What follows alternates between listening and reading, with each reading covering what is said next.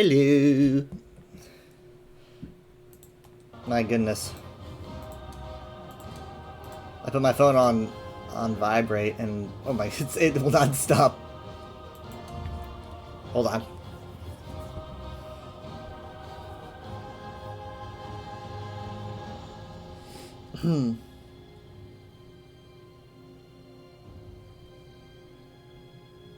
I mean, like, it's like I like notifications on my phone, but like, I need to go through and turn off notifications for a bunch of stuff that I don't want notifications for. Yeah.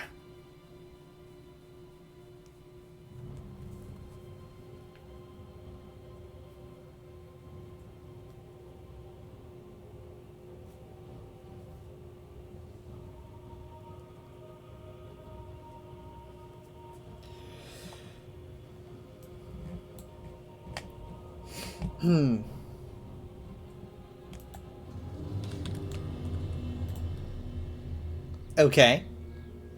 I was in the game for a second.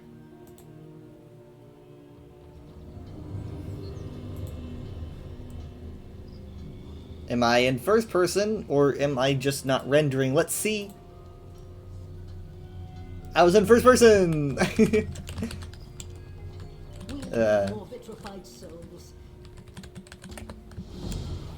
We can't leave the camps undefended. I swear I logged out when I was in third person though, so I was like, what?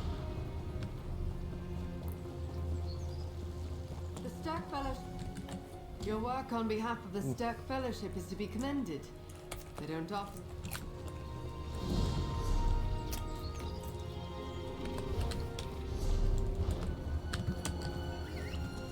Hold on.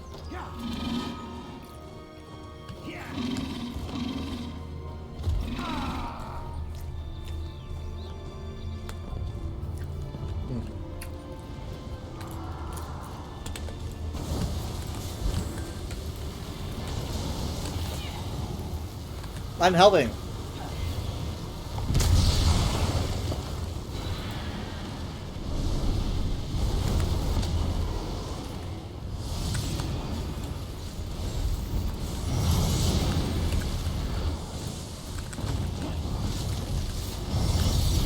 So I swapped my ultimate on this bar. Why can't I target the boss? Hello. Hello. There we go. I swapped my ultimate on this bar to be Meteor, which I don't really use.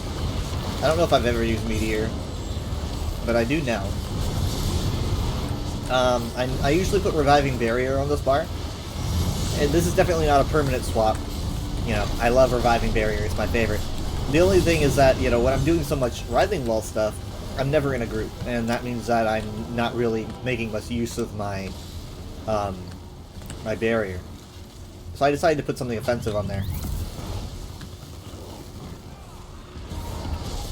Did I get no souls? Got zip. Zip, zip, zip.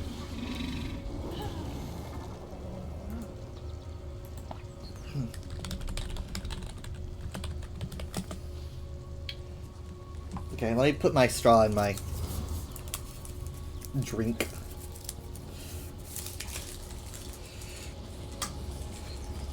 You know, the this drink does seem to last me my entire dinner, which is always really nice. Large just large doesn't seem to do it for me. I get a Route 44 now, which is the largest size that Sonic has. But I mean, it's I think it's like mostly meant for like road trips. But when you think about it, isn't a stream just like a road trip? Mm-hmm.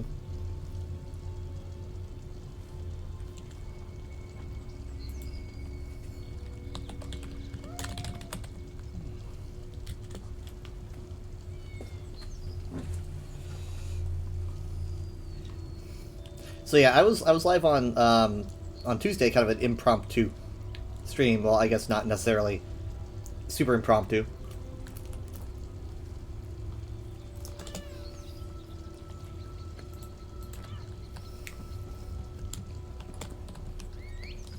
that was because on Tuesday,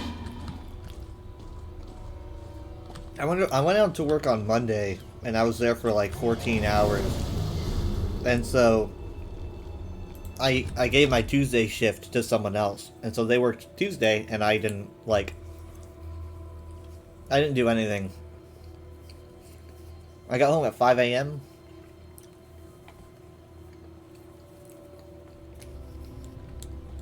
I was getting a feel of the Rising Wall stuff. Comrade, I have a message for you. And then I went to sleep. Then, when I woke up, I was like, well, I'll do a stream today because, like, you know, I'm staying home. It's kind of a little bit of what, I'm going to be doing on my vacation, which is a week from now. It'll be starting a week from now. Exactly, pretty much. So on my vacation, I'm going to guess that the start times are going to be like, probably like 7 p.m. Central. Maybe like 6 or 7 p.m. Central. We'll see. I think that's what I did on my last vacation. Now, just because I'll have more time off does not mean I'm going to be doing like 8 hours a day. Because, you know, this isn't my job. Oh, crap.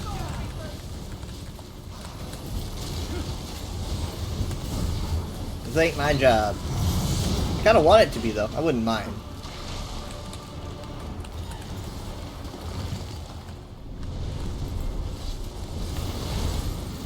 But also, there's pros and cons to being like a full-time streamer, you know. I don't do it, but I am aware of a lot of the pros and cons. Because, yeah, when you do something for so long, eventually, it starts to definitely feel like work. Heck, it might even technically be more active and engaging than, the job that I have now. And keeping that up for like, 8-9 hours or more. I mean, heck, people stream for like 15 hours sometimes. That can be pretty hard.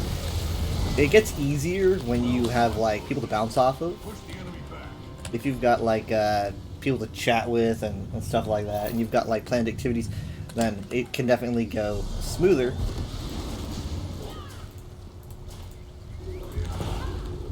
But like, my vacation I did a year ago, oh nice. I tried a 12-hour stream. I was playing like Split Second, and I played Axis Unseen, which is pretty cool. But I ended up hurting my back really bad.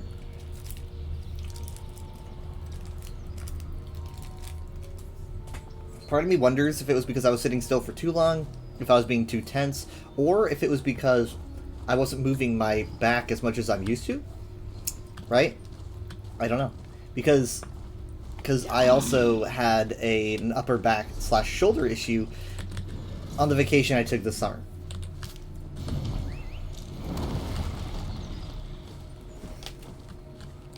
I've taken 3 vacays since I started this job in June of 23.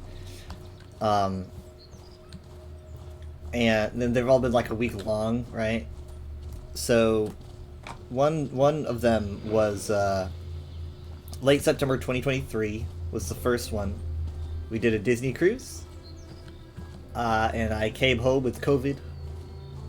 So that was the first one. The second one was my vacation. In October, around this time last year. It was the last week of October, so it's gonna basically kind of be the same thing this year. So the last week of October in 2024, I did a vacation. and then I did one in June. I did an unpaid week off in June.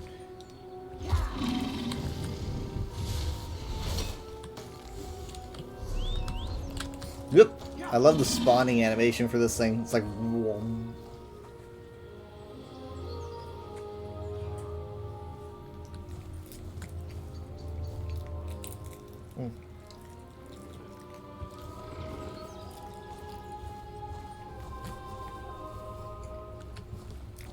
This is the result of your own impatience, Vanessa.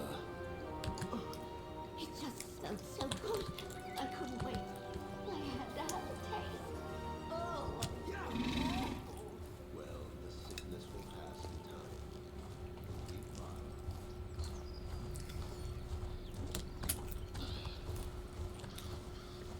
So this week, like I said, has been kind of crazy. Because I, worked a long shift and then didn't work on Tuesday.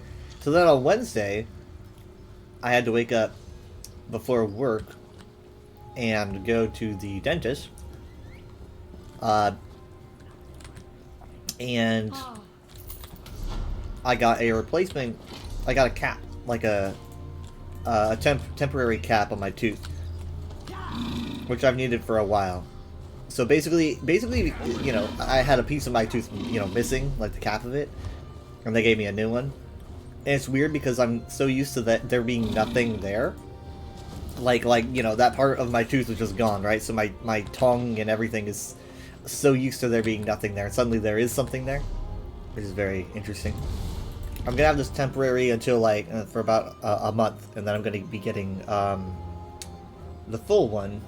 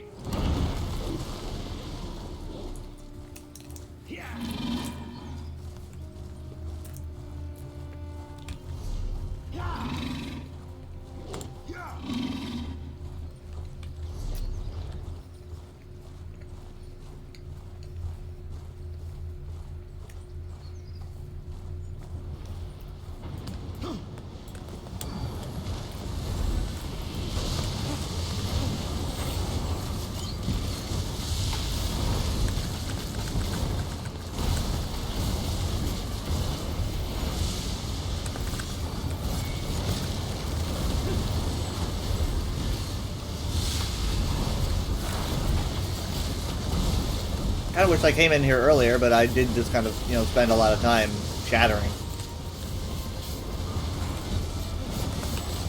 Boom! Meteor! Nice. You'd think the meteor would be fire damage, or sorry, magic damage, right? I mean, it is fire damage, and I guess it makes sense because it's meteor, but it's the Mage's Guild skill line, so you think it'd be just magic damage in general, which I was hoping for. Because my banner buffs magic damage.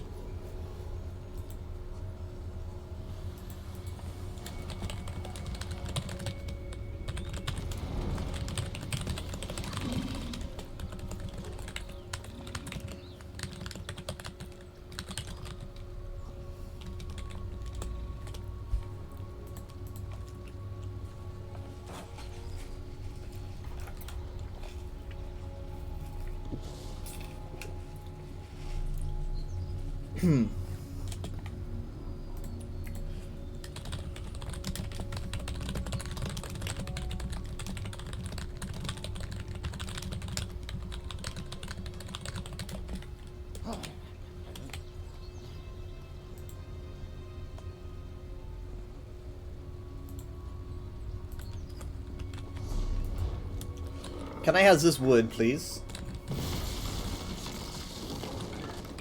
Thank.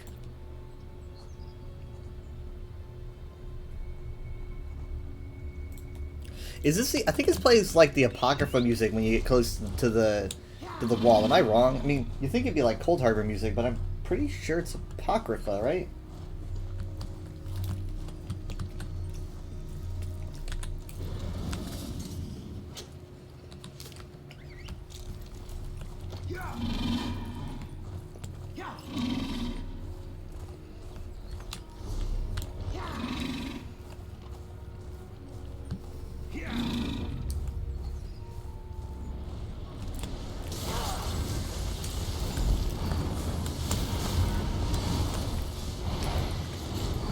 And what's funny is Apocrypha used to play the Deadlands music.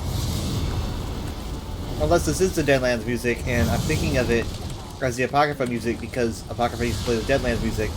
My brain!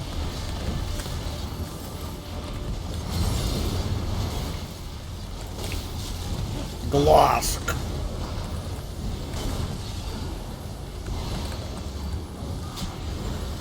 Yeah, can someone help me with Glosk over here? Holy shit.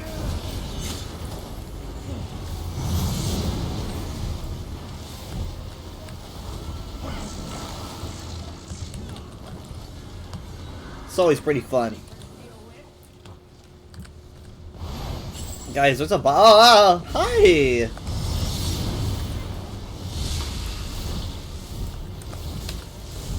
We dragged the boss really far away. We gotta bring her back. Holy shit. Holy crap. A suppression field! I did not expect that. That was the last thing I would have expected. That was annoying.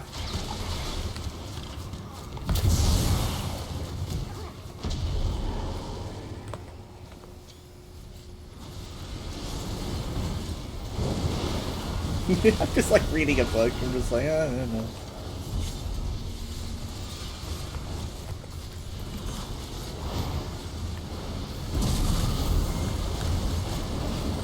Don't worry, I'll help, I'll help, I'll help.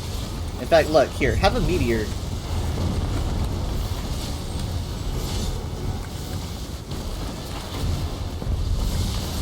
I got my pizza rolls out at the exact right time. They are like the perfect warmth.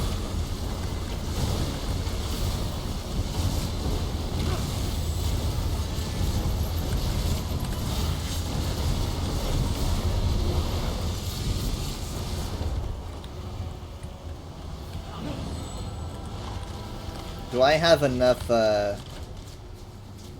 souls? Can we keep souls in here? No?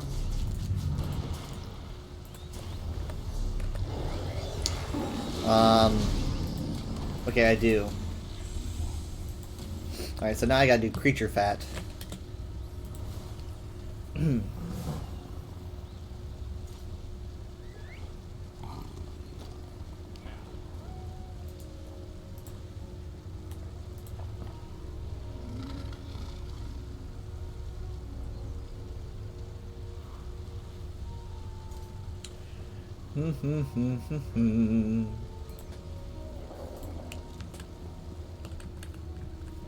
Okay, so.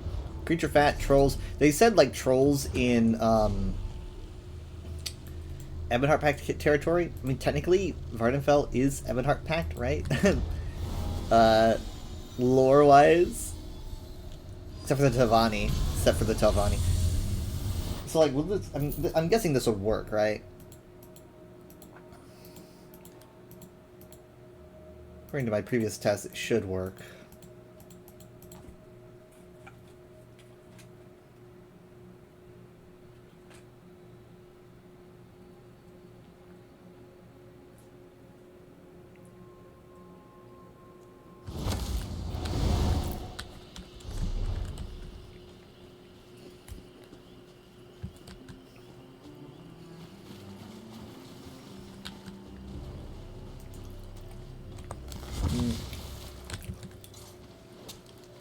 Someone's been here.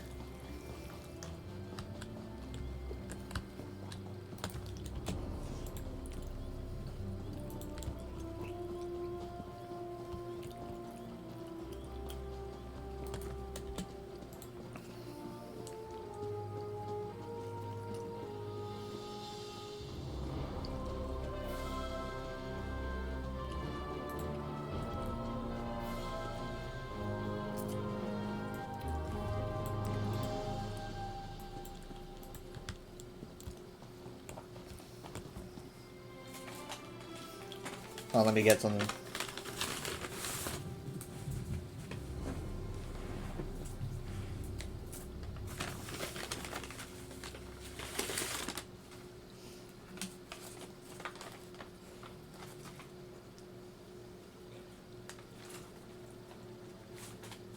I definitely think it's really nice of them to give out a free mount. I'm assuming you don't need the Solstice stuff to get it, to get the pursuit, right? It's probably harder. I don't know, but I got it pretty fast. I mean, like absolute surprise. So for those that don't know, it's if I recall correctly, they they lowered the threshold for taking down the wall, which means that the wall percentage is way higher on Phase 1 than it used to be. So if you suddenly seen it spike, you're not crazy, and also it's not rigged. That was because they said they were receiving complaints.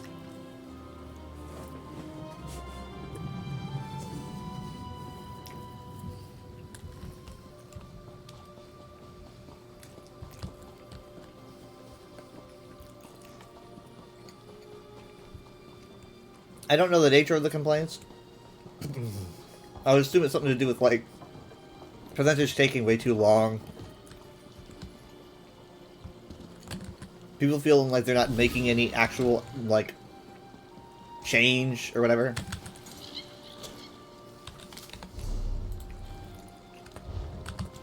I think we got up 5% today.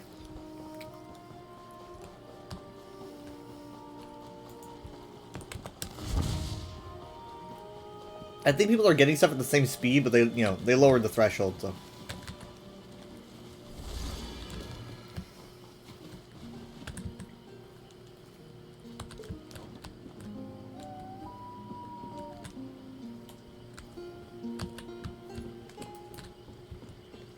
It's a peaceful life.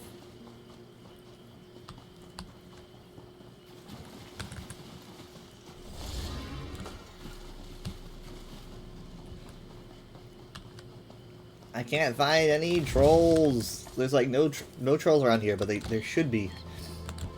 Well, that reminds me, I've got to check Twitter. Hold on.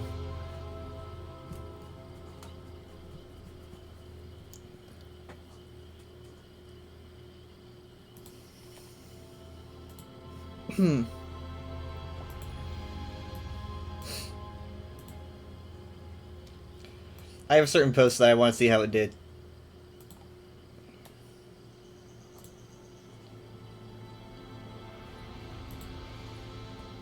Probably not very well.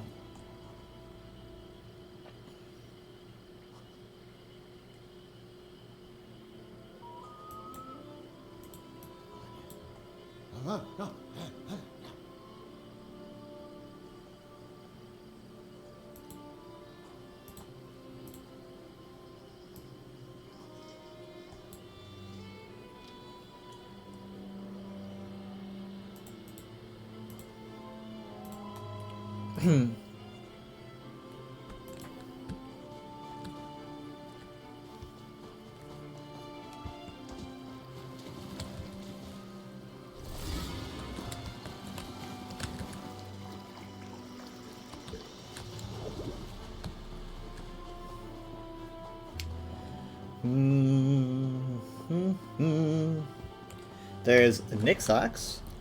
There's Aelits. Wait, do Aelits count as what I need too? It's like creature fat. Hunt trolls and other creatures. Bah. You know what? Hold on. I mean, like, I know there was one where I had to get Aelits and Kagudi. I don't know if trolls were under the same mark. We will see if they are. I didn't get any.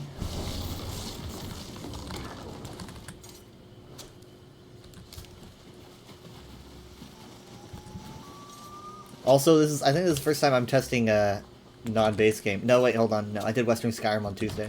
Okay, so apparently, you know, that it doesn't have to be a base game. Let's look for fatty animals, I guess.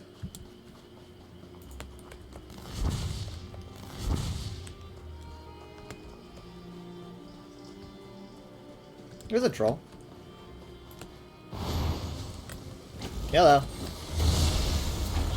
Don't throw a crab at me, I'm just trying to kill you.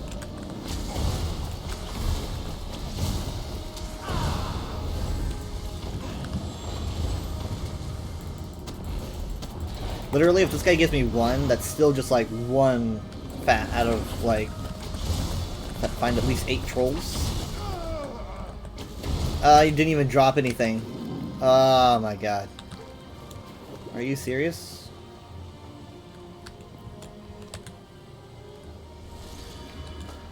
Will I ever win?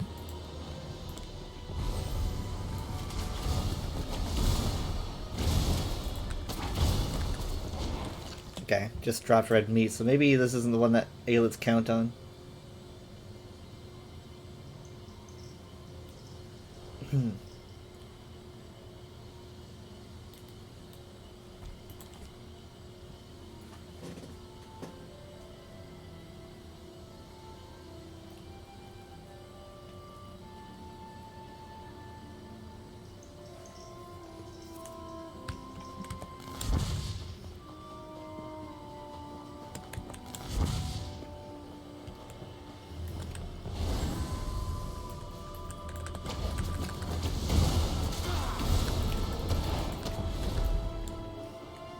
The game does not like me today.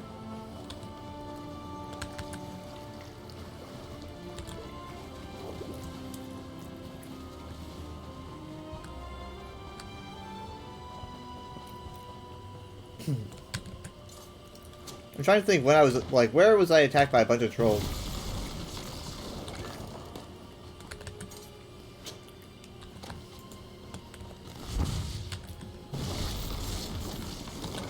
Now you might find yourself wondering, Weather, why aren't you checking the exact places that the game tells you to check? There's literally a thing that says, check here, and you're not doing that. The reason is because generally those things are constantly grinded by their players, right? So if you go somewhere, like, if it points out where to get trolls, everyone's going to be there getting trolls. Like, everyone. So I try to look for places that the game does not tell me to go, right? Places that I know have trolls. So what I do is instead of seeing, like, following the quest markers, I just rephrase it in my brain as an endeavor, right? Think of it like an endeavor. Endeavors don't tell you where to go. So I'm just thinking, okay, well, I always go here for trolls. Unfortunately, I've only found one. Ow. Oh, shit. Wow, that was weird.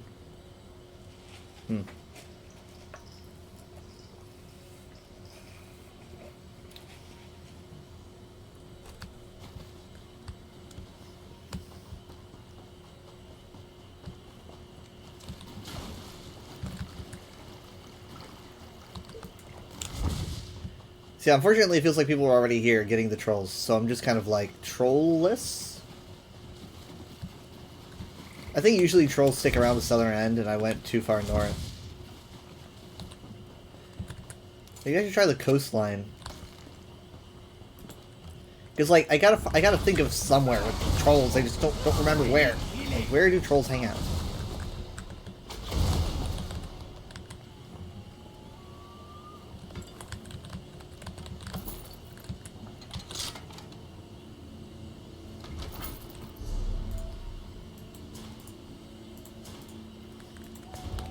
It has to be the coast, right? I mean, there's river trolls everywhere on the coasts. They love the water.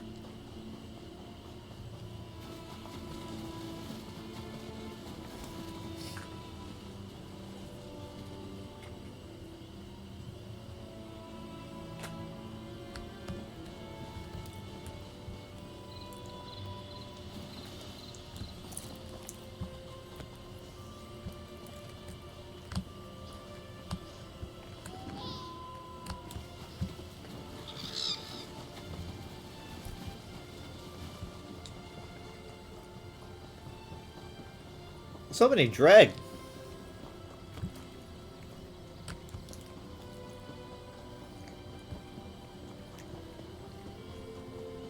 I do not remember so many dreg.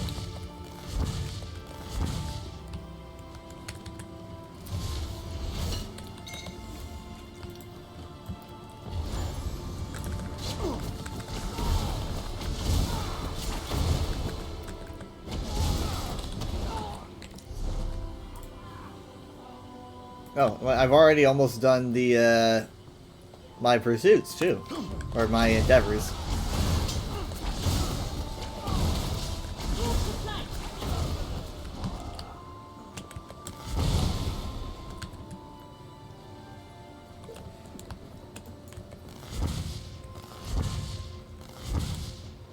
Troll, troll, troll. No, no, no, no, no. No, no, no.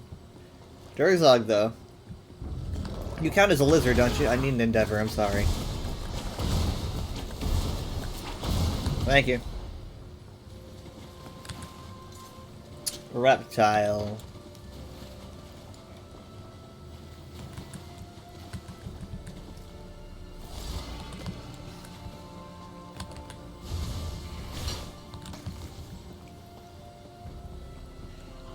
See, I'm gonna guess that each phase might take, I mean, I guess it depends on how hard these phases are. But we got 3 phases, and I kind of want to say, like, we're looking at a week and a half, maybe, for all of them. Like, a week and a half, 2 weeks for each phase. I mean, we're a week through right now, and I know there's been some changes, because, like, they changed some things, they changed the threshold.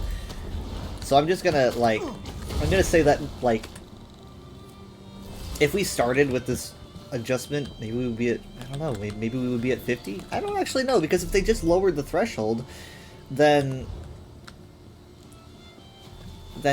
we should be at 50 if we would be at 50, but we're not. So, we're only like a third of the way there after, when did it start, Monday? For like 5 days? I mean, like, I'd say we might be a little over a third. Then again, we are going into the weekend right now, so like we're probably rocketing up in percentage. But if we're at like 35% at the end of the week, which I think we should probably be at like 40, I'd put it at a week, like a week or a week and a half maybe. I think that sounds good. So, like, by Wednesday, maybe Thursday, we might be going into phase 2.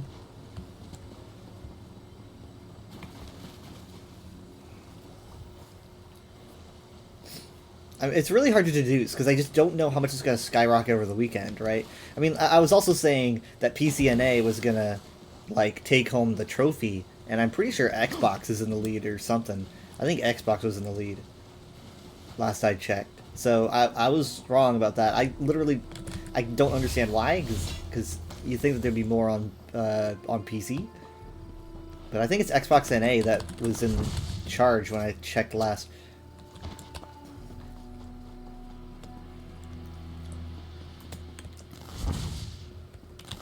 It doesn't feel particularly fair because, you know, PC has add-ons and whatnot, and console doesn't have the same kind of add-ons.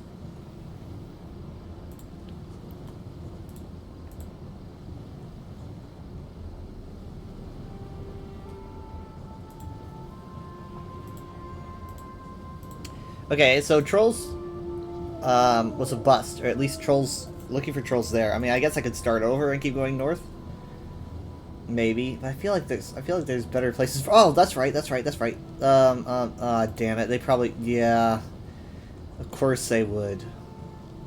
This is. I was just, my brain just snapped back like 6 years, and I was like, there's so many Trolls here. But of course they would mark it. Let's go anyway.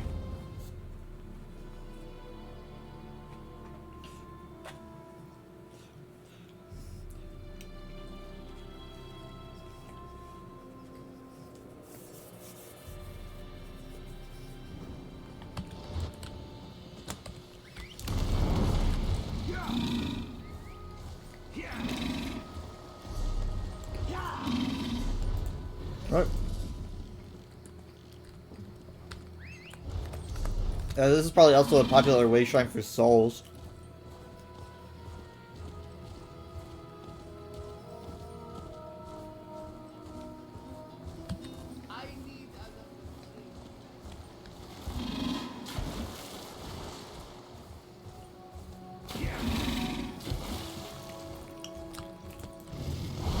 Hey, troll!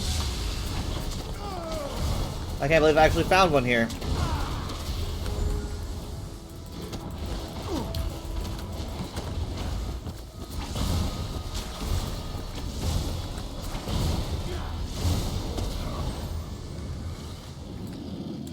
I was gonna say, give me your fat. I should have said it because you gave me nothing. No. Hey. Lady, chill out with the troll killing. Oh my god, are you kidding me?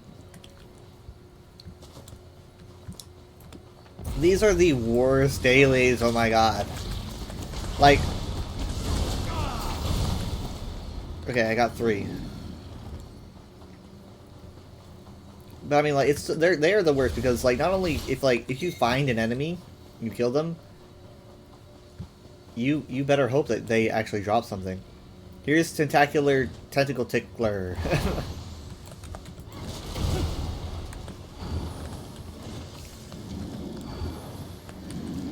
Say that 10 times fast.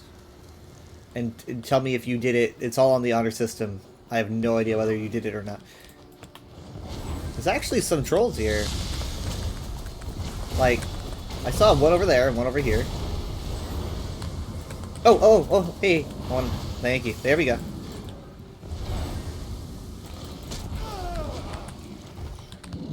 Fuck yeah. Alright. We are done with that. God.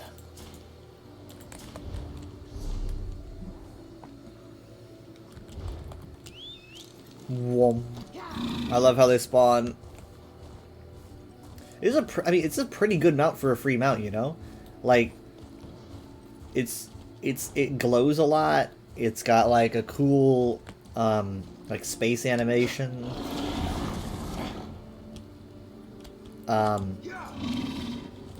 It has a cool spawning animation. It's kind of got the works.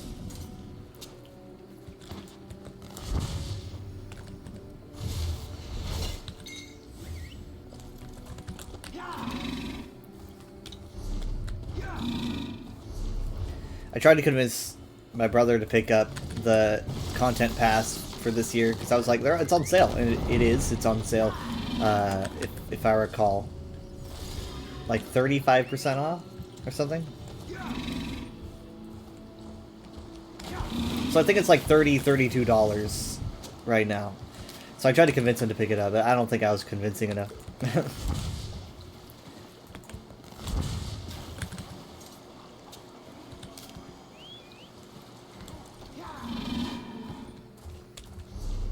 The thing is, though, it's like he can't do any of this Writhing Wall stuff with us, and we're gonna be doing it for the next month or so, however long it takes.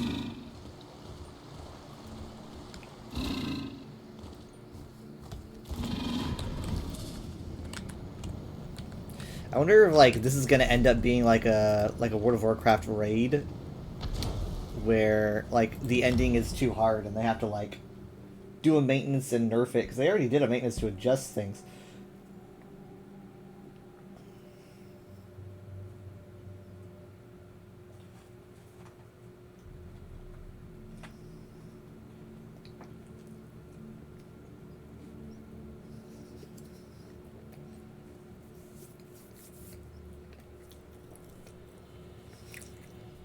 I watch a lot of World of Warcraft Race to World First, because I want to brag, but I don't know what the fuck is going on. I do know that near like when they get stuck on a boss for like long enough, they debate whether or not Blizz will like take a maintenance to nerf the boss. And if it takes too long, they really start debating like, is this going to get a nerf or can it be beaten anyway? Oh, hold on.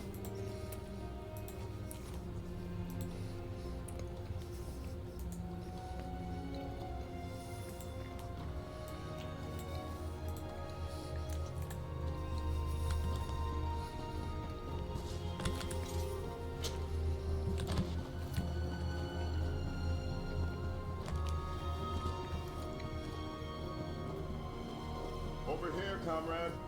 We must. I don't think I see the Writhing Wall event tossing anything at us that is going to be too hard to beat.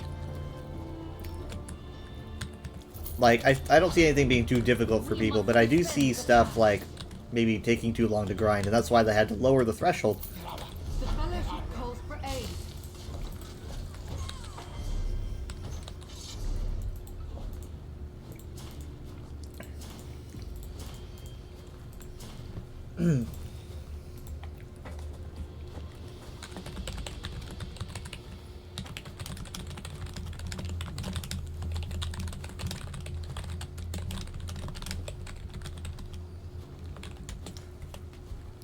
When I was a bit late getting to work today, and I was running downstairs, like getting everything ready, and then like Dad's trying to talk to me about like the progress he's making on his dailies. He's like, I was doing this daily and that daily, and he's talking about how hard the quartermaster dailies are. It's like, they're so hard. I was like, yeah, think of them like an endeavor. But I'm like rushing. I got like a piece of toast in my mouth. Like it's an anime. I'm kidding. I don't know when I last had toast.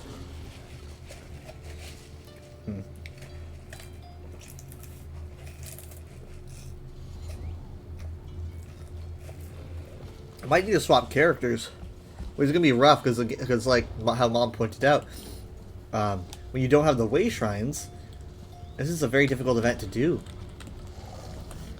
So I might have to swap for my endeavor.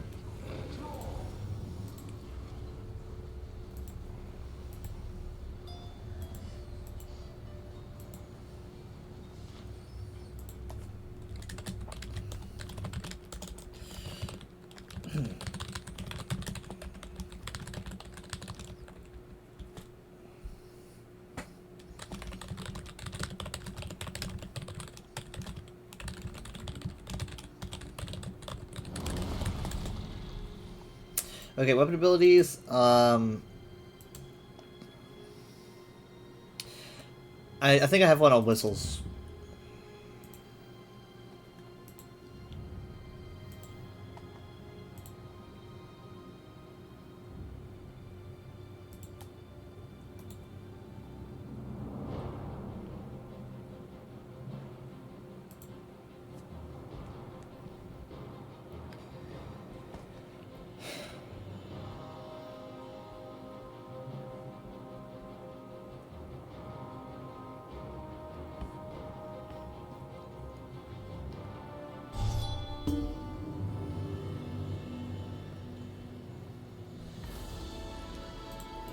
Hi, Isle.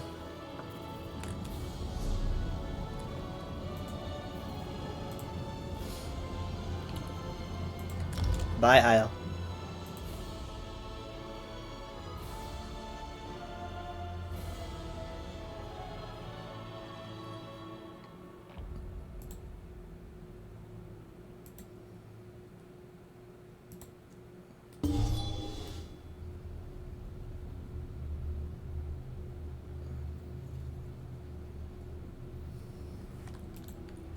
Oh, look at that Arcanist. Whoa, neat. As like the ultimate Arcanist. Over here, Mainlander. I need to speak with you. Sorry.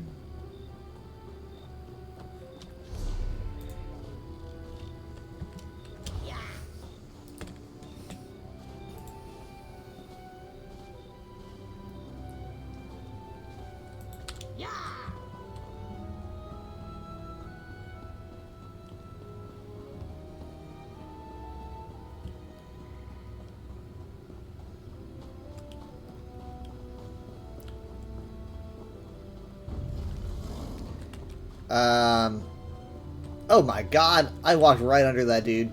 I walked right under that behemoth. I had no idea he was there. Pretty much as much of a scare as common overworld enemies can give you.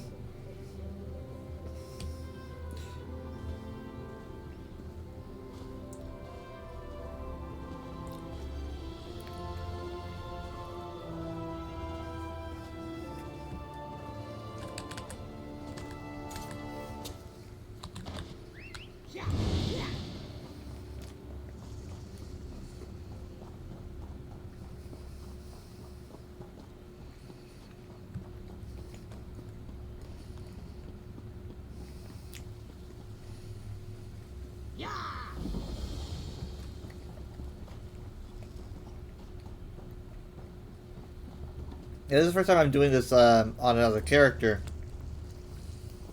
Want to send the worm cult packing? Come talk. I don't need to though, right? If Because I already did all that. Merlin fails, what will we do? I already did all that.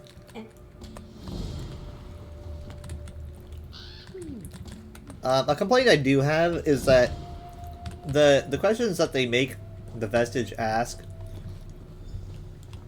have gotten Fighting off the dumber and dumber Jobs available every here. year. It almost feels like, you know, like since High Isle. I feel like something since High Isle, the Vestige is just getting dumber.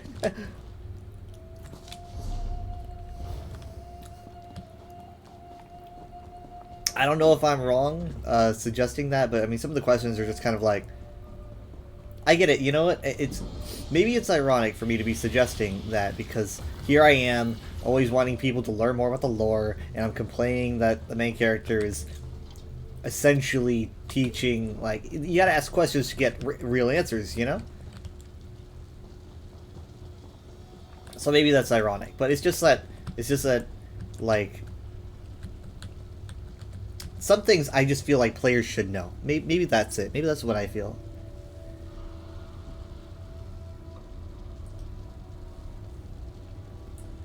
But I guess you never really know what people don't know, you know? Never really know what people don't know.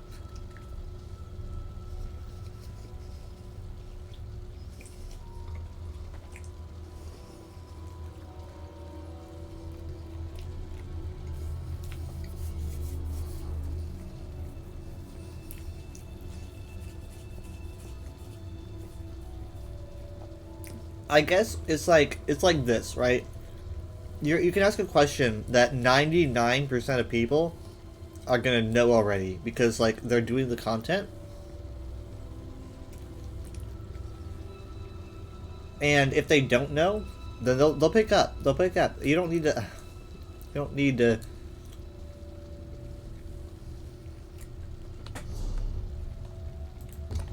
Have a silly question. Something that I will say though is that I think they have done a lot less of making the Vestige sound like an idiot, because like you'll ask a simple question and someone used to kind of get snarky with you, like, did you hit your head or something? You know, they don't really do that as much anymore, from what I've noticed.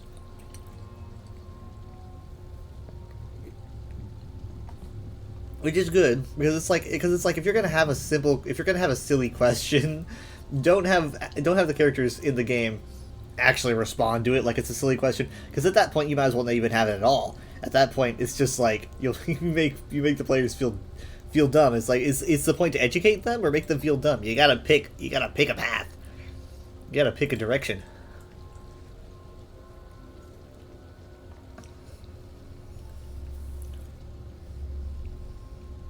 So, like, doing recaps and stuff, that bothers me, kind of, because it's like, I feel like people should at least know what's going on. But what bothers me more is having recaps and then having the actual characters go, you're stupid.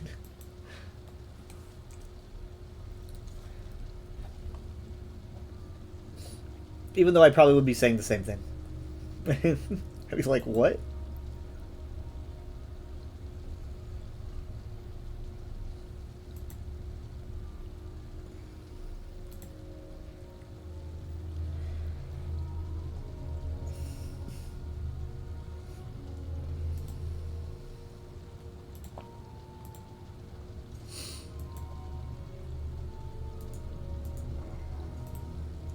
But I don't know.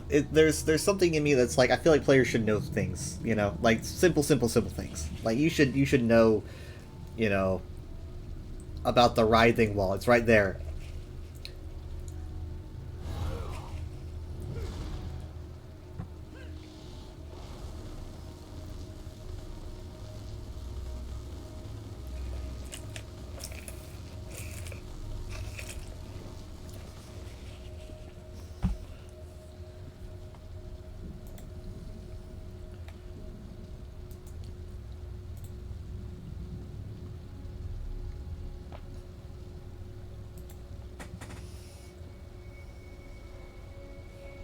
But I've had some people tell me that they're like, no, I really like the recaps because sometimes I'm gone and I come back.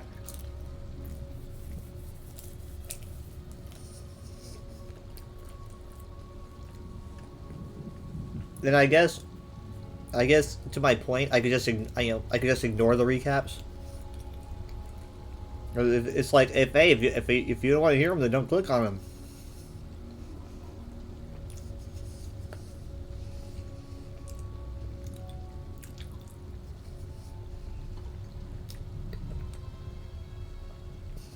But sometimes it's like I want to ask meaningful questions, not I don't want to have a question that's so silly.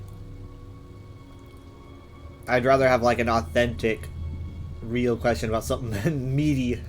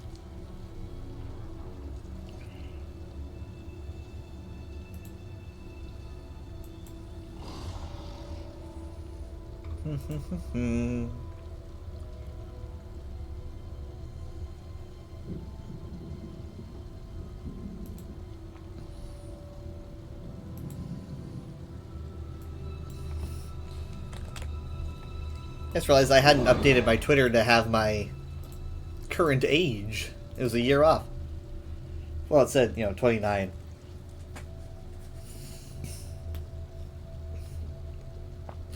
Not my regular Twitter, my,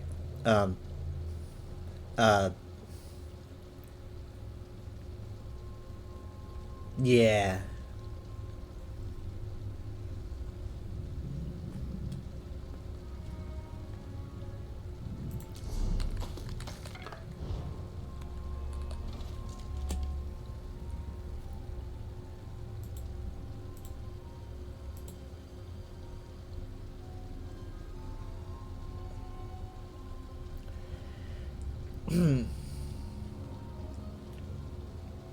What is my... Oh, wow. Huh. Interesting.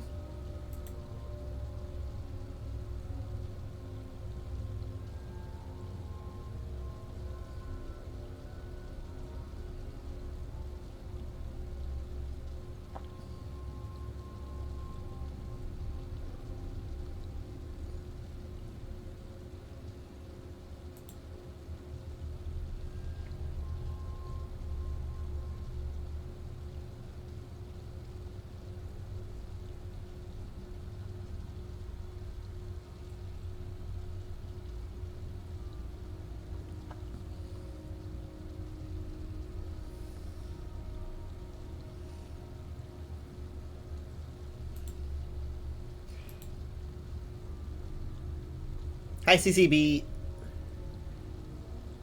My of Twitter. My of Twitter.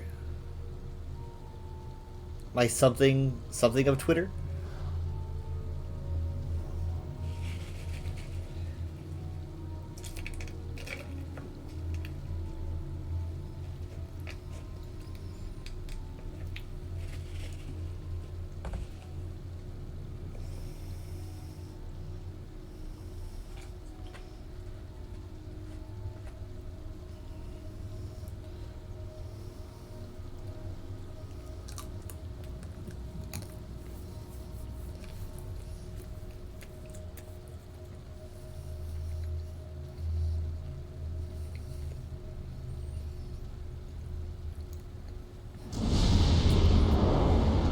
I'm sorry, what? What?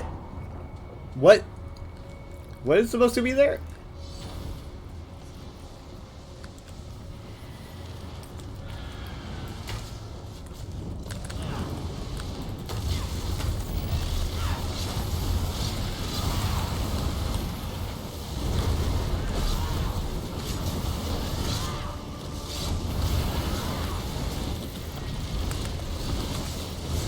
Oh, not healing people here is interesting.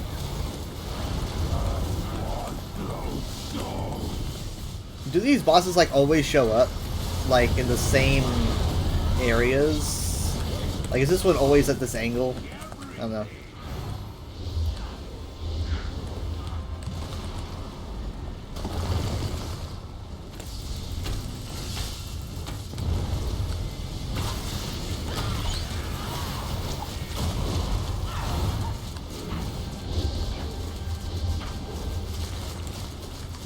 There we are.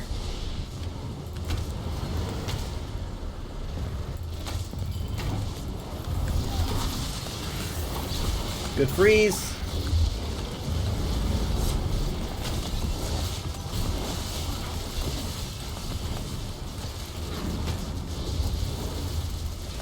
I did say not my regular Twitter, but I mean, if you're trying to say, I'll drop the bit. I had a whole bit planned, but I'll drop the bit. If you're trying to say OnlyFans, just say OnlyFans, because what you just did does not look good.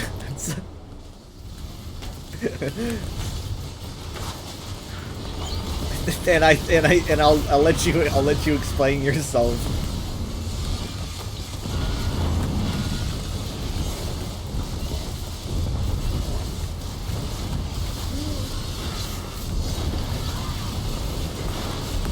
It's not like my Nightbot's gonna get you. I have not programmed it to do that. Where's the other boss? Oh.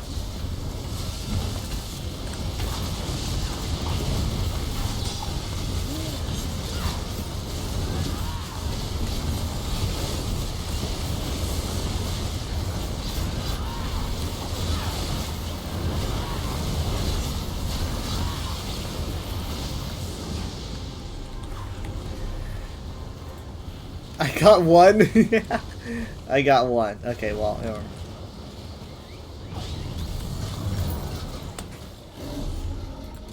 okay, well, I completed the two quests anyway.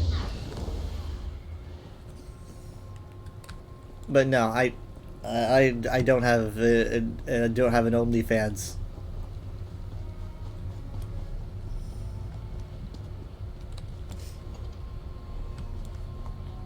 I'm answering this like I'm answering it like I'm a politician. Like, that's how I'm replying to this.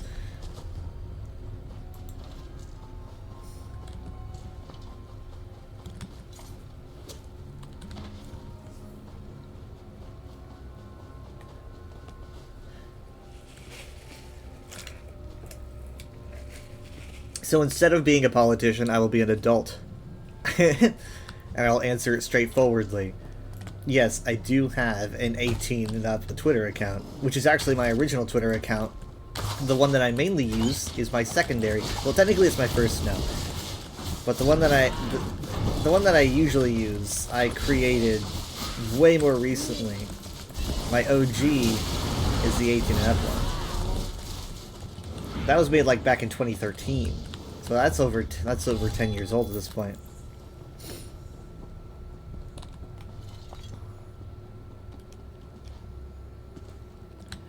I made my other Twitter when people started talking to me about engagement for Twitch. They were like, if you want to be bigger on Twitch, you should post on Twitter. You should make a Twitter account for it. So I was like, fine. I gave up arguing against them, and I made another Twitter to advertise my Twitch. Now, I don't advertise my Twitch there, really, ironically. I don't really do that anymore, because it might work a little bit, but I think that most people would find it annoying if I posted about that like 3 or 4 times a week. So I never really got around to doing that too much. I kind of just made it a place to entertain people in other ways. And now I am a lot more Twitter famous than I am Twitch famous, as much as I would probably prefer it to be the other way around. Am I saying that I have a spicy Twitter? That is what I said. Not in those words, but that is what I said.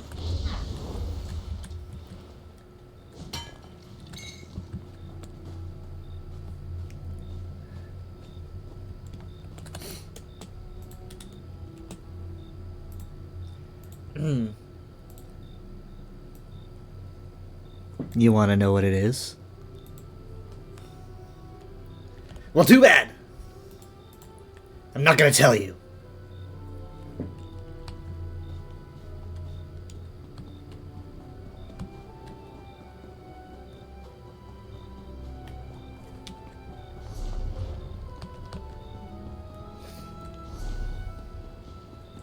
Oh, golden sap. I could do the shadow green. I did this last time. I really hope they haven't marked the shadow green.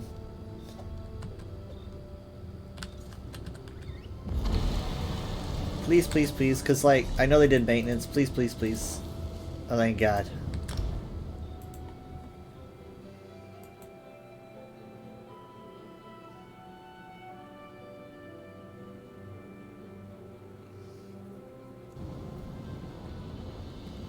You're gonna get yourself banned, CCB. Just kidding.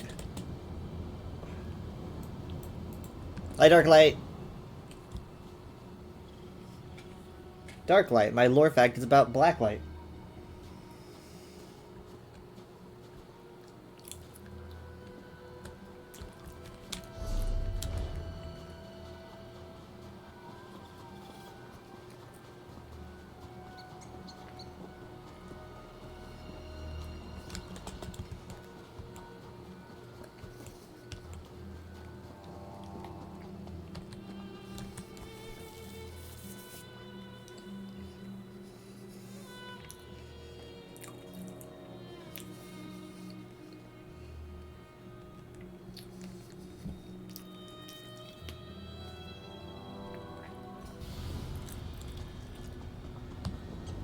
Also, just to specify, my other Twitter account is not like for actual pictures. There are no pictures of me on Twitter aside from maybe some selfies.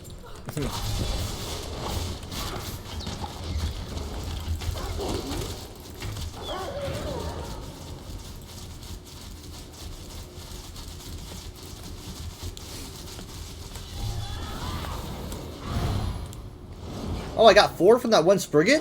What the heck? I'm telling you, this is a great place for it. If you get the Golden Sap quest, just go to the Shadow Green. I had this idea when I picked it up on Tuesday, and it has just worked out perfectly. Even if you don't get it in this first chamber, move on to this chamber, and you'll find like 4 or so Spriggans.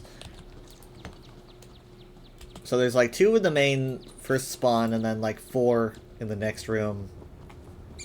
You gotta go through the Cave of the Bears, but whatever.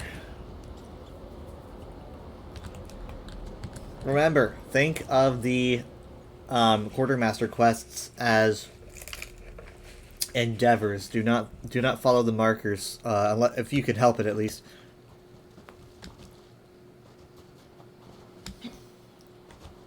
Because they tell you, like, oh, go to Aldmeri Dominion stuff, go to Daggerfall territories. That's just kind of to reinforce the idea that, all the alliances are working together, and they want you to kind of get around the map and not go to the same areas. It's mostly kind of a thing for base game players, But you don't actually have to go to those areas specifically. You can go wherever you can find those creatures or enemies.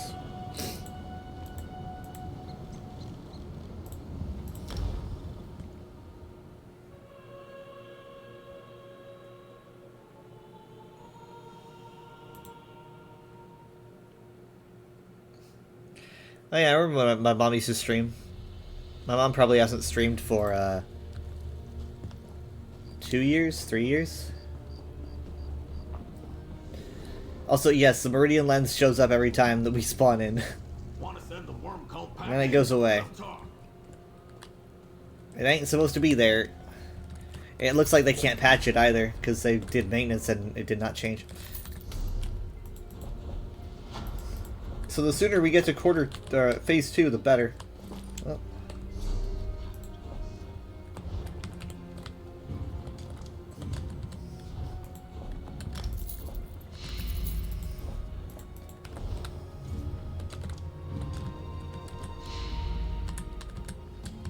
necromancer. Oh, this is... You must remember. I actually do not want to get to phase 2 that quickly. I'd rather this go on for a while, to be honest. I know most people probably don't feel the same way, but I like the vibe of this event. I want it to last longer, right? Like, because I like the idea of it being kind of a... I guess slog would be the wrong term, because slog sounds pejorative.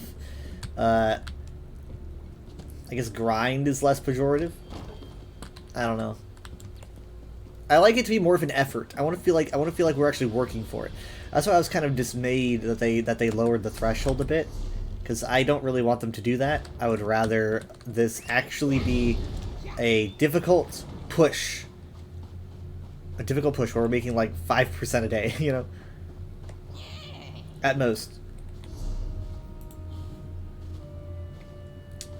But yeah, we went from like maybe 10% to 30 because they lowered the threshold. So I think we're progressing at the same rate.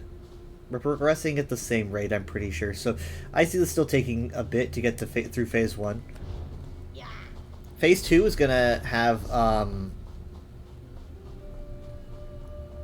I think the Light of Meridia is gonna be hitting the wall in phase 2, but we can't access the fortress yet. I don't believe. I'm trying to recall what phase 2 like involved. I could have sworn phase 2 was Gishazor, but Gishazor is up. But then I think I heard that Gishazor is not supposed to be up, which would be kind of on brand.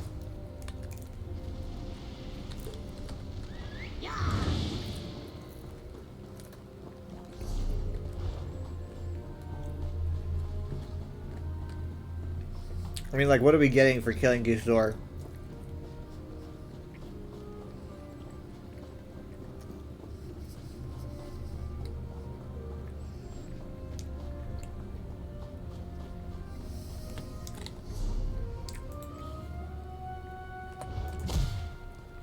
Hello.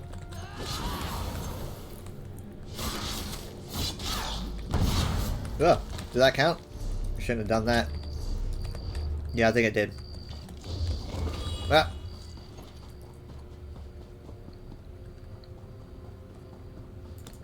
Something happened here.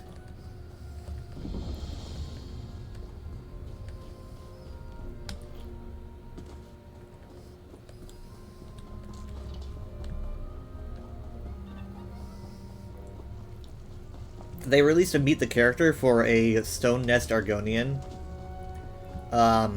That is gonna, I guess, be like a main character coming up. We're also really glad to see more Argonian main characters. Yes, please. I just felt like we didn't get enough, you know, back when Argonians were last prevalent, which was like Blackwood. I mean, we had Keshu, thank God, but the more the better. And I feel like they're making up for what, like, our lost chances. But I have not read the Meet the Character yet. I'm going to save it for the UESP stream, which is going to be later today, probably at like 5 p.m. Central Time.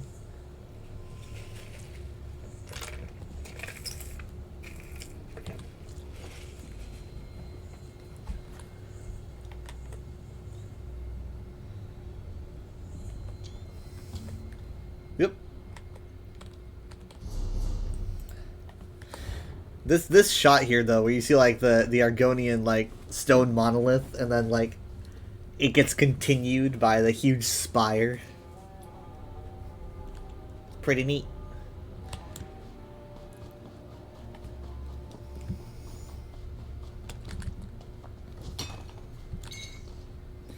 Now, I don't really know anything about the other side of the island.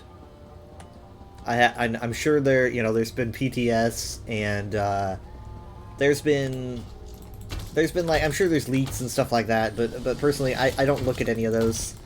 I don't like looking at leaks or PTS. I like being surprised, because that's just, you know, I would probably be a really useful member of the PTS team, you know, like checking stuff out, fixing some lore errors in books, maybe some typos. But I just can't bring myself to do it. because I enjoy just getting the full experience when it's authentically released. But, so I don't really know anything about the other side of the island, except for what has been officially released as of, like, in stuff for this side of the island, right? So you can read books and other things. So I only know very little. I know about Zorhist, for example, which, if I recall correctly, is like a village. It might be like the main village where the stone nests are. And they have a history that apparently has gone silent, so they say. I don't know if the Hist talks to the stone nest and not the Tideborn, but to my knowledge, it's just not talking at all. It sounds like, you know, they don't really use the Hist here.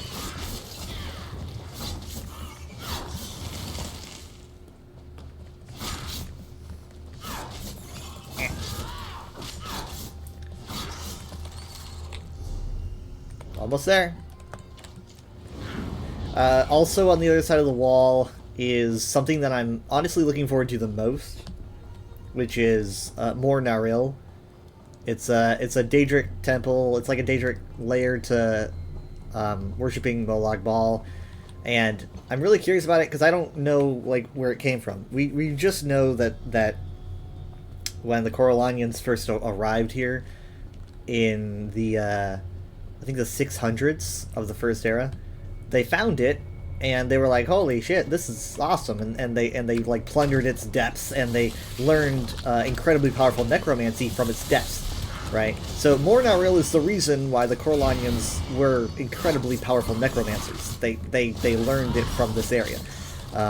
It is I would bet money that whatever Mannimarca wants is at Mor Naril. There's like a sealed off section, I'm pretty sure, that is warded by the Three Queens, and it's very clear that Mannimarca wants to break through that to get to what might be like a well of incredible necromantic energy. But my question is, I just don't understand like where Mor Naril came from, because if the Corellania elves arrived and found it, obviously they didn't build it.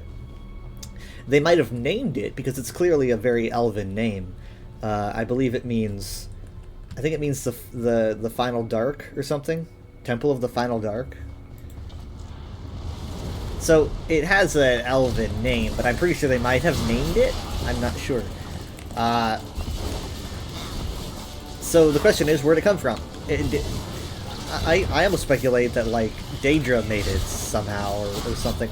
It could be Argonian made, which would be intriguing.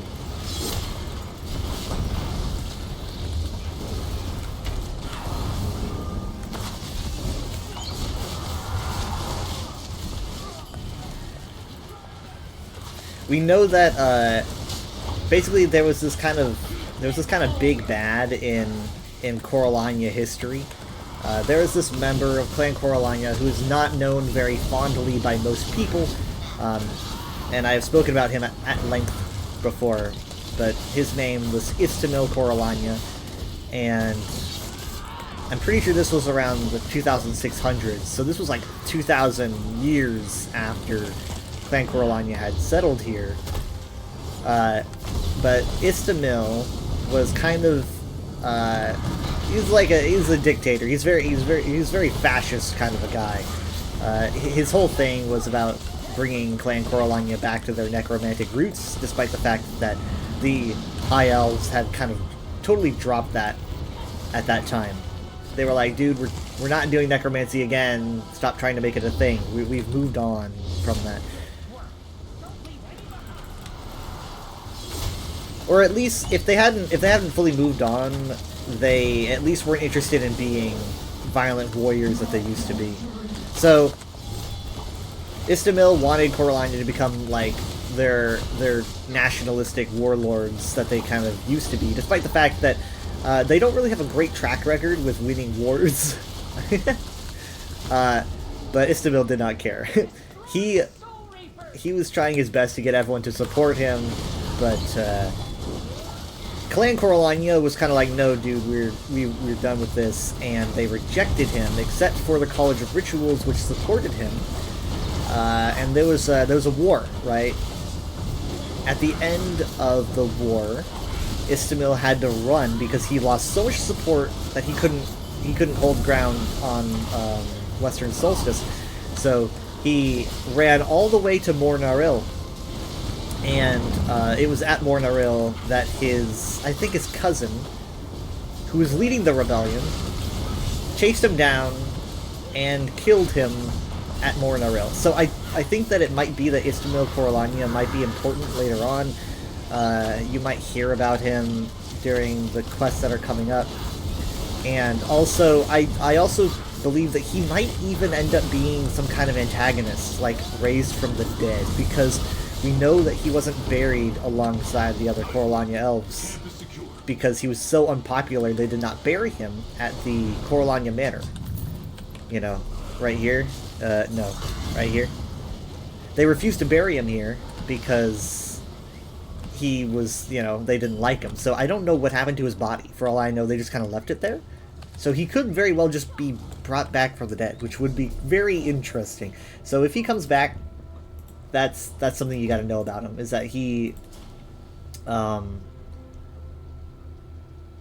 was a very, I guess, nationalistic. What's like nationalistic but for clans, I guess. Whatever word that would be. I don't really know like what ground he was trying to set his whole movement on, because it was very clear it was very unpopular. The Coralania, again, don't have a great track record with winning wars. The war that they even used their newfound necromantic powers on, they lost that. And then later on, around the time of the Builder, they had wars against the Argonian clans due to civil unrest. And they didn't particularly lose that war, but they didn't win it either. It was a stalemate, and they had to end it with the peace treaty of Zorhist. So, I mean, like, it must have been so funny.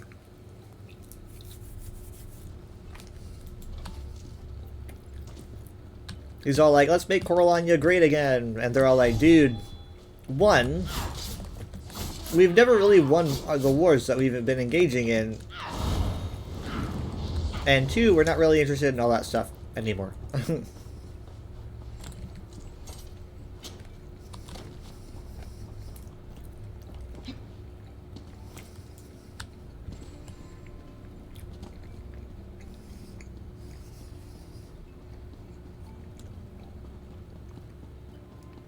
I can't really pinpoint when Molag Bal became less and less popular with the Coralanias.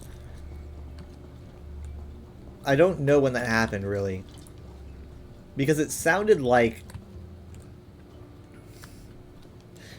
I'm really just unsure, because it sounded like almost that the Three Queens became incredibly popular during the Civil War.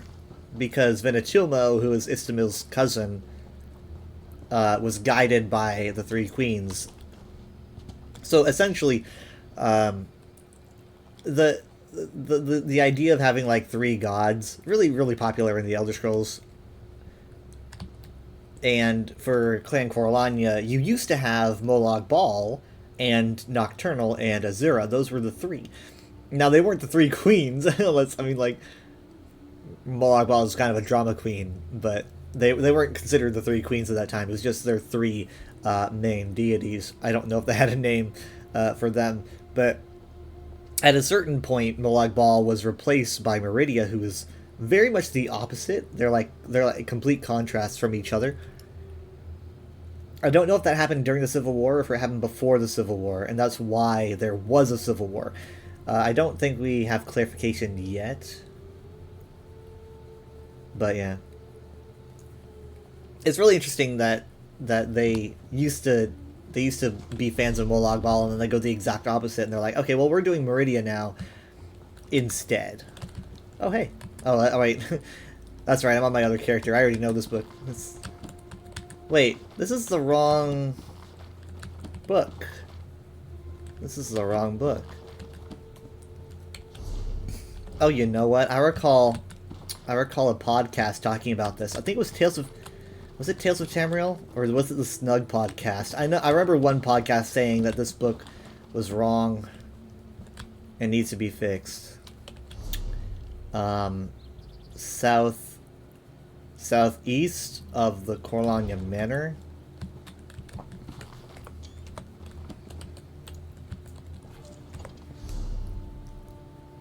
Yeah.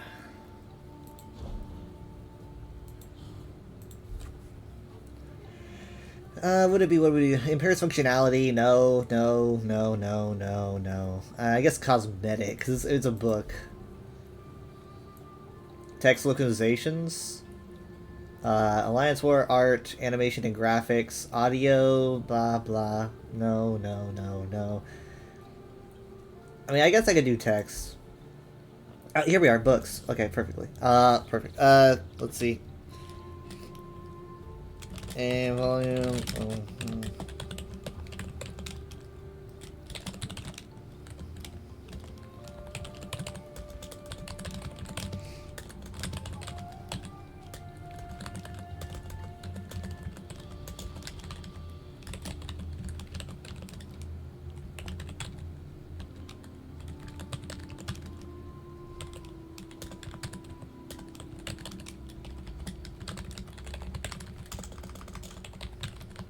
What's the name of this book again? I took a screenshot because I knew I was totally going to forget.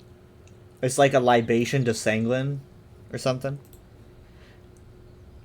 I'm sure people have put in tickets for this, but I'm going to do it. A libation to sanguine. Just libation to sanguine.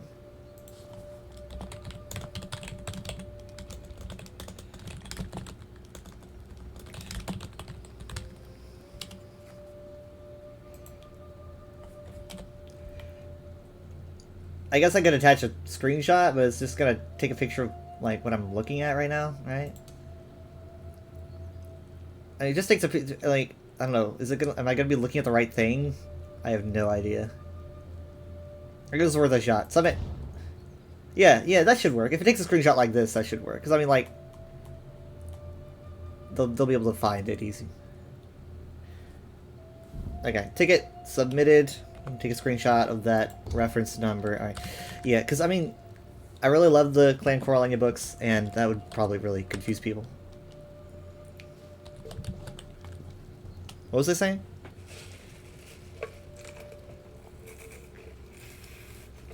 Oh, yeah. The differences between, like, Meridia and Molag Bal. I was listening to the ESO Lorecast on Thursday, because they stream. Thank you so much, Leaf, for the raid. How was your stream? Were you playing football or driving trucks? Or were you doing wall things?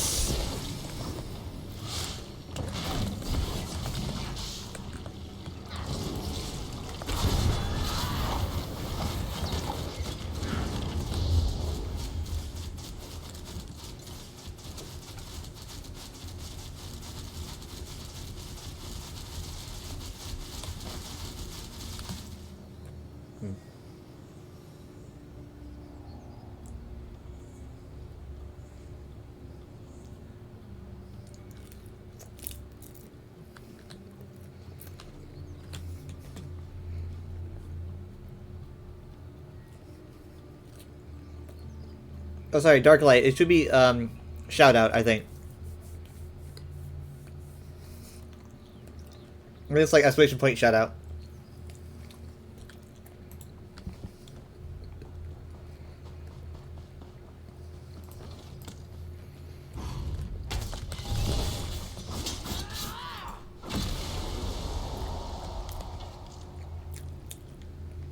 I'm just saving this, sloth here.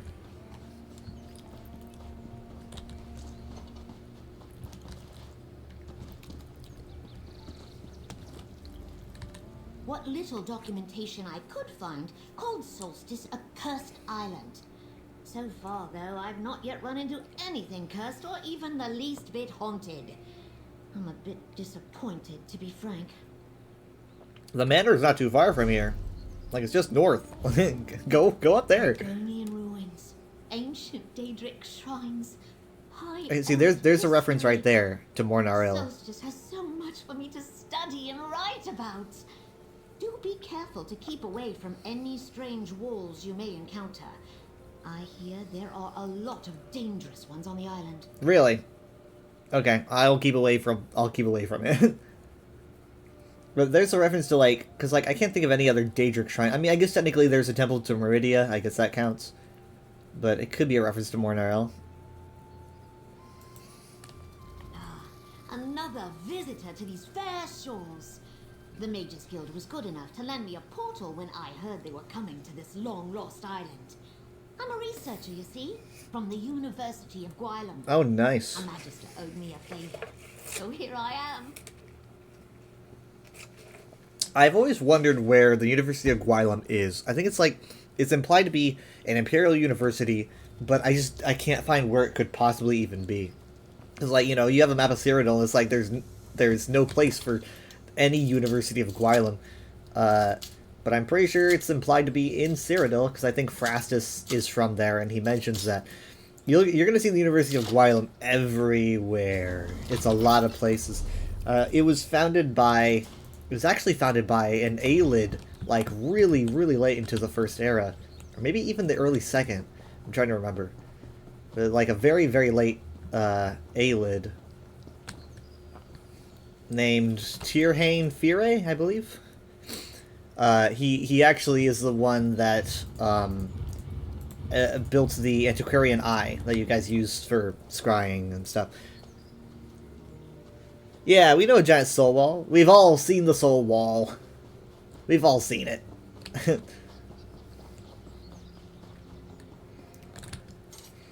I think it'd be kind of cool if the University of Gwylem was, like, located in an Aelid ruin. That way you could put it underground, you know? Because, I mean, like, here's the thing. If the University of Gwylem was founded by an Aelid, then wouldn't it make a lot of sense to be, like, in a Cyrodiilic Aelid ruin? That way you can kind of excuse that you didn't see it in Elder Scrolls 4 or whatever. So, like, say like Bravil, say Bravil becomes a thing in ESO and you get to actually go there.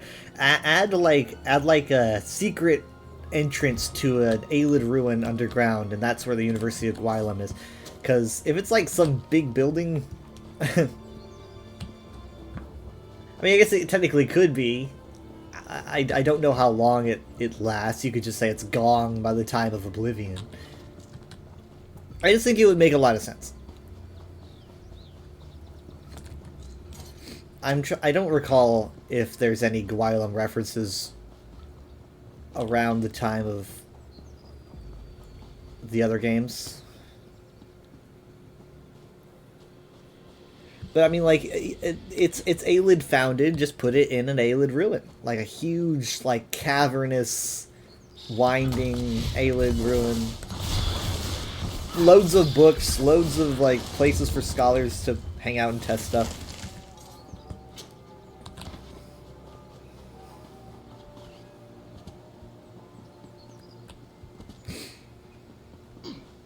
The Antiquarians in general, I believe, are an extension of Gwylem. And if you're, like, reading a lot of, like, lore stuff, like, books and whatnot, you're gonna see that everywhere. It's kind of like Harvard, right? Like, it's like, oh, I've heard of Harvard before. It's kind of like that. You see it a lot of places. Bye-bye.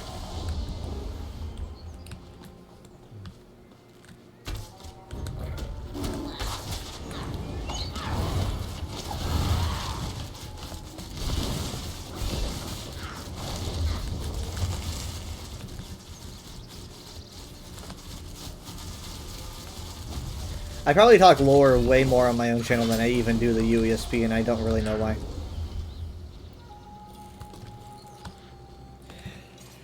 Maybe it's the time difference. I only have so much time when I'm on the UESP.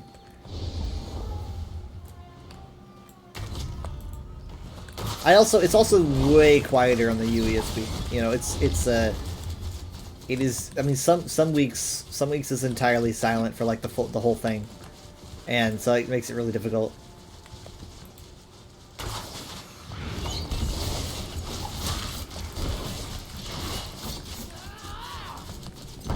I'm going to be doing Rising Wall stuff, and I'm probably going to be going over a lot of the Coralania lore that I probably already told you guys, because I think it might end up being relevant, but also, maybe I shouldn't. There's going to be some, like, I don't know, probably some PTS players who want to say something.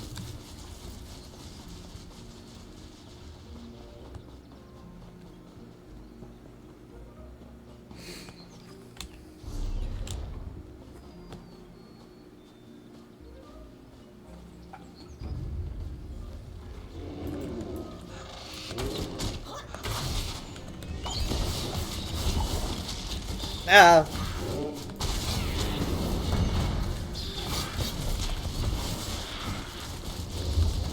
Oh shit. Hold on.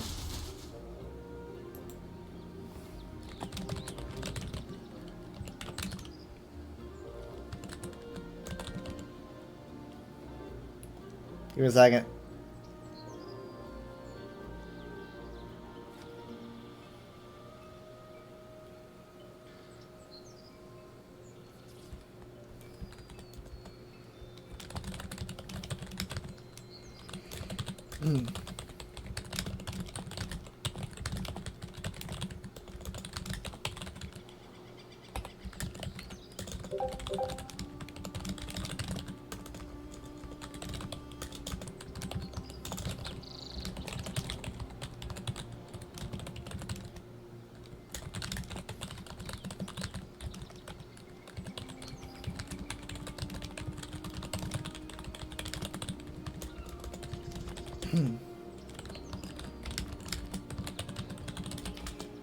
Sorry, I'm getting asked a lore question.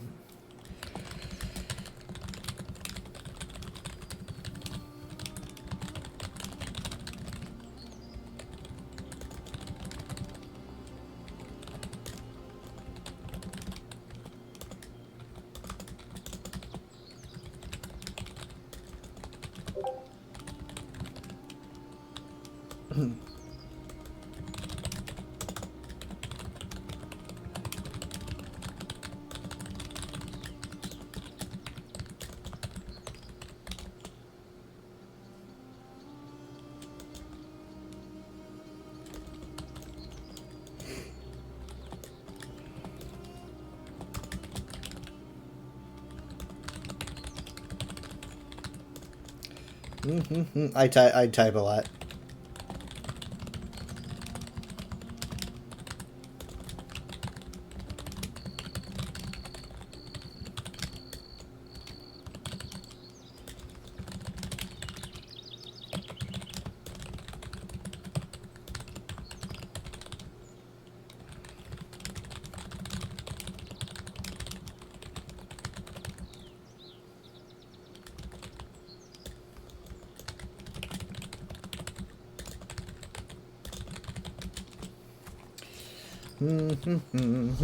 I didn't get the way shrine.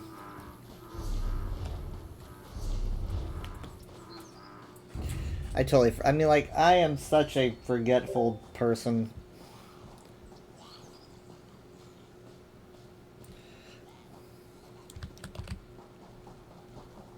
I get texts, and then I forget that I got texts.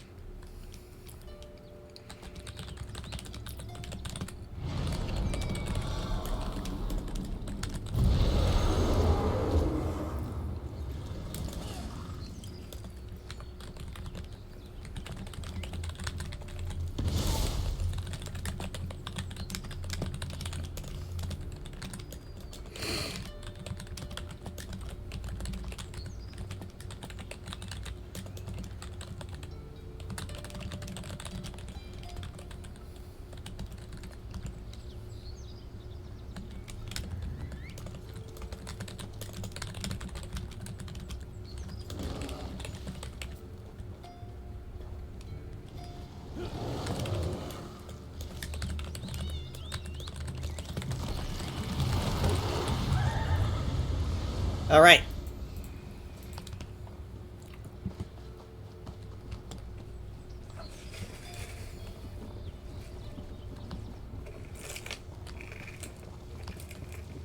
Want to send the worm cult packing? Come talk.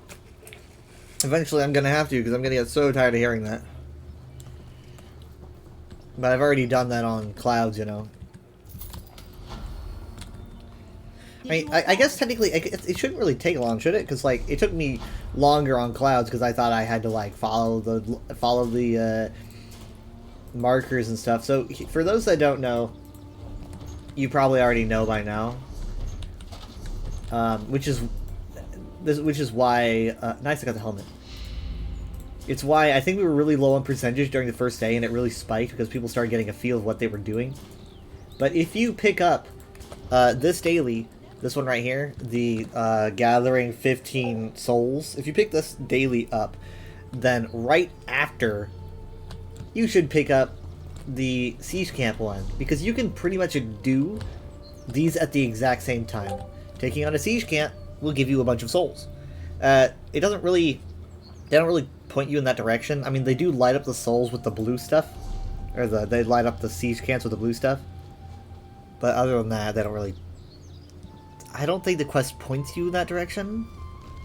But do those, and you're good. If you have base game and you can't do those, I think Cold Harbor is probably a great choice.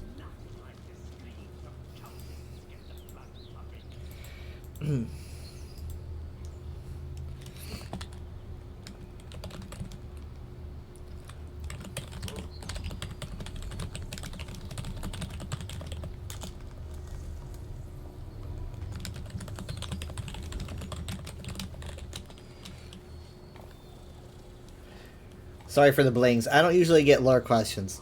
I think a lot of people at times feel like they get nervous about asking questions. And you know what? Sometimes I get nervous about answering questions. But I want to give it a shot, you know. It's like at worst, what? We both learned something? Maybe that's at best. It would only be at worst because I would be like, oh god, I don't know.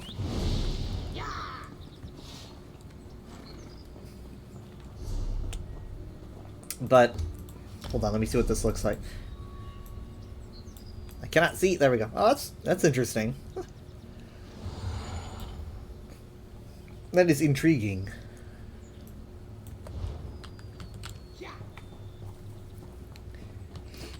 But yeah, if you get to a point where you're like, you're always teaching stuff, and because of that you don't really want to try to learn, or you get so stuck in teaching that you refuse to learn, then you're just kind of doing it wrong. Because I always say, you know, the teacher needs to be ready to be the student at all times. Not so close, Patches. I wouldn't want you to come down with this scourge too. Okay, I'm gonna mark this one off. I'm gonna actually wait there for one to go off. Something that I found out recently, which we did this on stream, so I guess it's not that much of a revelation because this all happened when I was live. But we did the Meridia quest at the Broken Light Temple, this one right here. And I'm not going to spoil what the quest is about. I'm not going to spoil, I mean, obviously it has to do with Meridia, but I'm not going to spoil anything else. But there is a dialogue in the quest that mentions how a worshipper of Meridia considers her link to the stars to be heretical. Or at least she said that she doesn't believe that at all. Maybe she used the term blasphemous. I'm not sure. But I found that intriguing. I was like, oh, I never considered that the Meridia worshippers just would not accept that. Because to me, it just makes sense. Like, so much makes sense. But to them, it's like, no, we don't discuss that. It's intriguing. So that was something I learned recently. I really like Meridia, but I'm definitely not a worshiper. like when I play Clouds, you know, he's really interested in Meridia stuff, but he's not a worshiper. He's more like a studier, like a scientist. Like, oh, that's interesting. And on the ESO Lorecast, as I was saying before, they were going over Rising Wall stuff, and they were talking about Meridia and Molag Bal, and I mentioned how Meridia's not as different from Molag Bal as maybe she would want to believe, because, I mean, like, Meridia, she does, like, dominate souls in her own way, you know? Like, it's not like where Molag Bal is all about domination, Meridia is about free will, because Meridia quite often is not about free will. She like subjugates people all the time, turning them into like her technically not undead servants, but they're still living, but they're like, what kind of life is that, right? So it's kind of like a form of zombified life. So she's not too terribly different in some ways. Now, her goal is not to, like, make everyone into that, to my knowledge. So she's different in that way. She's not really seen as one of the, like, big bad Daedra. I can't quite seem to get a grasp of what she wants, though. Like, what would Meridia want? Because she doesn't care about saving the world, to my knowledge. So it's the big question is, like, why is she doing all this stuff in ESO? And 11 years later, we still don't quite know. I have a theory, but it's a weird one. Well fought, Fellowship. We pushed the It's simple, but it's weird.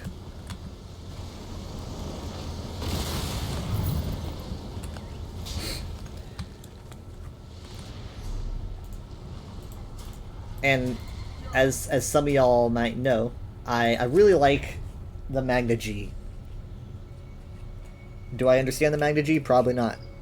Am I scared to discuss the Magna G with literally anyone? Yes, honestly. But that's just, you know, my anxiety.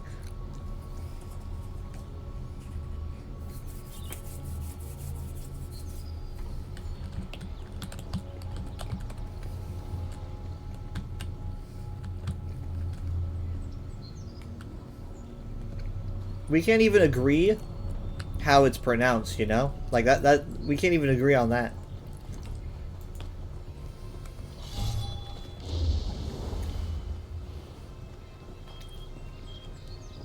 Some people say Magna G, some people say Magna Gay.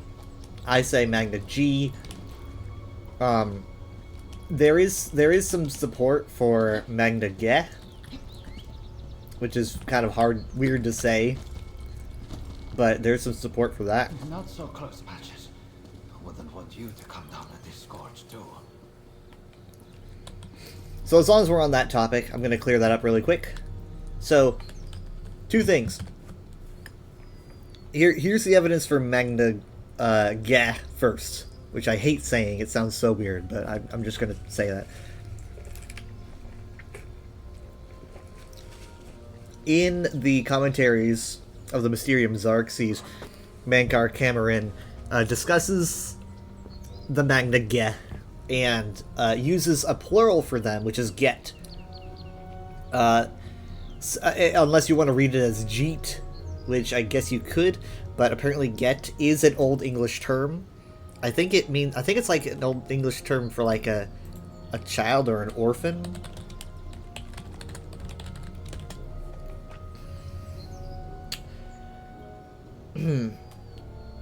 Let's see.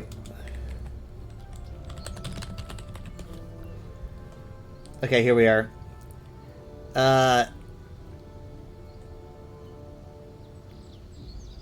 It's in here somewhere. It's like really, really old.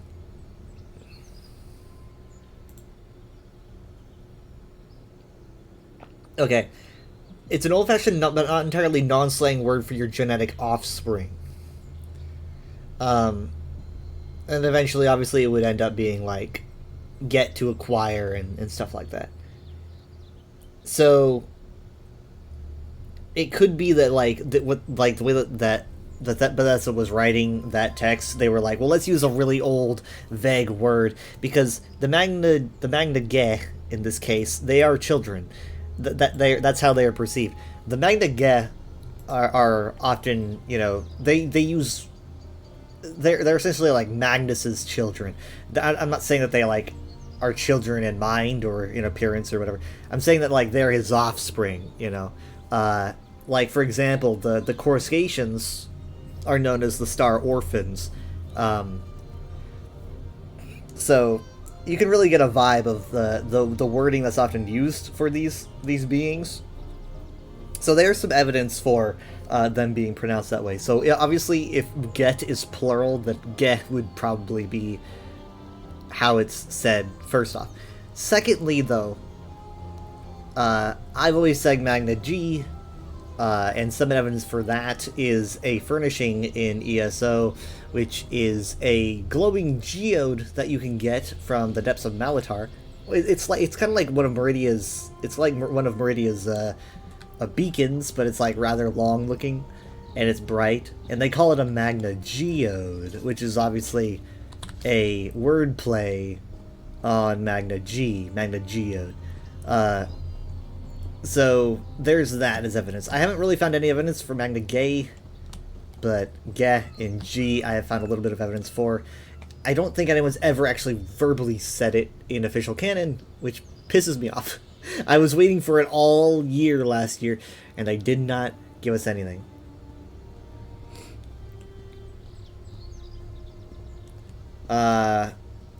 So I was gonna say something else. What was it? Oh yeah. So, the concept of... I'm just going to keep saying Magna G, by the way. Because I'm totally going to forget to say Ge all the time. I'm just going to say G. So the concept of the Magna G was essentially... if you've heard of Magnus before, right? You've heard the name tossed around. Magnus essentially was like the spirit known as like the architect. He's also associated with the sun, which I cannot see right now. I think it's sunset or sunrise. So Magnus was supposed to be the guy with the blueprints for the whole plan for making the Mundus. He was like a big part of the whole thing. But it seems like he needed some help to do so, and so he needed a group of children to assist him. And so he had, from what I understand, created the Magna G from magic. This is what it seems like. So these beings of pure magic would assist him in the creation of creating everything. Well, also the Aedra will be doing their work as well. However, when things started to get created, it seems like Magnus was like, oh wait, crap, this is a bad idea. This project is not working out. The Aedra, a lot of the spirits are losing their divine spark, and I don't want to lose mine. So we know that he abandoned the project for one reason or another. He just saw it as a failure. So Magnus abandoned the project of creating the Mundus, and he zipped out. Completely just like think of like a bullet, like shooting outside of a sphere. And so he just zipped out of the project. The bullet hole that Magnus left in the fabric of the firmament is the sun. That is why Magnus is associated with the sun, because that is the remnant of what he left. What you're seeing essentially through that hole is Aetherius itself, which is, where magic comes from. Which is why Magnus is so hyper associated with magic. That's basically Aetherius pouring through. Now, all of the Magna G, they also decided to leave the project, right, when Magnus did, so they followed him. So they all zipped out as well, with their own little bullet holes going everywhere and becoming the stars that you see in the sky. So that's kind of the story for where those came from, and why magic is so prevalent is because it comes in through those. Now, there's a very specific group of Magna G known as the Nine Coruscations, which we got a lot of lore about last year, but they're very difficult to understand. I'm still working on it. They're like in my top 3 of favorite Elder Scrolls things, period. But there are these group of 9 children of Magnus that are implied to have left the universe, just like everyone else did, but then returned. At least from what I understand. They like made a loop and left and came back. And if you read the book The Nine Coruscations, it talks about like the attributes of each one and how important they are in context of how important they are to the universe. It seems like they actually do contribute to the Mundus in some way, from what I can understand. So if that is the case, and if they do contribute to the universe in some way, they might care about it for some reason, and that might be why Meridia assists us in ESO, because, well, plot twist, Meridia is one of them. Meridia, otherwise known as Meridunda, is considered to be the Red Star and one of the 9 Coruscations. We know that she's not the Magna G that she used to be. She is now a Daedric Prince, and things are very different for her now. But it could be that she has some connection to wanting to keep things relatively steady for that reason. Other Coruscations are like Zero Lig. I'm sure you guys have heard that name tossed around, or at least some of you might have. And Memo Lee, that name is a lot more common. And the Prime Archon, otherwise known as Athelia. We don't know like if she had a more Magna G-ish name. She probably did, but we don't know it if that's the case. But Athelia seems to have been one of them. So that's like, what, 4? Meridia, Zero Lig, Memoli, Athelia, and so we know 4 of them pretty, at least more than the others. But they're all very interesting. There's the books, the 9 Coruscations. There's 2 volumes, and it is a very tough read because a lot of the book is either very difficult to translate, or there's a lot of empty space because of like it's old text, so it's all like worn down.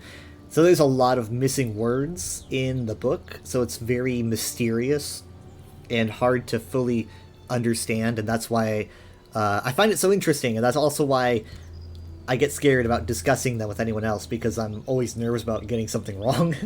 Because it's such a heavy subject. I mean, like, imagine like being an Elder Scrolls lore nerd and missing out on all this. It's so heavy. Like, there's so much there. I'm really glad that I eventually came around to ESO, because, like, wow, I would have been missing out.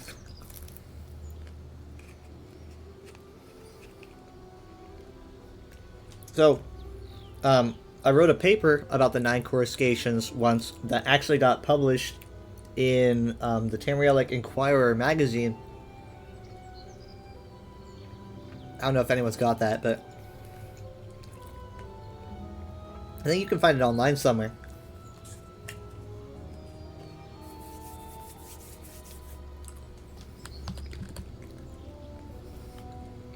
Now, I'm not saying that the paper was accurate by any means, because again, it's a very complex subject, but I can say that my favorite Elder Scrolls author, well, my favorite ESO author, who used to write for the game, Andrew Young, read through the entire paper, apparently, and really liked it. which was just like the shock of my life. Like what? Like I was not expecting like only like anyone to see this, let alone him. Like he wrote those books. He wrote the 9 Coruscations. You know? I was like, what? Like, what is my life?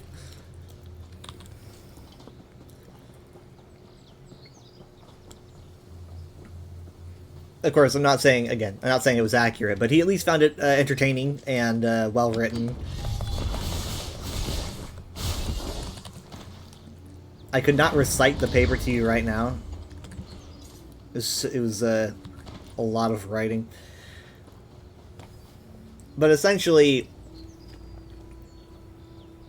it's been so long since I've read it, but essentially it talks about how I believe that the Lucent Citadel is where, like, Mehrunes Dagon was conceptualized, or at least where Mehrunes Dagon was transformed, and it's very possible that he's a being from another, like, thread of reality that was brought to this reality through the arcane knot, where the Magna G would imbue him with, like, the concept of potentialities. It was a fun thing to write. But yes, I do believe that Dagon was very likely born within the Citadel. I think I personally think that it could have that last chamber with the arcane knot, that like chamber with the mirrors. I think that might even be where he was imbued with the concept of potential. The concept of like. The concept of something, let's see, when you think about the idea of potentiality, it is the idea that something might happen, right? The idea is that something might become something or occur with something. And the reason why, I mean, like, that just kind of, like, covers Dagon's sphere of change, right? The reason I think that is because in the commentaries of the Mysterium Xarxes, Mankar Cameron writes down that the Magna G had infused Dagon with Oblivion's most rare asset, which is considered to be hope. And hope is kind of vague. Hope is interesting because it is an abstract concept, which technically could give a Daedra immense power. But I think it might be more like a good way to explain hope would be like potential, right? Dagon's sphere is about things changing, generally in a destructive way, but he's very Sithis coded, and Sithis is not particularly a bad thing. Sithis is like, it really just depends. But there's a huge overlap. He's a very Ptolemaic figure. That's why it's technically unofficial lore, but the Solzon tribe of Argonians see Dagon as being like the egg child of Sithis. And that's not really a huge surprise when you consider just how, chaotic the guy is.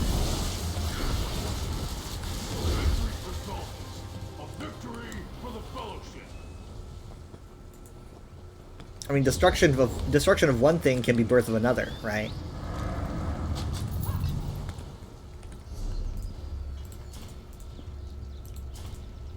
I was asked recently about what Daedra I consider like the most dangerous. No, I was asked. I think I was asked what being I see as like the most dangerous in the Elder Scrolls. And I think I answered very, like, directly. I'm like, if you go directly, like, from what we know as, like, an absolute, like, direct fact, I'm just giving the title to Athelia.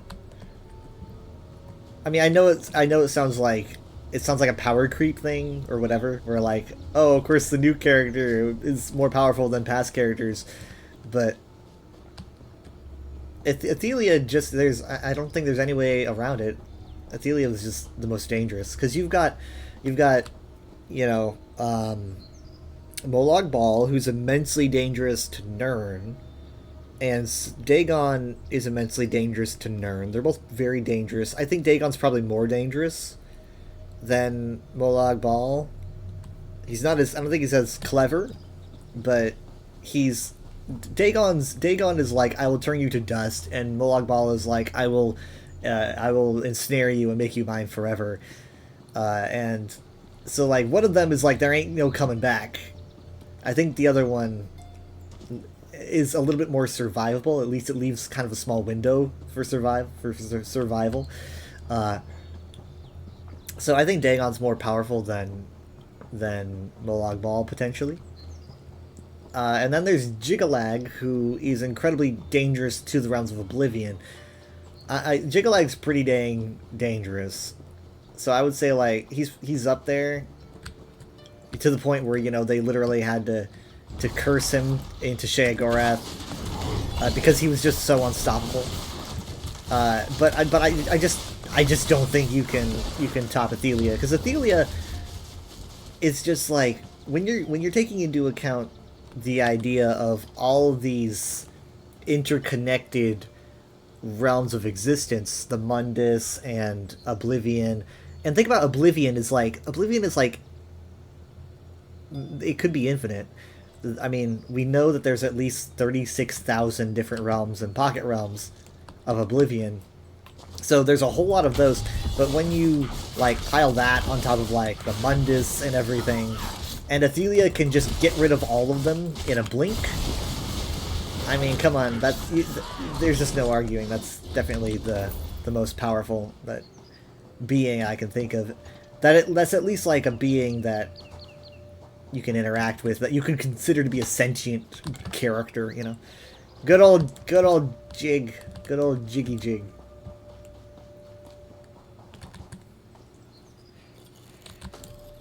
Because, I mean, like, Athelia made it clear that the paths are, like, Oblivion and the Mundus seem to follow a general path, even if time does move differently between the two.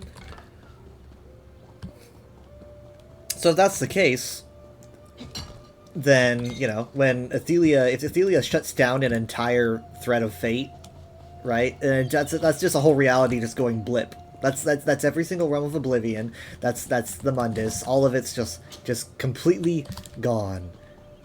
And that's just the most dangerous we've ever seen a character. Now, you can get into the nitty-gritty of what that means. Like, what happens to everything? Like, does it just enter a new... Like, do we go into a new Kalpa? What's going on? That's a heavier topic for another time. I don't know. But, Athelia was definitely... I mean, she was so dangerous that she literally had to be trapped away, and everyone had to forget about her because she was just that immensely, incredibly powerful. Again, also one of the Magna G. Or 9 coruscations, you know. Look at that, it's so pretty. So, I don't really understand particularly the nature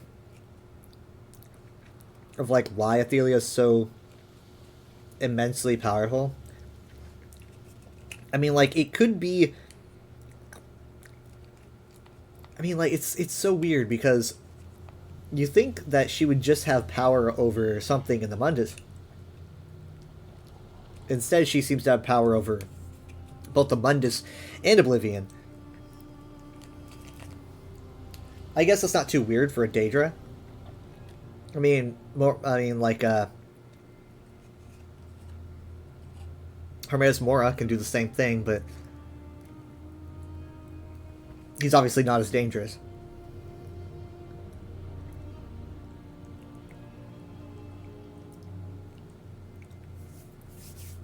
I've got so many, like, there's just so much going on with Athelia.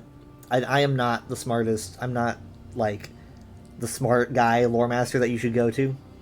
But I try my best not to say things that, like, aren't confirmed, and I'm tell you where I'm theorizing. So, because, like, she's just so hard to to understand.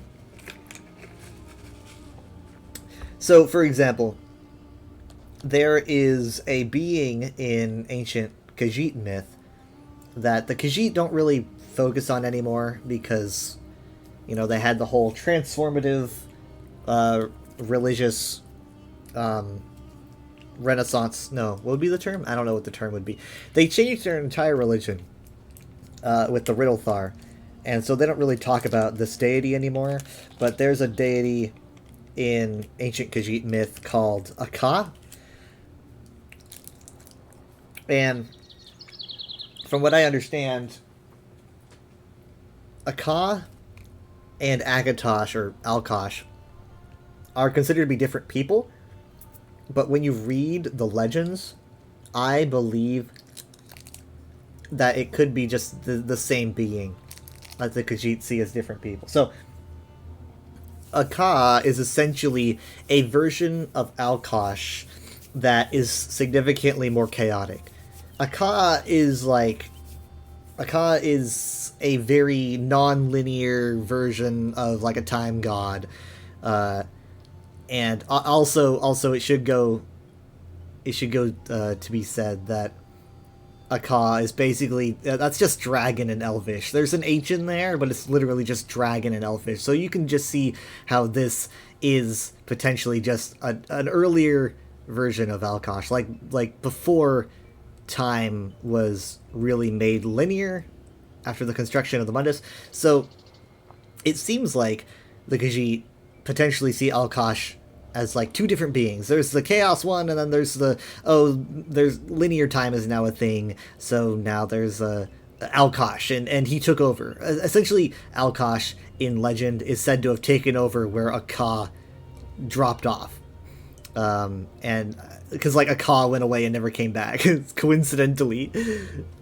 It's kind of like Batman and Bruce Wayne, you know? It's like Bruce Wayne suddenly leaves the room, and suddenly, oh, well, there's Batman.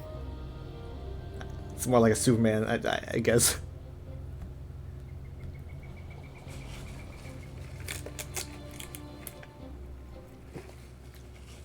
But, I mean, so that's kind of how I see it. So, but I'm wondering if Akka, being like this chaotic shadow of Akatosh, I'm wondering if that could be Athelia, you know?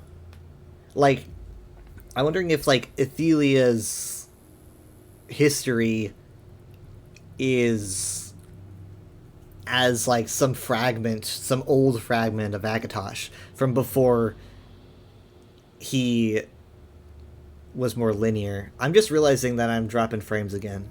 I should have restarted my PC, I'm sorry. Have I been like that for 2 hours? Shit. I'll fix it. It'll be different before my UESP stream. I know how to fix it.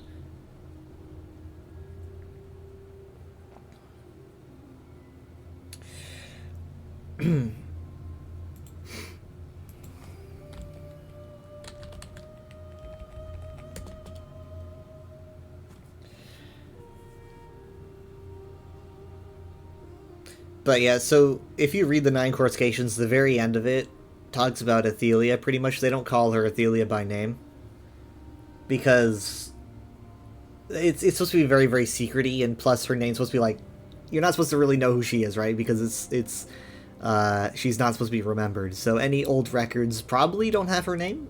I'm not sure, but in this book about the Coruscations, it mentions how Akatosh, there's essentially how things in the Mundus need contrasts, and it talks about, like, you know, Anu and Padme as contrasts, and then later on it begins to discuss like Akatosh and the contrast between Akatosh as like a linear time god and a chaotic madness non-linear time god, and that pretty much is just Akka and Akatosh. Now, I don't know if that's saying that he had two different versions of himself, or if it's implying that, I don't know, maybe Athelia, because this is in the Athelia section of the book, if Athelia is that chaotic representation of Akatosh, basically his shadow. in some way. It's something that I've been kind of tinkering with in my brain. Because they essentially are opposites, right? Because they're both time focused. I even speculated back last year before Gold Road came out. I was writing down some stuff, and I was like, well, a lot of Daedra corrupt the divine, right? That's the Daedra love corrupting the divine, be it like corrupting souls or corrupting physical aspects of the divine. And so my thought was, well, what if Thelia is a corruption of time? Because the idea of fate is essentially an A to B. It's time. By changing fate, you're changing timelines. It's a corruption of that. And I mean, like, here I am in mid-October 2025. I'm thinking I think I had it on the nose. At least I was onto something. I mean, she would be a corruption of the divine concept of linearity.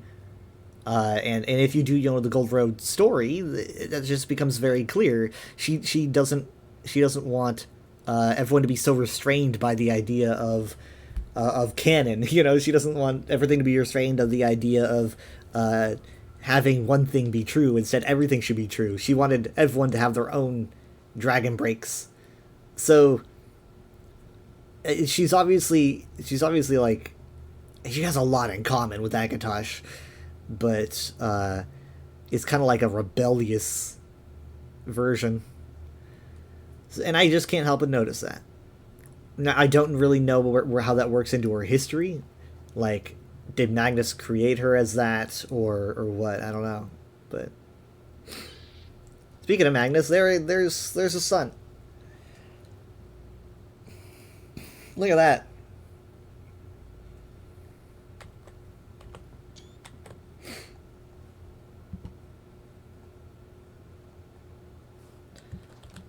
Did I do it? I did. I did my weekly too. Oh, we went up 0.2%, guys. All right, okay. I'm gonna turn in my quest, and I'm gonna swap games to do some Overwatch.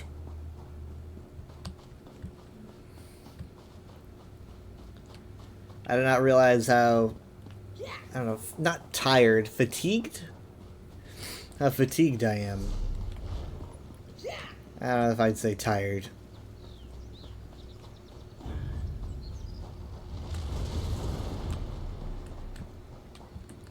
Like, suddenly my ears will start ringing. I'm like, oh, that's not good. That's not normal.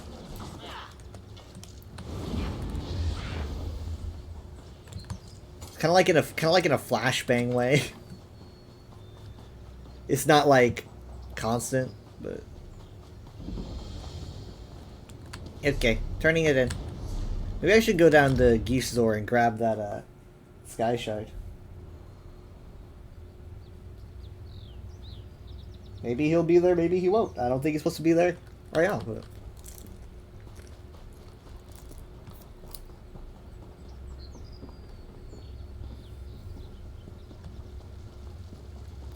Want to send the worm cult packing? Come talk.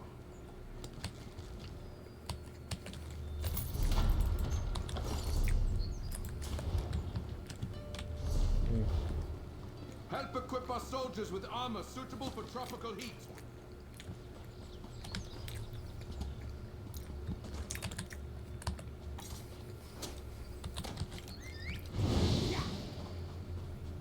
I remember when I thought that the Gold Road story was going to end with, like, I thought we were going to end up doing like a World of Warcraft thing where we did maybe like 3 expansions for a story. So I thought it might be Necrom, Gold Road, and then something else. But possibly. And my idea was that they would possibly, like, maybe end with Shivering Isles or something. And have like a Jigalag versus Athelia like showdown. Like you would have to invoke Jigalag before the end of the era somehow. And I know it's like, oh, it's got to be during a Grey March and blah blah blah, but I'm sure they could pull some strings. I think they could probably pull some lore strings to make it work. But my theory was that you would have to have, like, the Prince of Order versus, like, the Prince of just absolute, like, linear, non-linear chaos. So it's not like Jiggalag versus Sheogorath, but still.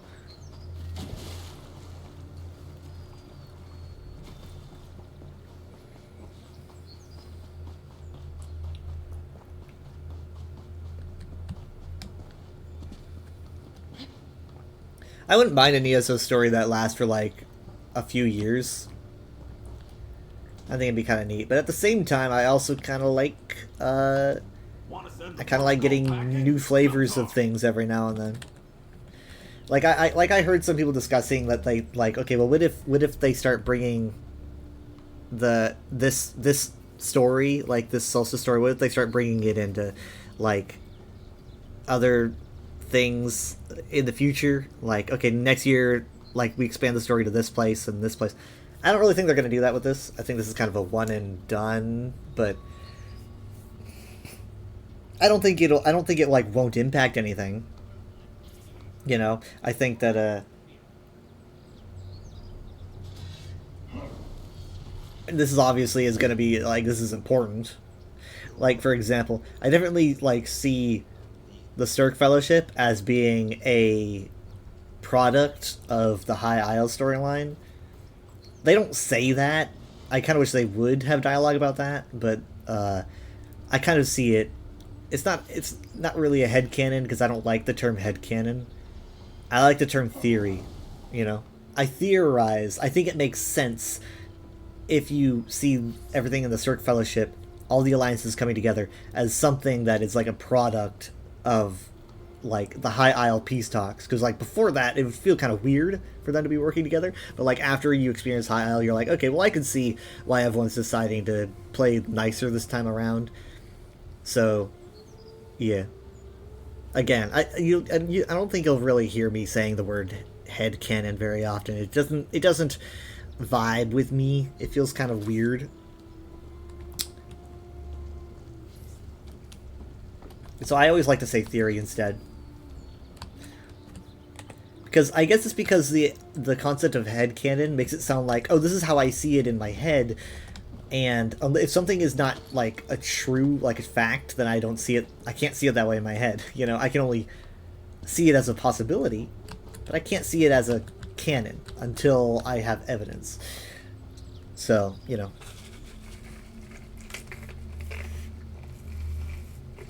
It's just because I'm a stickler for like making sure I'm on the right track with things.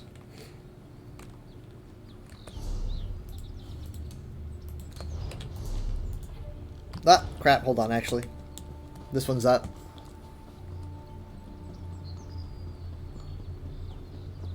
Yug the Intense.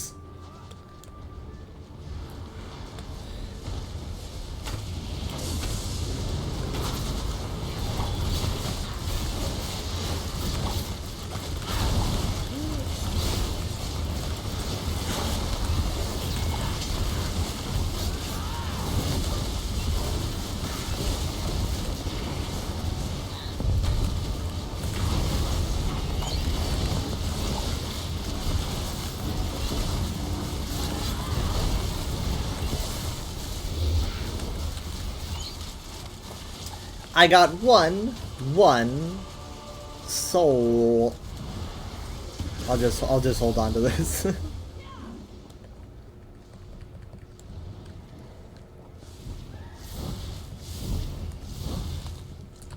What are you zapping, buddy?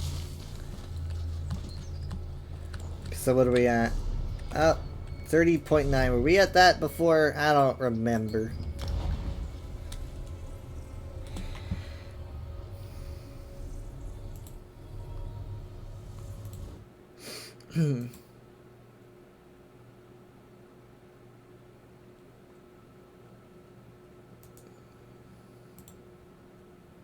They have said that they're going to be moving the ESO timeline forward and having things be like after 582. I've mentioned that before.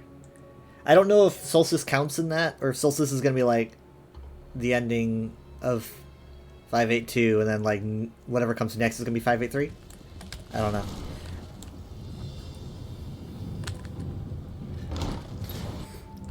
Now, I don't really think it'll impact much.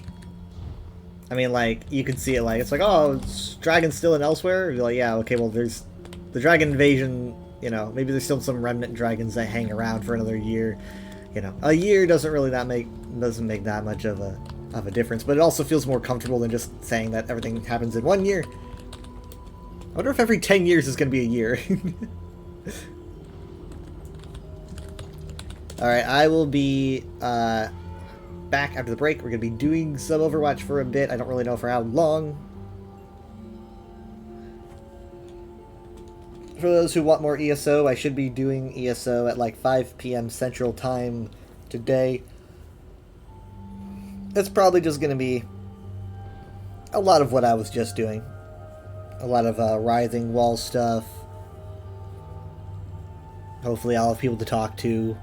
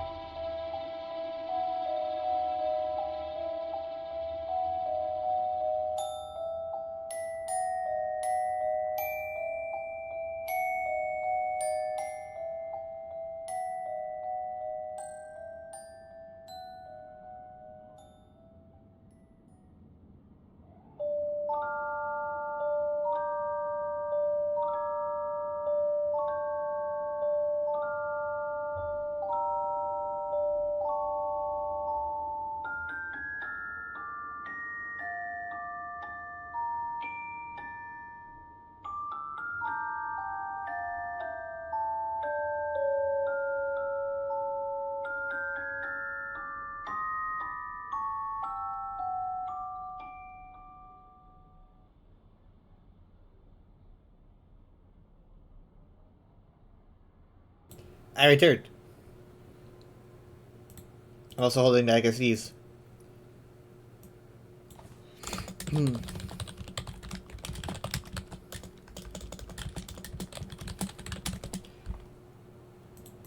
Did you know when you have to sneeze and then you do not sneeze, that sneeze becomes a ghost? It's true.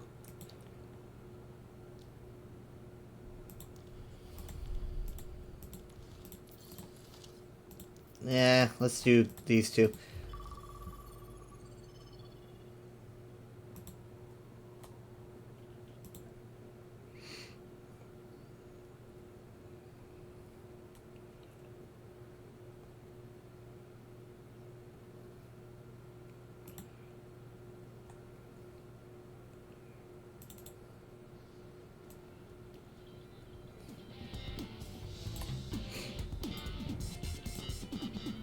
It's supposed to rain today, or at least there's like a 60-some% chance.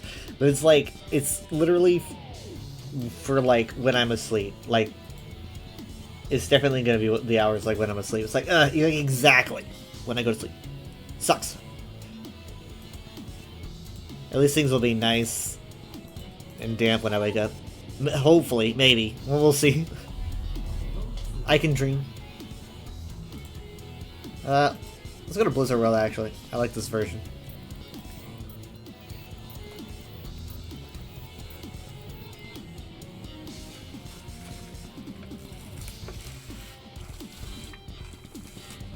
My vote counted.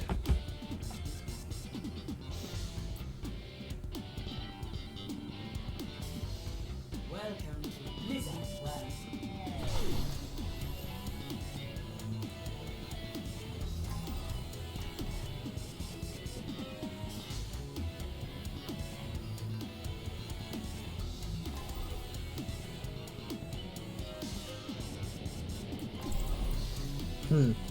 Is this stormier here than usual? I mean, I know it's rainy, but... I'll find my own path. I'm hoping for an easy mission. Don't make this harder than it needs to be. Stay behind. I will keep you safe. Thanks, but I already have a bodyguard. Hello. Hello there. Stay in sight, and I'll keep you safe. Stay behind me, friends. Gotta go. Hey! Yes. Where's the fun? This might hurt more than usual. Where's the fun in playing fair? 5, 4, 3, 2, 1. Attack commence. Capture objective A. I'm with you.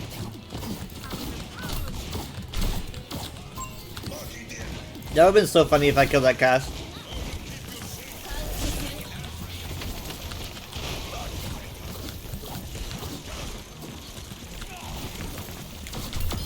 Hey Reinhardt, what the fuck, man? What the fuck? What the fuck? Get me out of here! What the fuck? What's going on? Everything was everywhere. Hi, I'm back. Oh my god.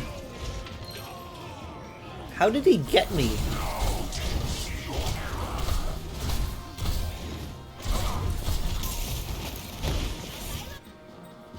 The spring flows anew. I'm taking the objective.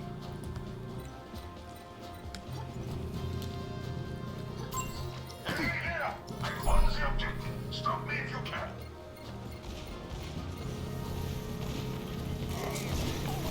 Restoring balance. Get in there, Bob.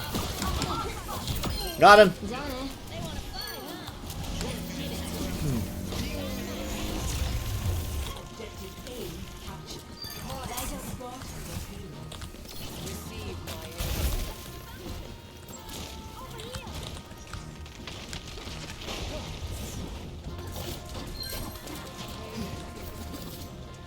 Let's get the payload going.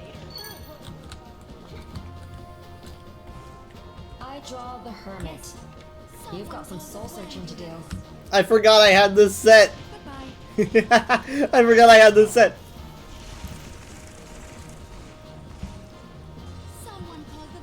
I got my boba.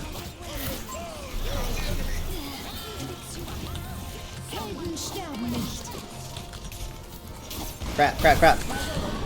Shit. Shit.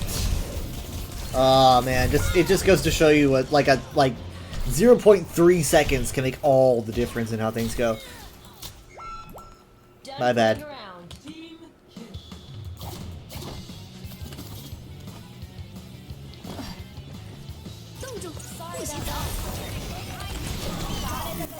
What the fuck? Are you shitting me? What the fucking... The Deadeye Blizzard? Why would you do that to me? Why would they choose to do that to me? I don't feel very loved right now. But I do know what I am feeling. I'm feeling a pull of vengeance. Where's the cowboy? Deliver me his head! There's the fucker. Bob's in!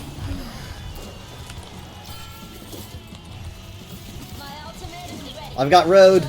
Here we go, here we go. We're bringing it back. We're bringing it back. This is it. We're gonna push. I've got road. I've got road.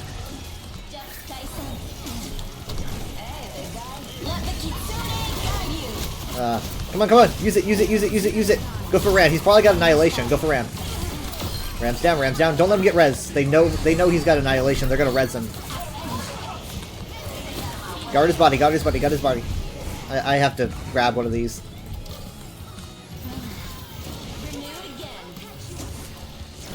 Good, good, good. It's kind of sloppy, but it's working.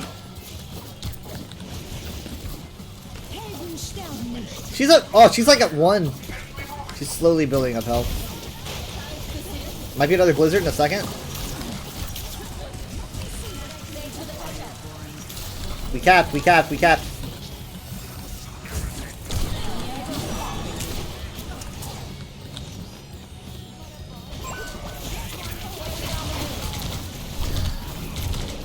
What am I doing? Ugh.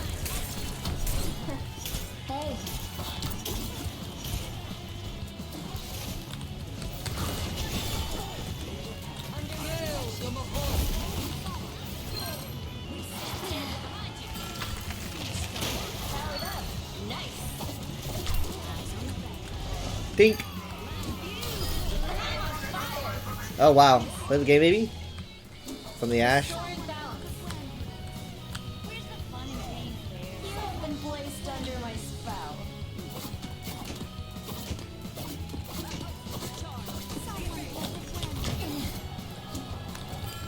The cowboy shot me. There's the Blizz. Ah, fuck. Okay, what is with these people? What do you call a Deadeye Blizzard? I call it overkill, but like, what would you call it in terms of a funny name?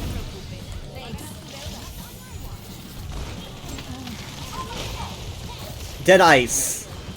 Dead Ice. There we go. I like that. Check. Okay, back up, back up.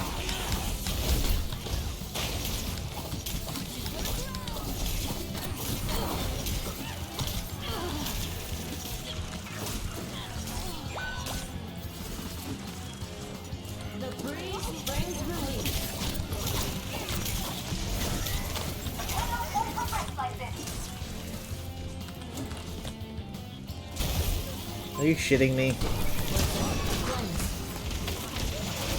Come on, give him all the healing you have! Okay, they keep walling him off. Like, he keeps falling into that icy trap there. EMP activated. Is there enough damage to follow up on that? It looks like Ash is delivering. Let's go. Feels good, huh?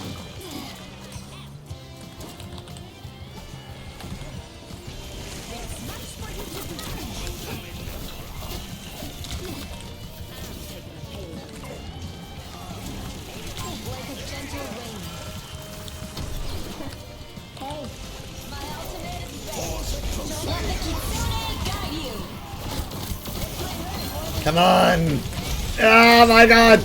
Ah! Another blizzard! Ah, no! It's just too much damage! Break down that wall! Break down the wall! And he got res! Suddenly Ryan is back! Plot twist!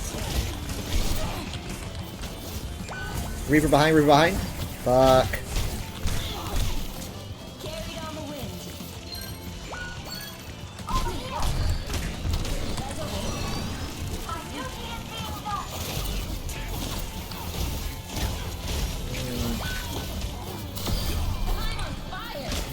Okay, I'm gonna fuck you up next! Come on! I believe in me!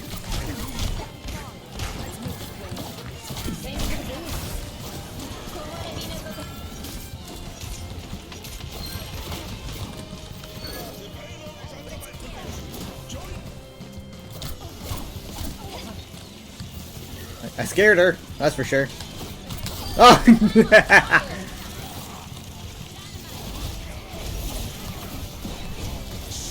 Oh, dude.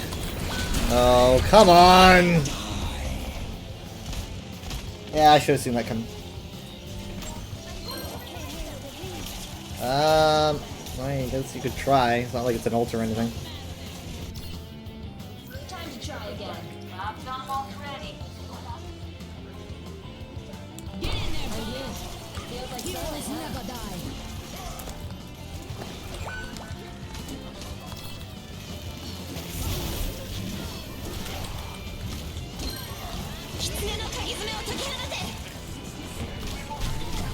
Holy fuck!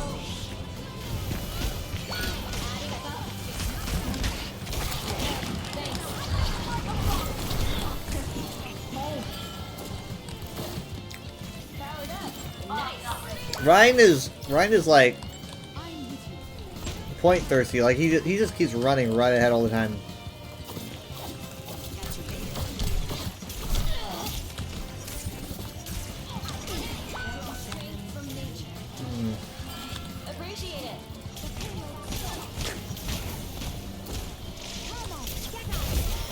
Okay, wall is out, wall is out, wall is out. We're gonna go then. Here we go!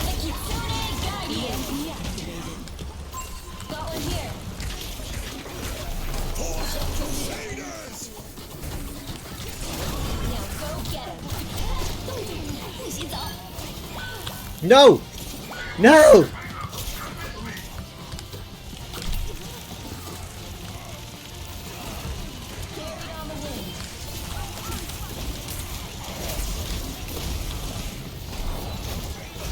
Ah, my god.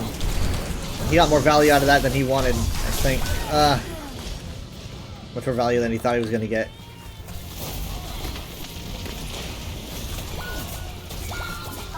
Man, that Mei was just controlling the match. Just controlling the match.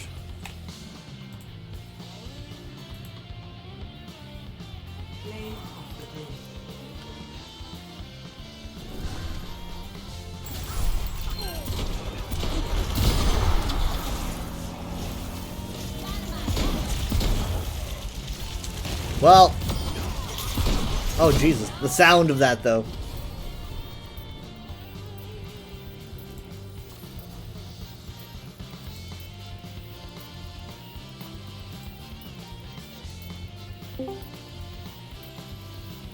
Yellow. Yellow. Quack.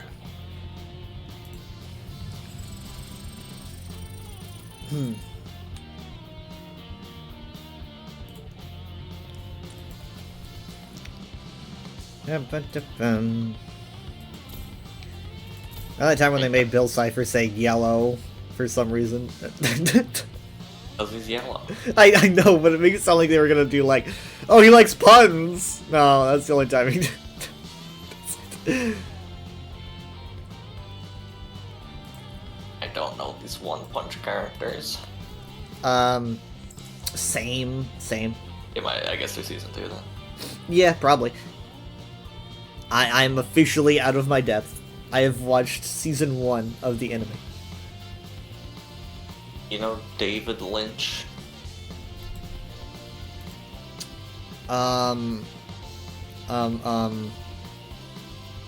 See the guy who do like spooky stuff? He did like Twin Peaks. Yeah. And a bunch of famous movies. Yeah. I guess you don't know what he sounds like then. No. He's got somewhat of a distinctive voice. He's the the meme of he's on like the talk show and someone's like, oh, I need to find the actual quote because it won't be as funny if I don't get the first part right.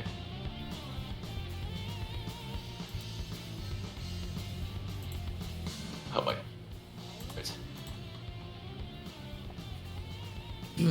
No, there's too many edits of it. I want the original.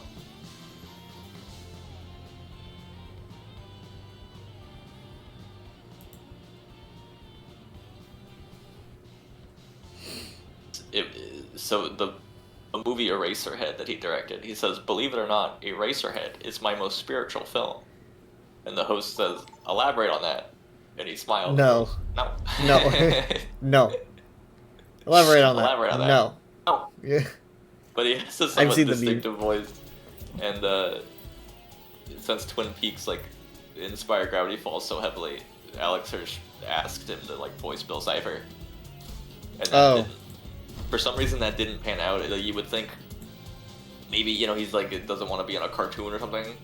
But he's in like 30 episodes of the Cleveland Show or something. He plays a recurring character on the Cleveland Show. And it's like, the what? Was Gravity Falls not good enough for you? The what? Like Family Guy spinoff, the Cleveland Show. I'm not familiar with it. It's like lesser. It's like Family Guy extended universe. Weird. He plays like a 30, like he's a recurring character. So it's like clearly it's not that cartoons are too good for him. Was he? Yeah, it might have been a schedule thing. It's often a schedule thing. So he has a somewhat distinctive voice, and it didn't fully click for me until I just heard Alex Hirsch do a David Lynch impression. So Cypher is just Alex Hirsch's David Lynch impression. Really? He has straight up said it before. He said Bill Cipher's just him trying to do a Lynch voice, but I heard him then actually do a David Lynch impression. It was the exact same thing. It's like, is that your Bill Cipher voice? Oh no. That's when he couldn't get Lynch, he was like, I'll do it myself. That's kind of a fun tip that I've had when like writing music. It's like, because I can't like duplicate songs at all when I'm writing music. So when it's like, oh, I'm gonna like bang on a keyboard and try to duplicate this song, but it sounds nothing like that song. It sounds like something completely original. And it's like, look, I just made an original song because I'm so bad at making the one I was trying to make. It sounds nothing like it. And so like that's where a lot of the ideas could come from. There's something to be said for that.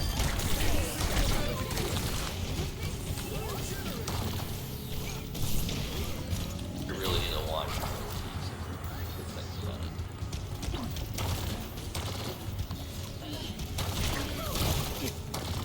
How old is it? I think it's 90s. Oh. It's not like late 80s. They like I think it was season 2. It was like a final season thing for it in like 2017. I'm trying to up your volume on Discord, but it is all the way at max. But is it the wrong mic? I don't. Or am I just too quiet? I think you might be too quiet because the quality sounds good. Watch here. Let them up.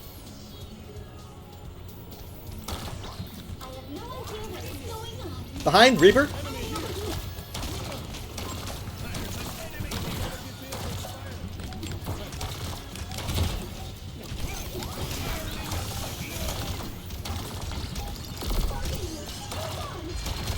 Nice, good job. Meteor strike.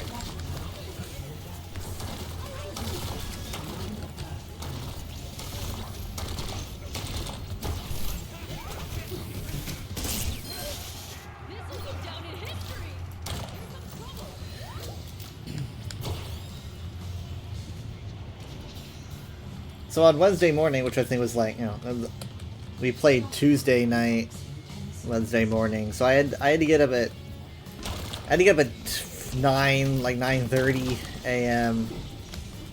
in a body that's used to waking up at like 2:30 p.m. and I had to go to the dentist to get my cat. Death Blossom. Holy Oh my fuck! god, I may have knocked him into people. It's a good thing I didn't use my ult. I don't think it would have been enough. So, I mean, like, the only reason I had the dentist was because, God,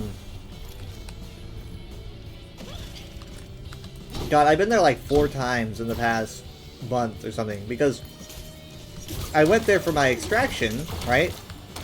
And at the end of my extraction, after they tore the tooth out of my skull, I had to schedule my next appointments. One appointment was for fillings.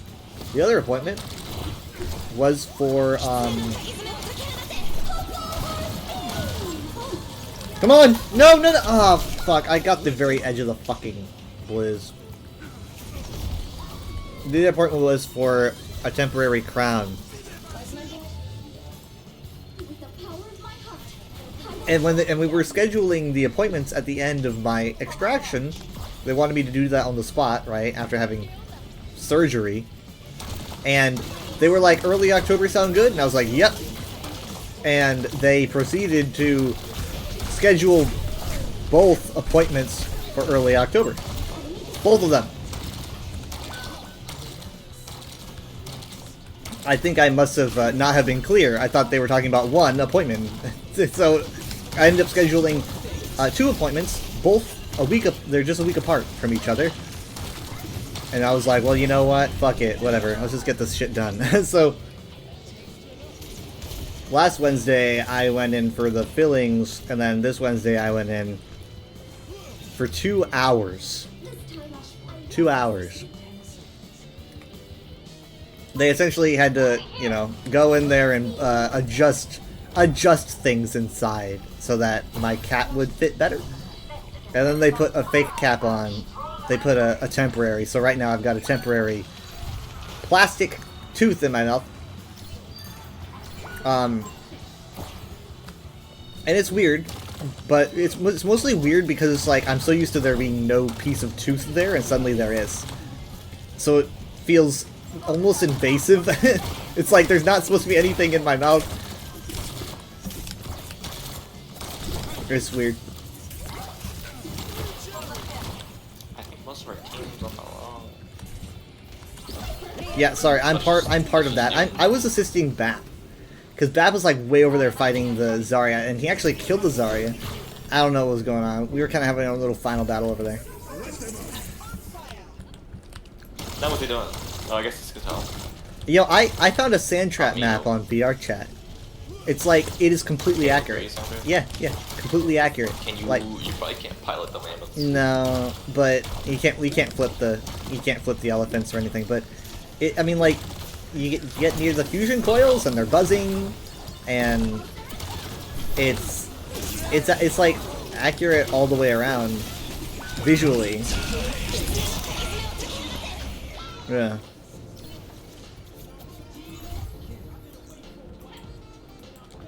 So yeah, that was cool.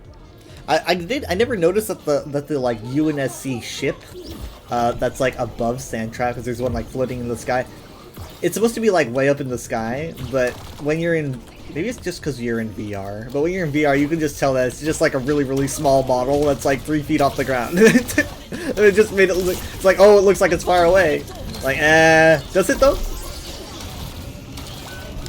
Oh, that Venture just drilled right through.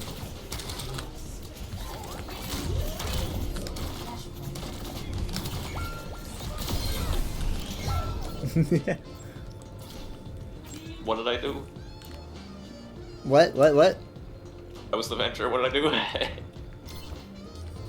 Oh, no. Oh, never mind. I thought for some reason I thought they swapped to Venture, and they were tearing through the grav, because I saw the Venture go right through the grav, and I was like, ah. No, I was trying to get out of the grav. Okay, that makes sense. As fast I as thought possible. that they had a Venture, and because I was like, oh, they just sent their Venture through the grav, we're dead.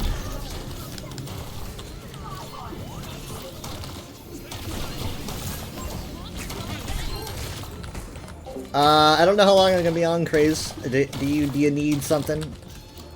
I mean, like, it's Friday, so probably not too terribly long. Because I'll be doing probably the bulk of my Overwatch during the weekend, like Saturday, Sunday. So probably not too long. But you've got me all curious-y now.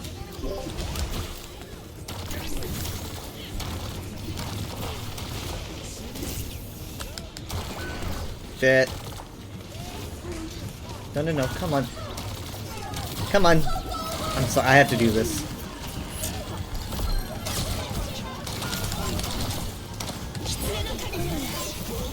Ah, squished! Absolutely squished!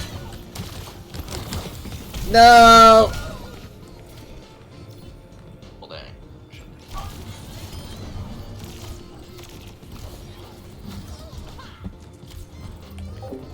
Craze! Tell me why! You know, I must not. Text me if you have to.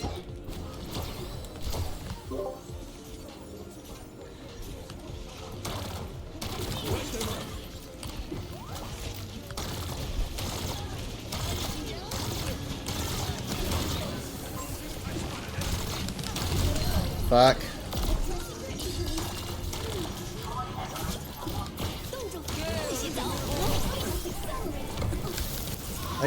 Are you serious?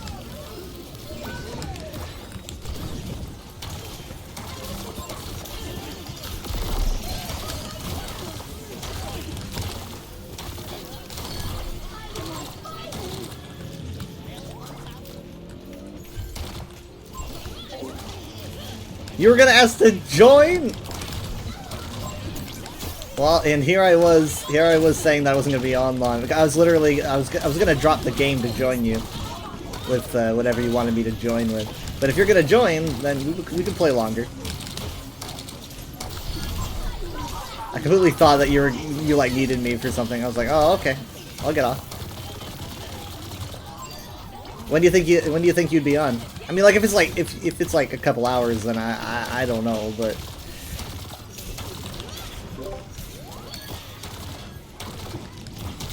No! I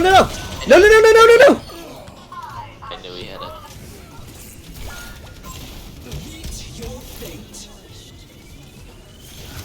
I think they may actually get that point.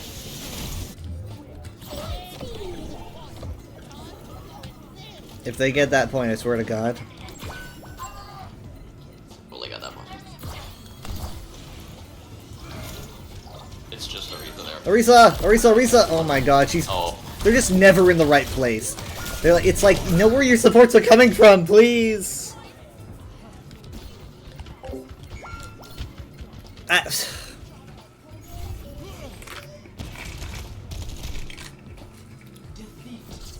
Okay.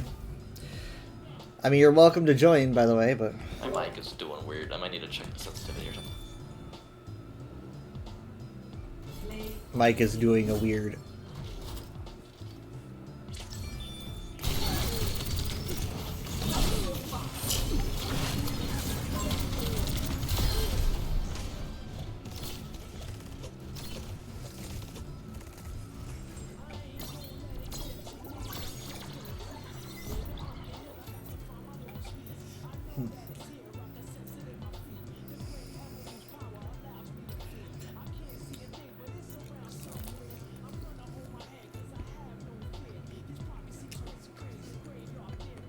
So I was listening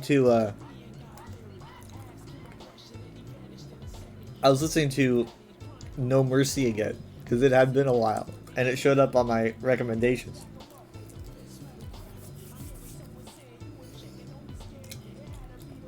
I was like, I was talking about that song with someone like an hour ago. Wow. I was like, it just, I want it to age better than it does, you know? It was such a good song. Where it came from. It's a living tombstone. Yeah, it didn't, it's kind of the nature of the song makes it not age well. About a bunch of patches that are non-relevant. Nerfing Bastion. I mean... Also the fact that you're, like, picking through every role. Right. I mean, the whole concept of the song is... I'll be Winston. the concept of the song is that, you know, oh, we don't have a support. You know, which doesn't make any Yeah. sense these days. Thank you, Zayrix VT, for the follow. It's appreciated. Stream is going very good, just the usual cozy Friday stream. Probably won't be like terribly long. Living Tombstone might be the person who's like made the biggest mark on the most fandoms.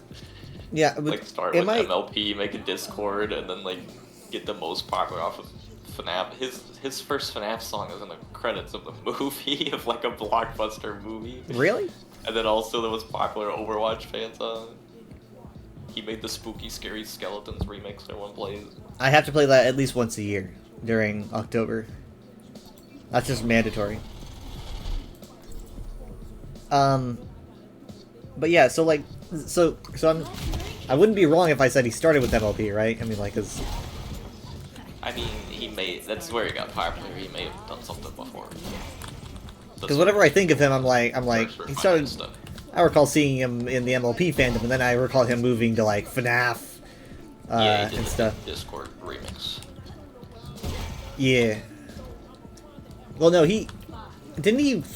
Did he? No, he didn't write Discord, did he? Was that No, he did a Eurobeat? remix of, yeah, Eurobeat. Eurobeat when he wrote it, I guess.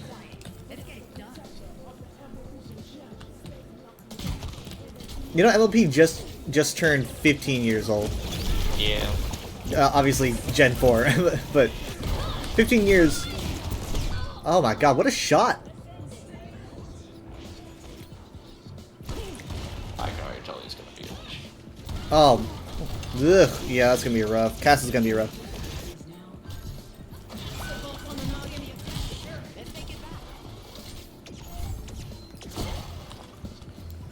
I do feel like pretty soon he's probably gonna make some kind of. Come back.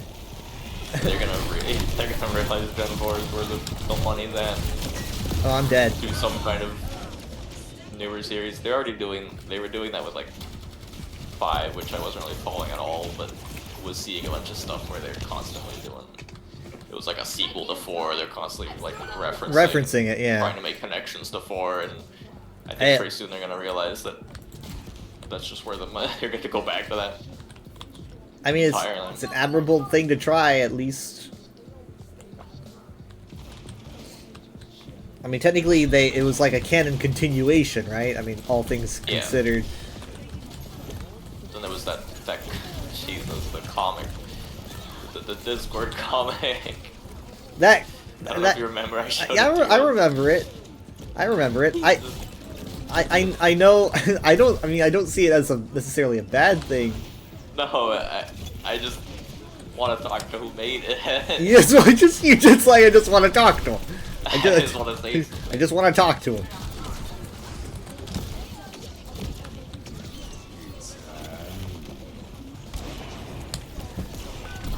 This Cass is crazy. Gotta kill someone. Oh, he's getting away with it too. Somebody's okay. We killed someone. Someone is dead. There we go. Adaptive circuits engaged. Orisa was a good choice. Actually, I don't know why she did it at all. She was the only one left.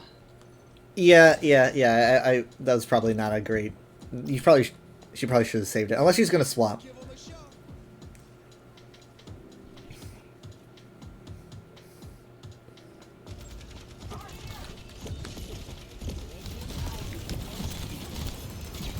Terra Surge? Yeah. No. You hack a terror through? I was 90% of the way there. I got it wrong. I don't know if that stops it. No, kill me! He's one! Cass is one!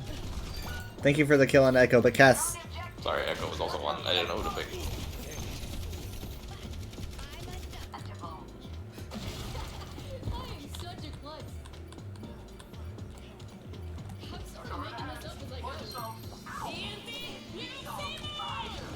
How's that look? Oh, that's. Well, we're still. Never mind, we're not contesting.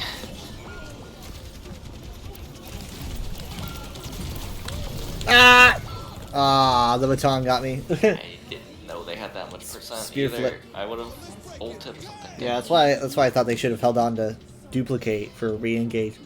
Guess it doesn't matter though.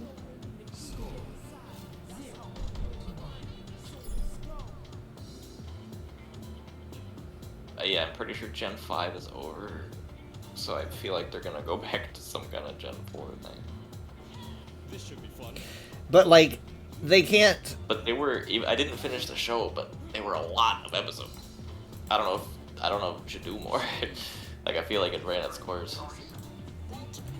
Yeah, I mean, they. Is Tara Strong still getting rolls? Yeah. Okay. I think she's either the number 1 or number 2 most credited voice actor ever. Yeah, I know, but like, you know, recently, I mean, she's got a Yeah. long career, yeah, but.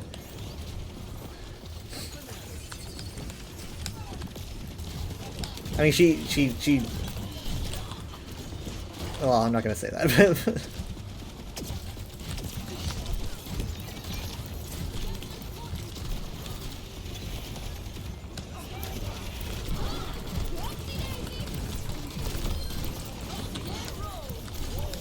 I'm out. Thank you. Can we get the pylon, please? I did. What's the back already? Thank you. Oh, it is back already. Risa down.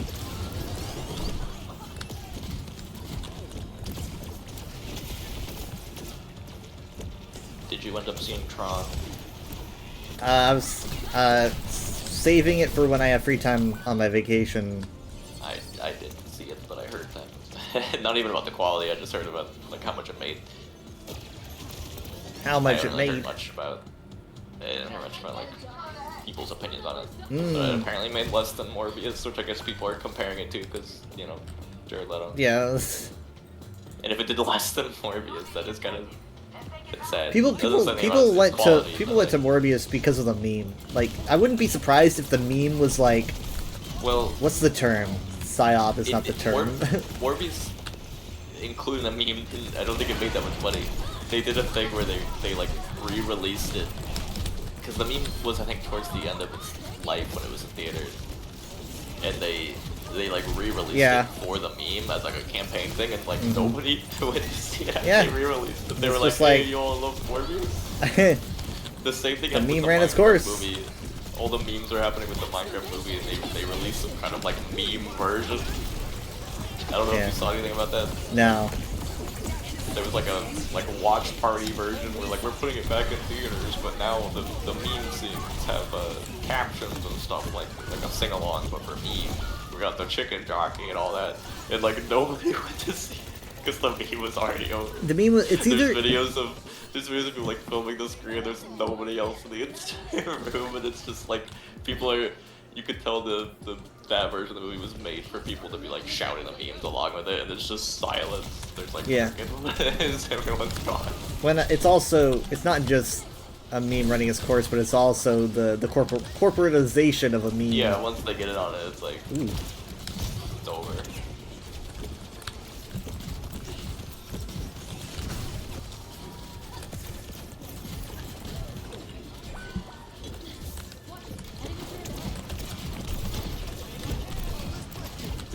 I wish I got that.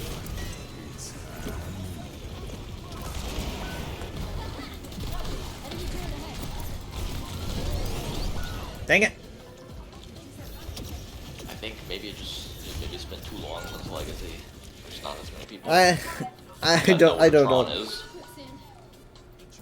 All I know is And Jared Leto, I guess. doesn't keeping the topic not as long, but I know that Jared's got faith. Oh my god, he's got faith.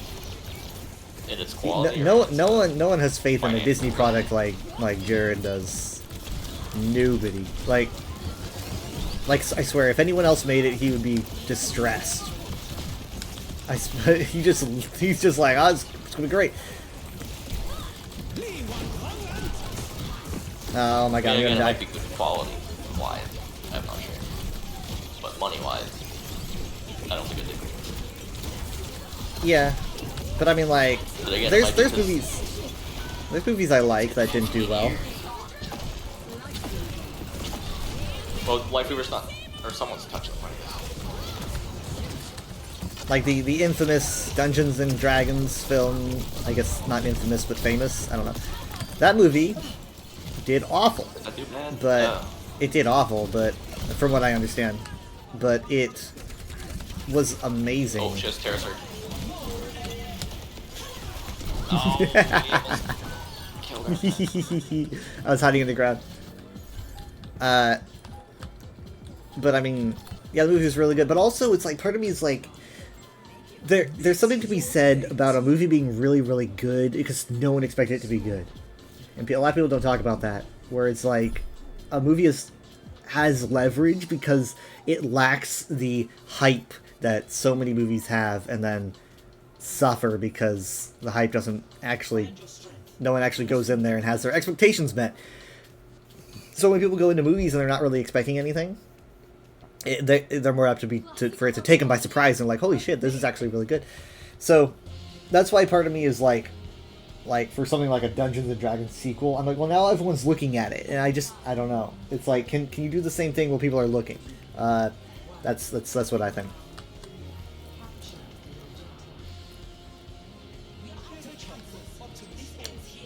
I think that this movie, being Tron has like, you know, you got fans from 2010s, you got fans from the 80s, and can it really do what everyone's been waiting for? I don't know.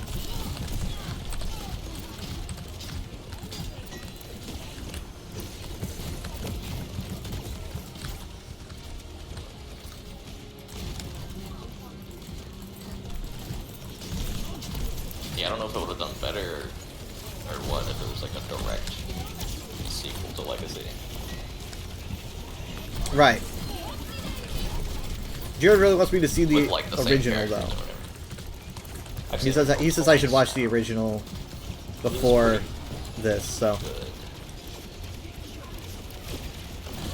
I mean, it's not like amazing, but like the effects and stuff. If you Put yourself in the look at mindset year of it the came out in, 80s. Yeah. and look at the year, and it's actually like when I I'm watch used to stuff doing that's that. that old and I see that stuff, I'm like, it's like mind blowing. I'm like, geez. Mm-hmm.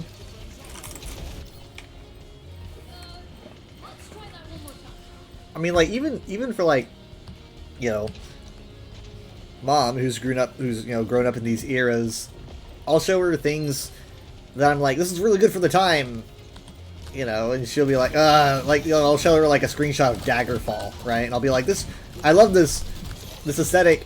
And she's like, oh, I can't stand looking at that. You know, it's all pixelated. I'm like, but for the time, this was so good. And I really love the aesthetic, you know?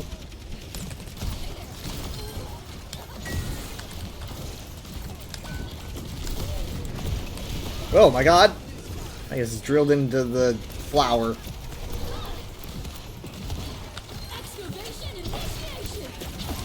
Oh, of course I'd be facing a flying enemy. Fuck this.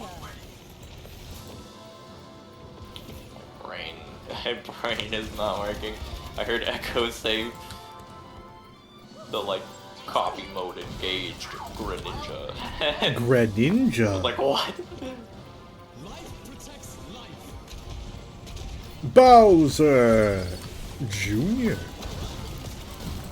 I'm sorry, what?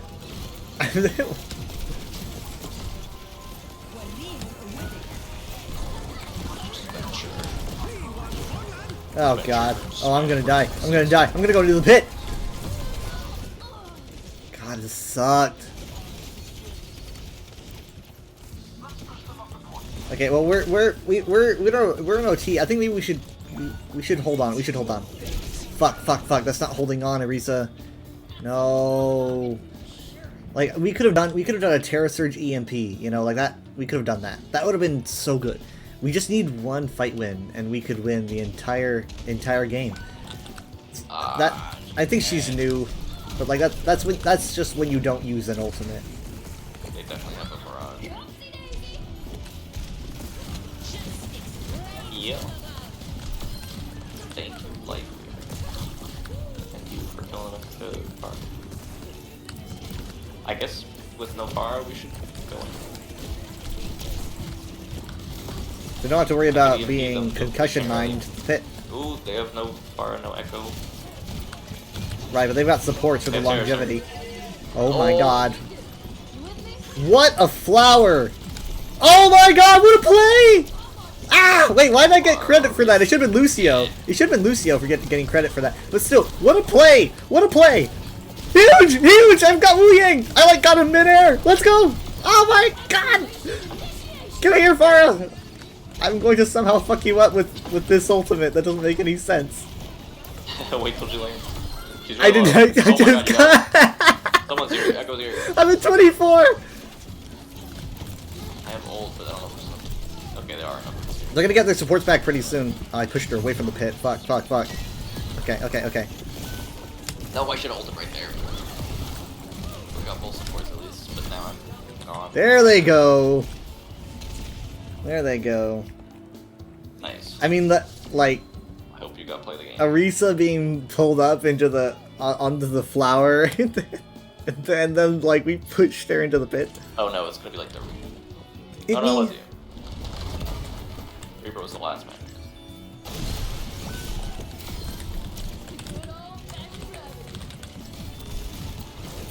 I mean, like, watch this, watch. I mean, that's why I was freaking out. I was just following the Juggling movie. him. He's like Mario stomping me, but I am a violent Goomba.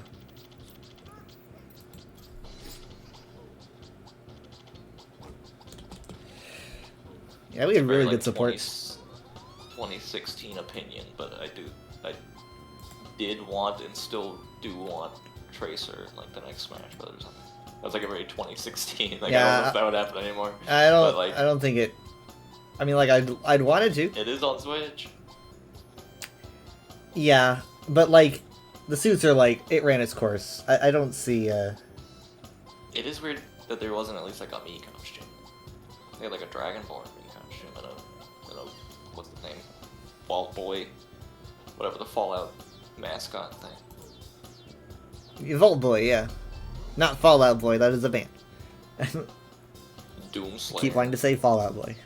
Oh. I forgot actually the Doom guy had a Mii costume. Right. Did they God, no, what year was that? I'm trying to remember, because was that around the time they could have done a Doom guy Isabel meme? Yeah, I think that was after the meme. They had...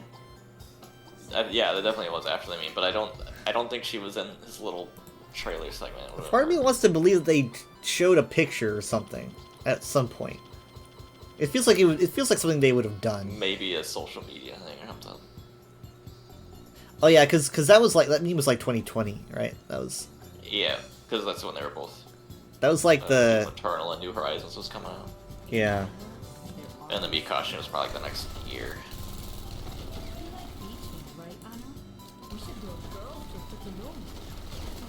It was like the Barbie Oppenheimer of of 2020. Yeah, that was before. What was it? Oppenheimer was like 2023 or something. Yeah.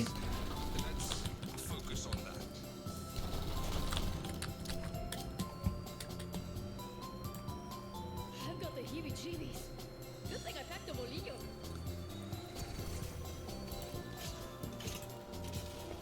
What do you think's getting Game of the Year? Since you've played every game that'd be nominated for Game of the Year. I've only played like one. That's easy. It's the Elder Scrolls Online winning Game of the Year. I might win something. It's won things fairly consistently before, I think. I mean, like, even I try. There's just so many games. There's just so many games. I don't know. I mean, it's hard to keep their own fan base happy enough to for them to win an award for like best support. But if I was a judge, I've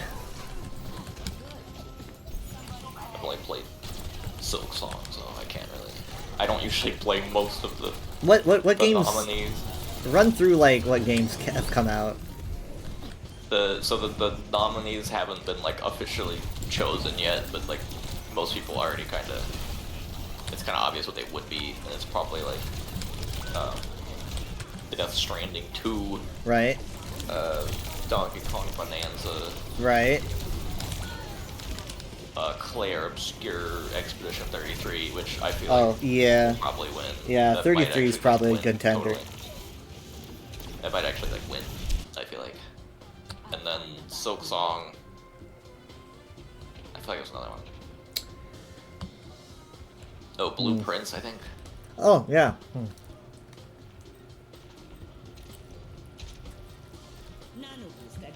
I see all of them winning something, but I see 33 winning Game of the Year. Yeah, it's the game I heard like the most about. I mean, you hear a lot about Silk Song, but I feel like it was mostly before it came out.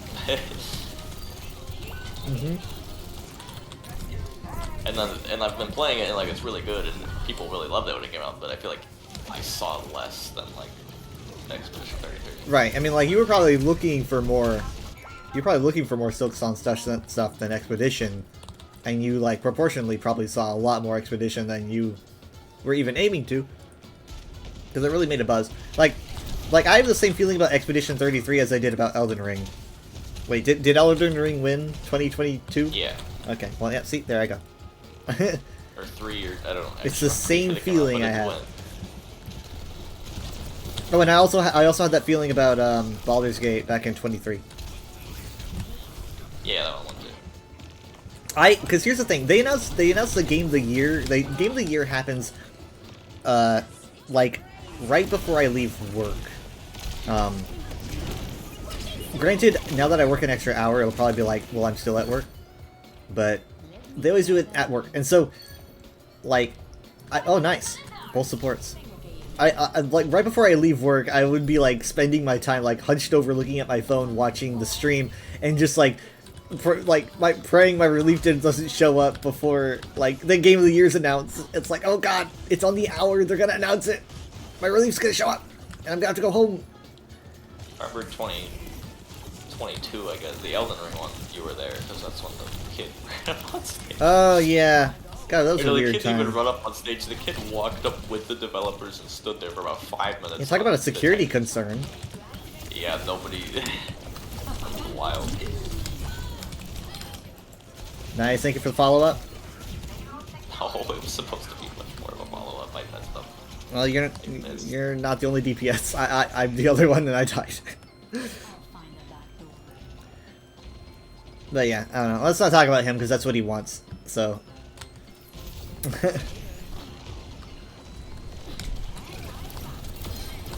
I mean, that's the kind of weird attention-seeking culture that gets people to do very unsavory things. It's the same kind of culture.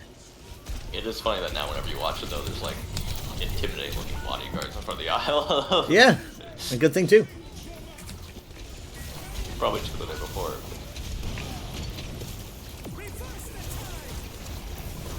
Yeah, the fact that someone could just do that was very uncomfortable.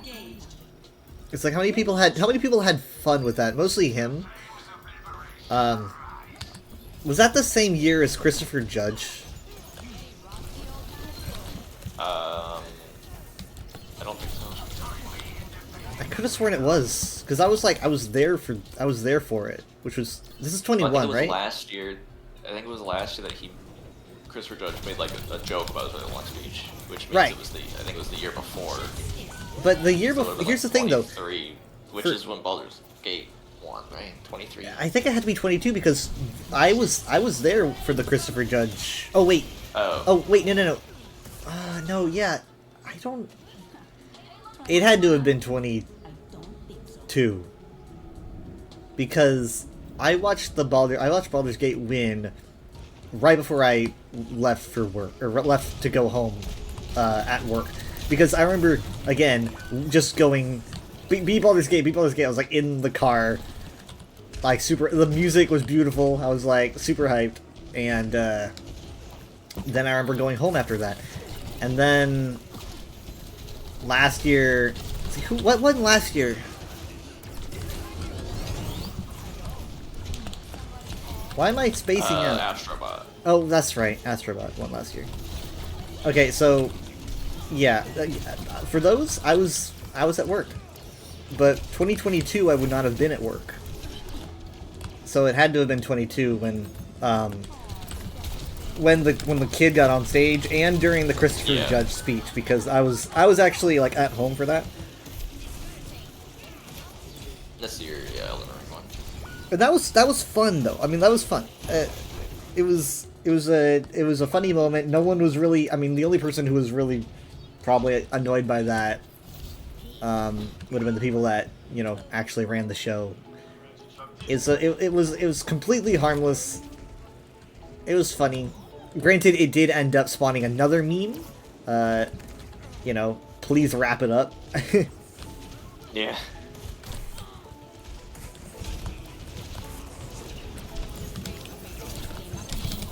I mean, it was a passionate speech. Just A very passionate speech. Yeah. nobody was stopping him.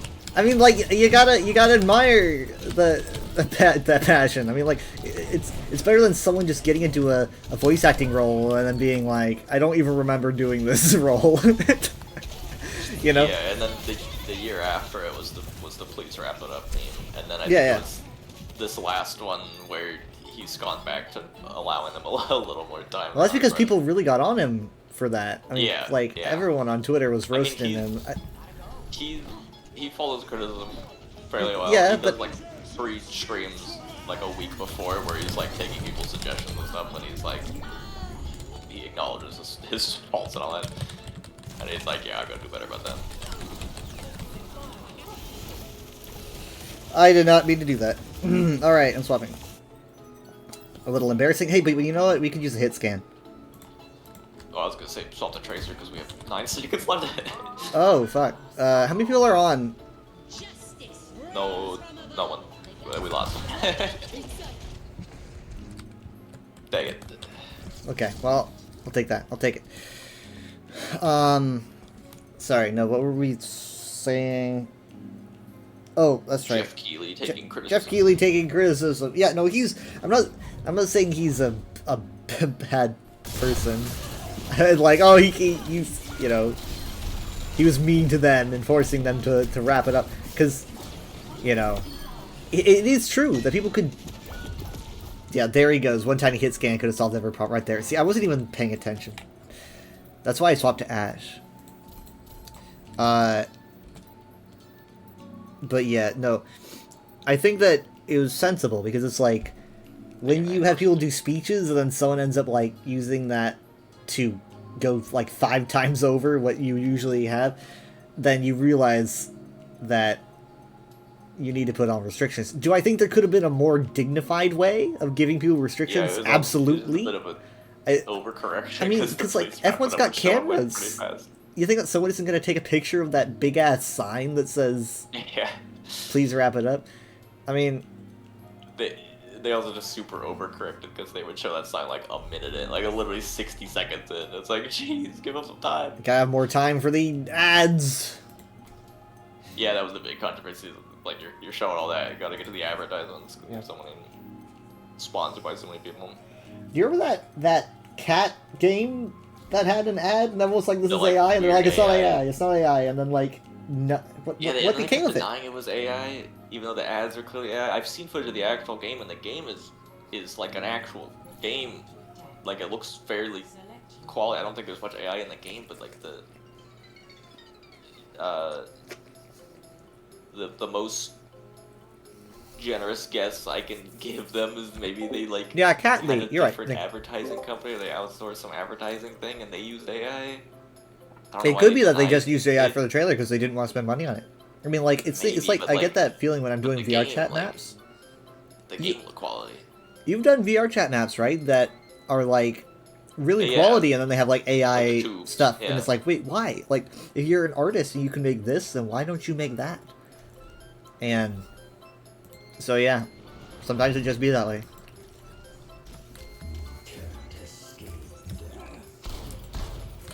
They must have paid a lot for that, though. I mean, like, paid a lot to get it there. That's probably what they did. They probably paid a lot to get it there, and they were like, well, now we gotta AI generate it because we are fucking broke.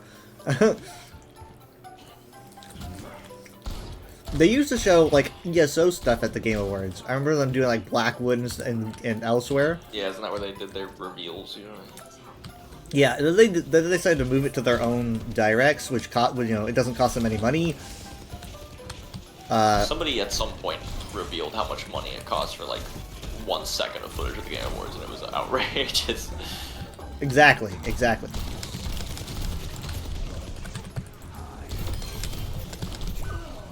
I do miss that, though.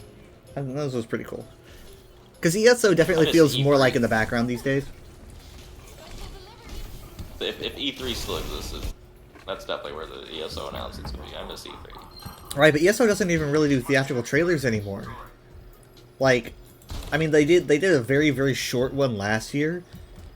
But I think this is a year where we actually just haven't gotten any cinematics. Like, nothing.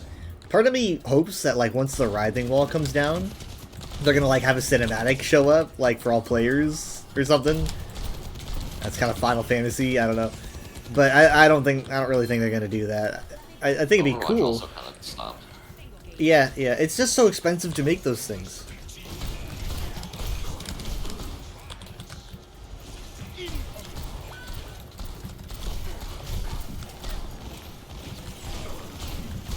Oh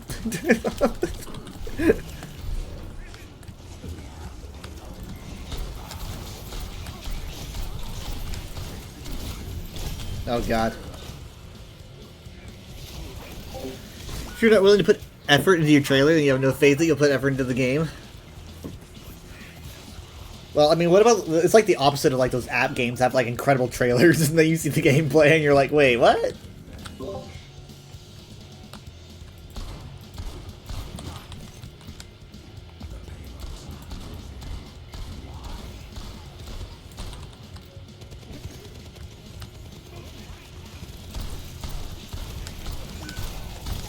Best game support is gonna end up going to Age of Empires because they got a DLC. Age of Empires 2 DLC released in 2025 or whatever. At least I think it's when I think it releases this year, or it has. Oh, I've got like no damage. They're gonna get so mad at me. Oh god, you fucking shitting. Why does hacking not stop his visor? Sometimes I just His forget visor these is things, so hacking. I Dude try just it. yeeted him off the edge. I should stop it for like a little bit. I don't think it stopped at all. It's weird. Sometimes I forget what does and doesn't work. So I just try it. I hate my life. Leaf says the expansion is out already. Alexander the Great. Such a weird time. Like, I mean, I played Age of Empires 2. I played quite a bit of it because like Steven got me into it, and we've had like a decade ago we had really long game sessions of playing it. I remember we had like we were storming a castle and we had like one knight or something. He might have been like a special hero, like a history character, I don't know, but we had like one knight and no one could kill him. And everyone on the enemy army died, except he was like the only one left. And so he alone was sieging the castle. Like, he alone. Nice! Oh, so good, so good, so good. I think I stopped the Suzu with that. So literally... Wait, you can't hack Suzus? Maybe no, the I think Suzus it's ended, too... I think it's too fast? I don't know. A Like, Suzu would clear a hack, I don't know. though. Yeah. Yeah. But I feel like my EMP ended the Suzu. I don't know. But yeah, so it's just like one guy hitting a castle repeatedly with a claymore, and he did it for like 10, 15 minutes, and then the castle, like he's just hitting the fucking wall with a claymore, and then finally the castle just breaks and shatters. It's like something out of a legend.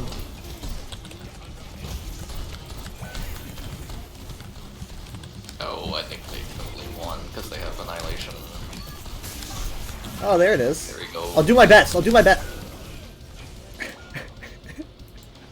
Man, I can't. Last I don't know, 'cause words. If I get anywhere near him, dang it. Have you seen some of the weird dialogue in the new Pokemon game? Yes, I don't know who's. Every few I think- tweets, there's a new line. I think and they I'm like, I think they just like really want to write weird dialogue, like a lot. But like one of them was just like you see the one about the guy's brother? Yeah. What the heck? What the heck? Like let's go. I don't know how much of it's accurately translated either. That's It true. kind of reminds me of like there was a period of time where they were just putting a whole bunch of memes with the thing. It wasn't a very long period of time, and I'm glad they stopped. It was like the Triforce Heroes with the. There was some book. All Under that Heaven is a really cool clearly name. didn't say this in the original version. The American version was like such Triforce, many wow or something. Ah yes, that's right. I remember. Not age well. There's Such like a such Fire Emblem line of, Triforce, like, many wow. it was a Fire Emblem line of like "Rar means I love you" in Dragon or something. You know. It just feels pretty dated. In retrospect, that's not so bad. That's not the worst thing that's happened with the Doge meme in retrospect. remember when this Zelda game referenced the Doge meme years after it was done? Everyone's like, yeah, and then like the United States government is like, hold my beer. That poor dog. That poor dog. Dog did not. Well, maybe actually good for the dog for not being able to know.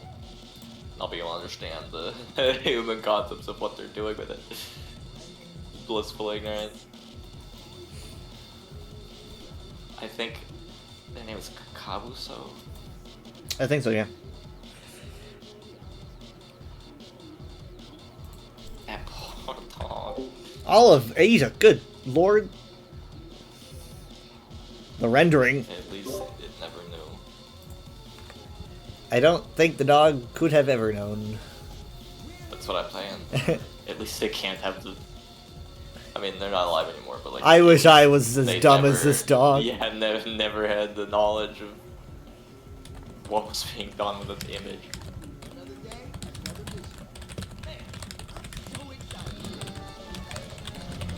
I'm gonna get Grumpy Cat next. They probably already did some kind of like Grumpy coin, some crypto.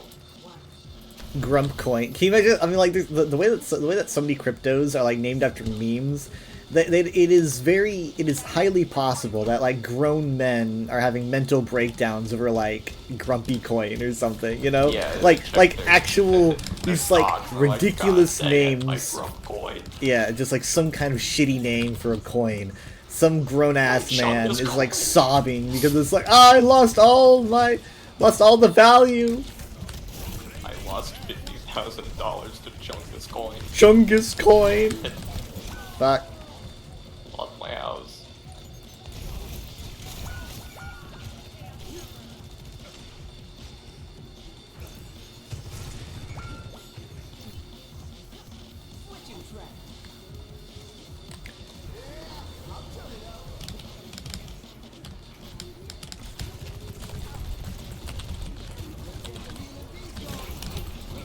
Oh, nice. He got away. Oh, he's still alive. He's really low. He is still alive. Kill him. Okay. I got him. Mercy, mercy, mercy, mercy, mercy, mercy, mercy. Ah, fuck. Not doing very good.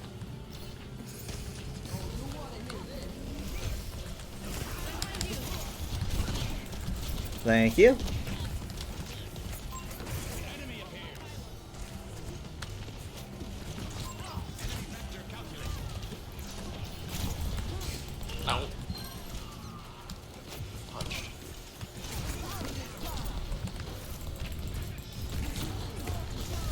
Got her.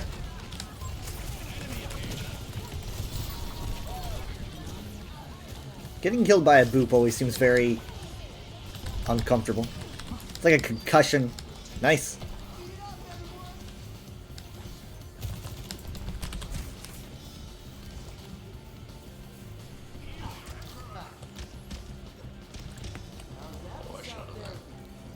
Ah, I got something in my eye. Dang it. What the heck? Incoming? Ooh. Huge, huge, thank you.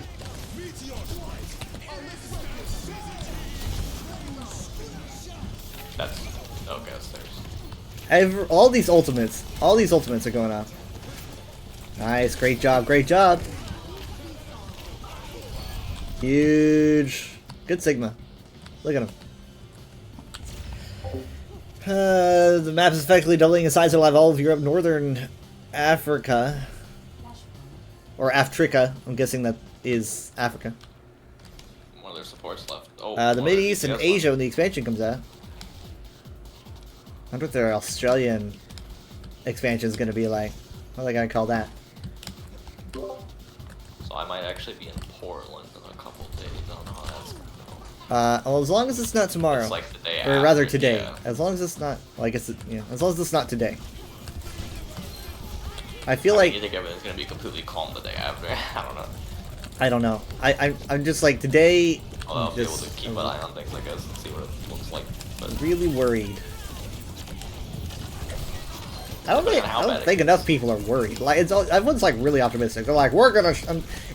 Like yeah, that's what it's weird. I mean, I'm not trying to think selfishly, like solely in my plan, but I'm just saying that that's why I'm probably gonna keep an eye on things. Like if things get too bad, I might just be like, I'm not gonna head there right now. It would probably be tense even like after. But yeah, it's probably not gonna be good. Nope. I mean, like I was talking with Jared about it, and I was like, I was feeling this foreboding feeling where like I'm like, no one really seems to act like this. Oh my god, huge, huge.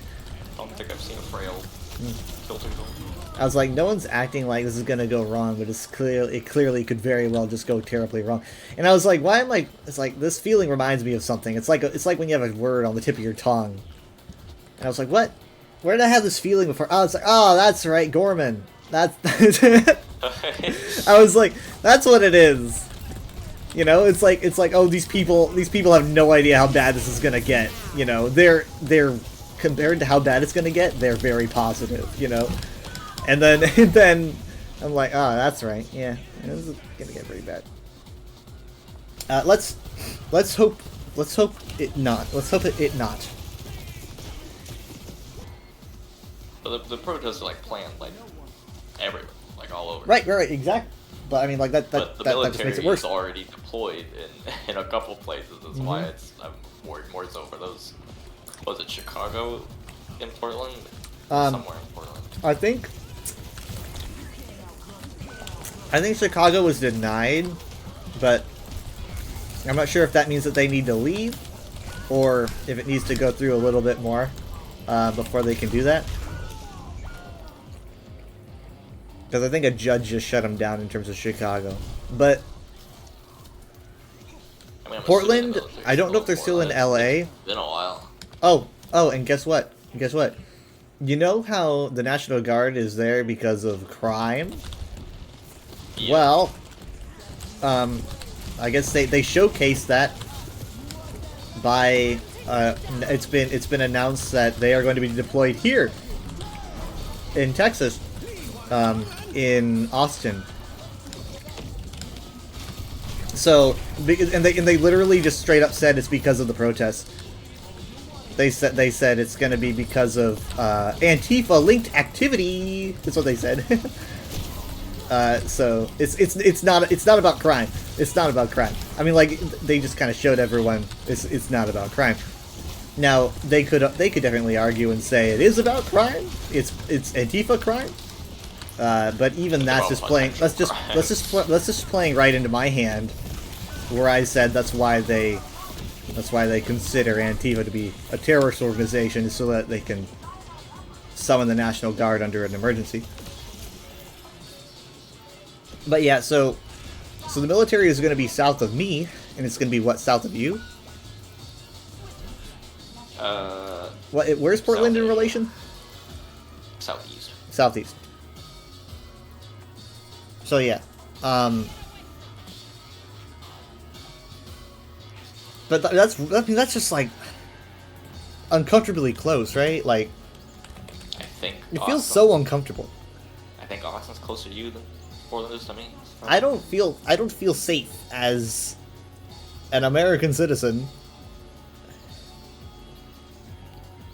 I do not feel safe. I mean, like, is that the job? Is that the job of the president to make everyone feel very unsafe? Because I just don't feel very comfortable. Just to make certain people feel very safe. Certain people, like the ones on a certain list, I guess. Back up. Back up. Oh shit.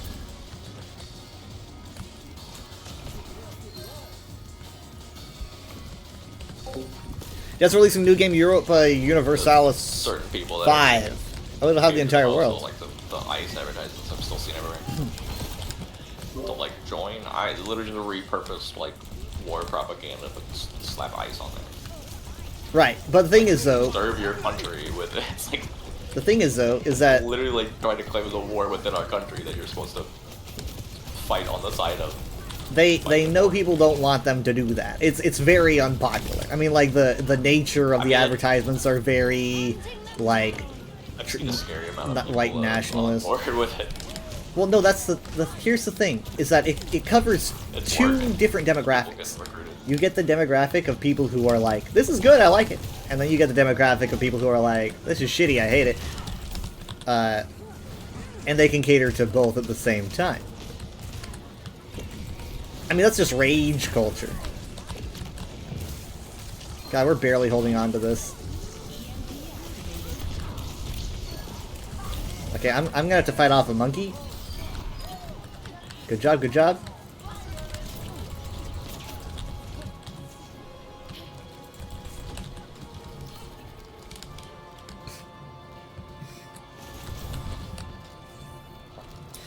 Though, I mean, just, we gotta consider this. They can literally, because, you know, the governor of Texas is telling everyone that Austin's gonna have Antifa-linked activity on the day of the protest, and everyone that likes him is just gonna say, yeah, that these people are Antifa. That's what they are. You know, the people on the news are saying that the protesters are Antifa paid, blah blah blah. The goal is to call everyone Antifa, and then it's really easy for everyone to believe it. And the reason it's so convincing for all these people to believe that, you know, all these liberals are Antifa is because they're fucking morons, like all of them. So that's kind of, I mean, that's basically like half the job. Half the job is having to convince everybody. And that's just so easy with these Nimrods. They'll believe anything. It's not a lot of people comparatively, but it is a significant amount. So my question is how long until this gets really bad? Because I've seen some pretty bad shit, like in Portland. I've seen like just straight up assaults of people who aren't doing anything wrong. You know, I've seen, you know, they've you know, shot that priest, granted with pepper balls, but they just shot him in the face and in the chest. And he was with his arms stretched out, no weapon, nothing at all, and they just shot him over it. Granted, people are gonna say he was trespassing, but obviously it's like it's a terrorist act by definition. Like, just straight up definition, that is a terrorist act. So my question is, what happens when you do something like that? Not in Portland, but in Texas. Right? In a red state. What happens when you shoot someone's, like, wife, and they're standing right there, you know, with the firearm on their hip? Yeah, guess what's gonna happen then? I mean, I don't doubt it's probably what Abbott's working at when he's like bringing the National Guard to Austin. They just want something to happen so bad they're now deploying this in red states, because I guess the blue states are being a little bit too Fuck. Oh, Play the game. God, I saw that coming for like 5 minutes. He kept trying to do that. Blue states are being way too passive. They're dancing around in inflatable frog costumes. But, like, what is They're just not doing enough. So, and it's been obvious that Abbott's been in talk with the president because Abbott tried to deploy the National Guard north. He tried to bring the Texan National Guard to another state like it's the fucking Civil War or something. Like that was a real thing that happened. That's the thing that got And they had to get turned around. So now, instead of having the National Guard go to a blue state, they're gonna deploy them into a red state. They want someone to fuck up so bad. They want someone to fuck up so bad. Like why? They just want like a civil war. Yes. Well, no. Well, they don't want a civil war. What they want is basically the end game is they want results. They want results where they can basically say we got rid of all the illegal aliens and we got rid of all of the criminals, but they're running into problems with that because their method of getting to that place basically means that they have to round people up, even if they're innocent, and fuck them up. They're running into a lot of problems. They're running into judges from the the judicial branch that is shutting them down. They're running into a lot of trouble when it comes to basically rounding everyone up so that they can get rid of a few bad eggs.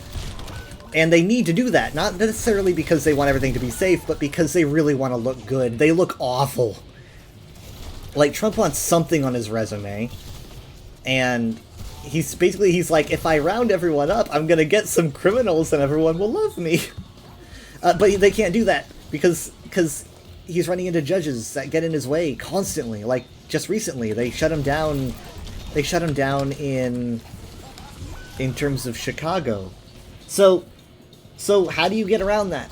Well, there's a way to get around it, and everyone knows it. Everyone's talking about it. It's called the Insurrection Act, but you can only invoke the Insurrection Act at specific times.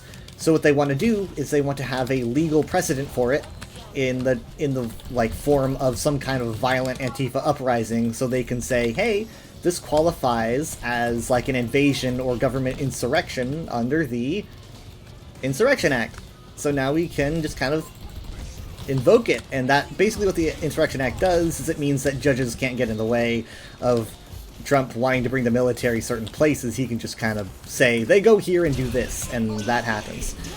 So that's kind of the plan. Now, you'll hear a lot of people say that maybe he wants to invoke the plan to cause like a civil war and kill all liberals or something. I don't think it's something like that. I think they just want results, because they don't have any results. Everything just looks awful for them right now, and so they just want everyone to stop stopping them, so that they can, like, oh, maybe we'll look good if you guys stop stopping us, but they won't. They're just gonna look worse. Literally, like, nothing they can do will help them unless they stop.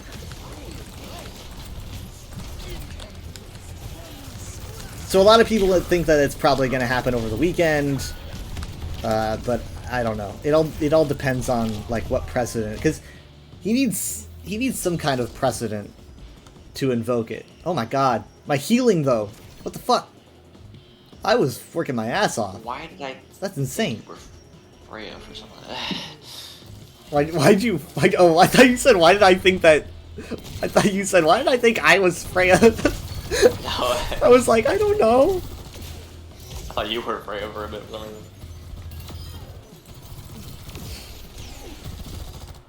yeah, more than anything right now, all they really want is approval. I don't think that they don't want to round everyone up in camps. At least that can't happen. That can't happen yet. What they would want to do is instead they need to save face, and they want permission to be able to break into anywhere they want to break into and arrest everyone they can arrest. And if those people are innocent, they'll figure that out later, or maybe they're gonna deport innocent people. It doesn't matter as long as they get the criminals, or they can tell people they're getting the criminals, because they need to look good on their resume. They look really bad right now. So it's kind of about the resume at the end of all things. The reason they need to look good is because they need to stay in power, and right now they're just like, if we had a midterms right now, I don't think it would go very great for them, because I don't really know on what front he's even doing the best in, because he's kind of slipping up on most fronts. He used to be doing, like, a lot of people say, oh, he was doing great on immigration, but now... Okay, so basically, here's what he ran on back in 2024. During his debates and all that stuff, he was basically just telling people that he would get rid of the illegal alien criminals. And everyone was like, that sounds really good. I want you to get rid of these bad guys that you told me existed. And so I think people were expecting some kind of, like, espionage, FBI, like, sting operations and stuff, but instead they got, like, you know, home invasion and you know, like no due process. Instead they got, like, complete ham-fisted nonsense. And a lot of them, like, a lot of actual Trump supporters are like, nah, wait, this isn't... We thought that this was going to be a lot more complicated and a lot more professional than this. We thought that you were going to be arresting, like, the worst of the worst. Hazard, why? Is there a Junkrat or something? Hazard just stopped moving, like, entirely. No, I don't know what happened there. Nice, good play.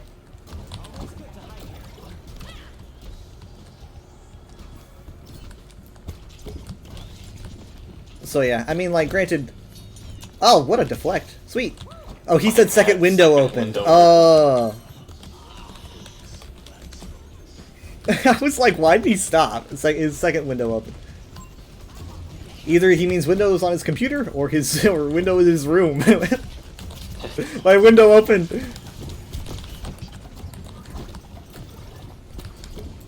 Have you seen Trump's whole story arc involving heaven the past, like, several weeks? Kinda. I mean, like, I looked at it a bit, but also he's not. He doesn't really have a filter. I don't even know if he knows what he's saying, because he's kind of hard to figure out. Because I've never experienced him actually, like, speak of something, like, of himself failing in any way at all, which is odd. It's like a month or so ago when I forget exactly how it started. He said, like, I hope I get into heaven, but, he's like, trying to, yeah. Yeah, he's trying to stop the war because he said he wants to get into heaven. He's like, I want to do some, you know, do some good in the world and get to heaven. And like a few weeks later, he said something like, I'm really trying to get into heaven. I've heard from a few people I'm not gonna make it there. A lot of people don't think I'm gonna make it, but I'm trying really hard. And then, like, days ago, he said, I'm not gonna make it. Oh my god! He was on the plane and he said like, I don't think I'm making it to heaven. I think I've done too much of this. He said like, I think I've done too much in this world. I'm not making it or something. I was like, this reminds me of when Jonathan Majors took that interview and said something's gonna get me, and then he was outed. So that's the vibe. It is very. All the heaven talk is very weird. Obviously, a lot of people do assume it's like not. Maybe, or he was told by his Christian reviewers to have, like, some kind of fake humility or something. I don't know. Maybe, but someone talk about heaven that much, really. Because like humbleness can be a thing with them. Though they haven't really cared. The Christian right hasn't really cared about being humble at all in recent years, you know? They're very much like, oh, this guy's awesome, he says it like it is, and shit, so, I don't know. But, yeah, I'm wondering if there's a bit of resignation going on over there about the potential full unclassification of the files, but I don't want to live in a fairy land, right? Like, I don't believe in justice through the system anymore. That's the entire reason why the left didn't really even make a peep about the files, but the MAGA crew did. Is that MAGA is the only group that was delusional enough to believe that, like, the system could be overthrown in some way. Like, They were the only ones that believed that there could be some kind of change. I think the majority of the left was just kind of like, we don't think that any justice is coming to the corrupt, so we don't push for that. We don't even bother. And it's true. I mean, look at this. Like, literally, like, even at the very peak, when they finally got the Mr. Release the Files in office, he just won't release the files. I mean, like, justice never comes. If it does, I'll be pleasantly surprised, but I just, it's so hard to have faith. Everything is so broken. Nice! Good place.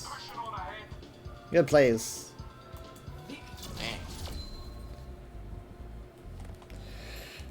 I've gotten play. I didn't even get, like, a second, perk, unless I didn't notice. Ah, shit. He's got the right skin for this map, though. So have you heard about, I'm gonna be honest, I'm gonna humiliate myself here. I don't know what position she is, but she's from New Mexico, I believe, and she's waiting to be sworn into office, but Mike Johnson refuses to do it. Have you heard about that? I don't think so. Okay. I'm gonna get her name really quick.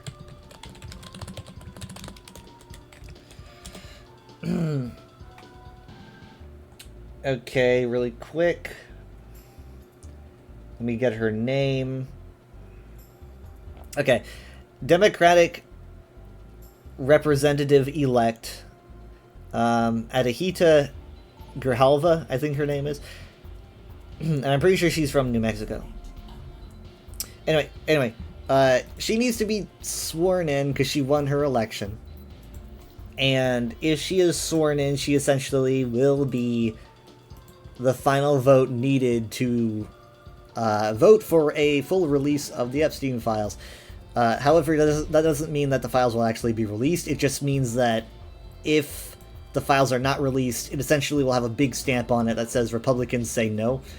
So essentially, it's either absolute humiliation and confirmation of a hyper-corrupt party, or the files get released. So essentially, she's the final vote for that. She won her election, but she can't be sworn in because the government shut down, right? Now, it's possible to just literally swear someone in over the course of like 5 minutes during a shutdown. It's happened many, many times. Mike Johnson needs to do it, but he has done it like 3 or 4 times before during shutdowns, but he refuses to do it this time. And he refuses to answer why. You know, so everyone's like, swear her in, do it now, do it now, do it now, and he's like, no. And I think everyone kind of knows why. I mean, it's like the worst kept secret. Everyone knows why, because they know what she's gonna vote for, and they know what comes next. And I think Trump knows what comes next, and I think that's why he knows he's not going to heaven. I mean, the thing is, though, is that this all seems a little bit too easy to follow, right? Like, it feels too easy to grasp for me to accept as the reality, but it just seems to be the way things are going. Like, even when asked about it in interviews, Mike Johnson does not want to talk about it. He's tried to deflect by saying, like, she doesn't understand how things work here. He's trying to, like, he's being misogynistic and patronizing to her, but he's just literally refusing to swear her in. It's either like, it might be a distraction tactic, I don't know. But it definitely is for their own benefit. And so,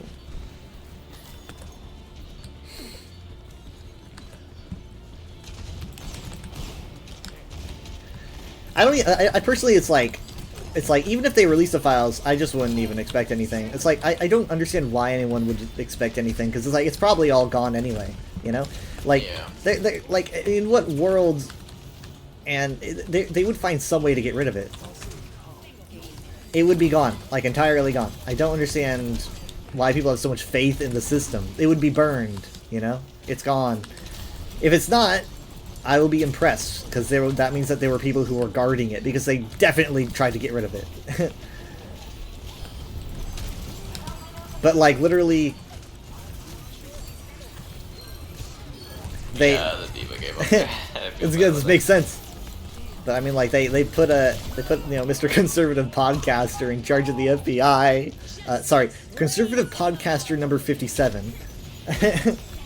They put him in charge of the FBI, and it's like, at that point,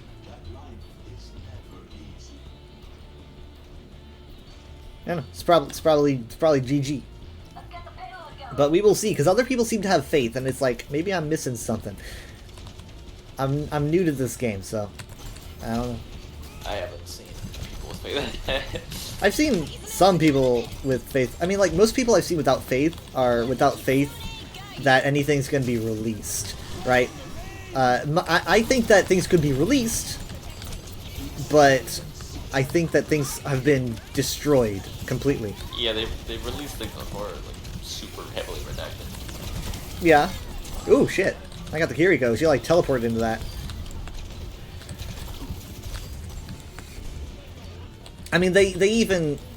That guy even said that that's what they would do, is just, you know, either get rid of or hold on to anything that would implicate conservative members of the government, and then keep anything that would demonize Democratic members.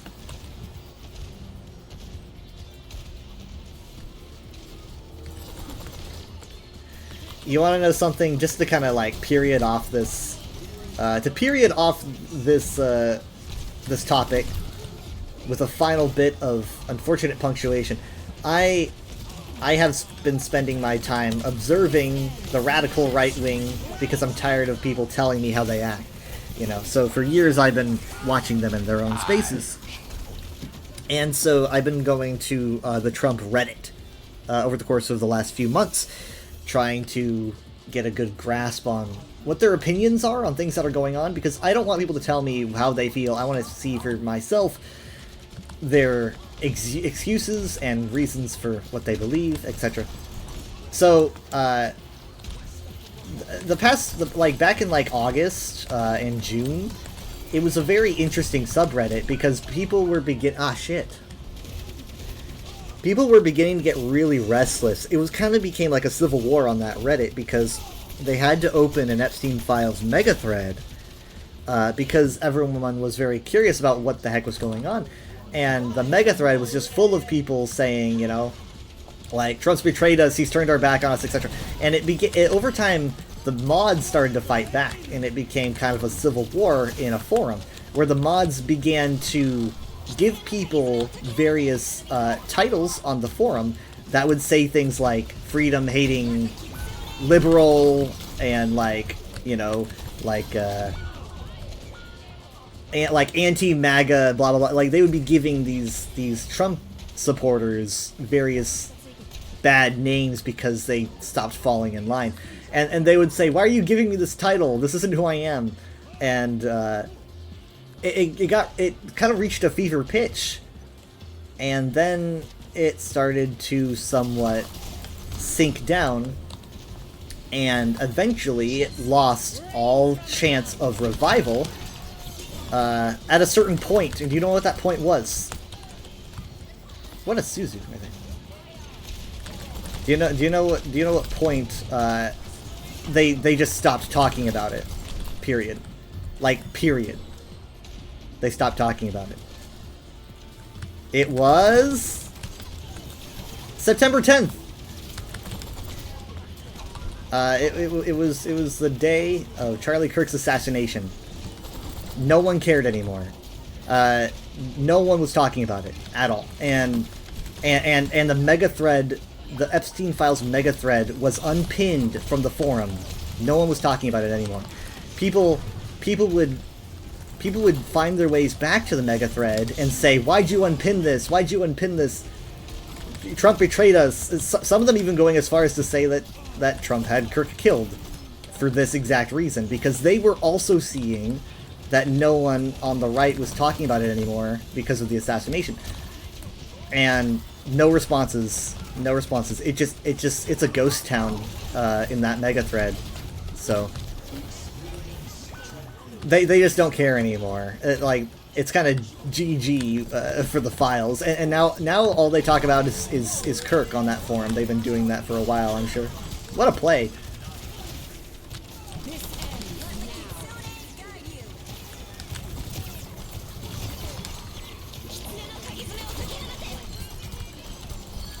Wow, damage. Ah, man, that moving. Good kill, good kill.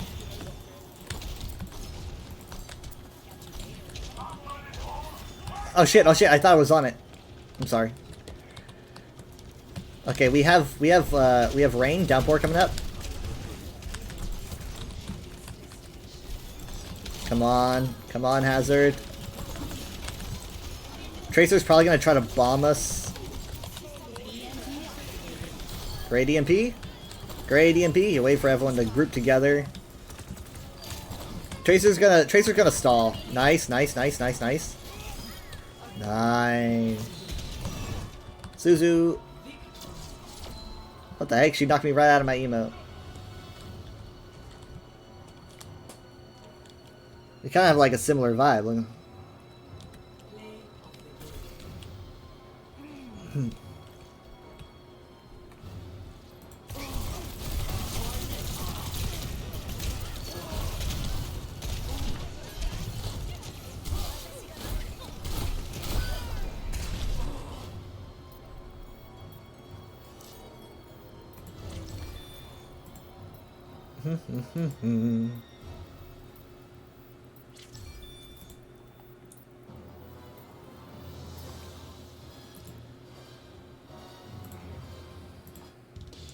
I'm sure you heard about the Young Republicans thing, though, right?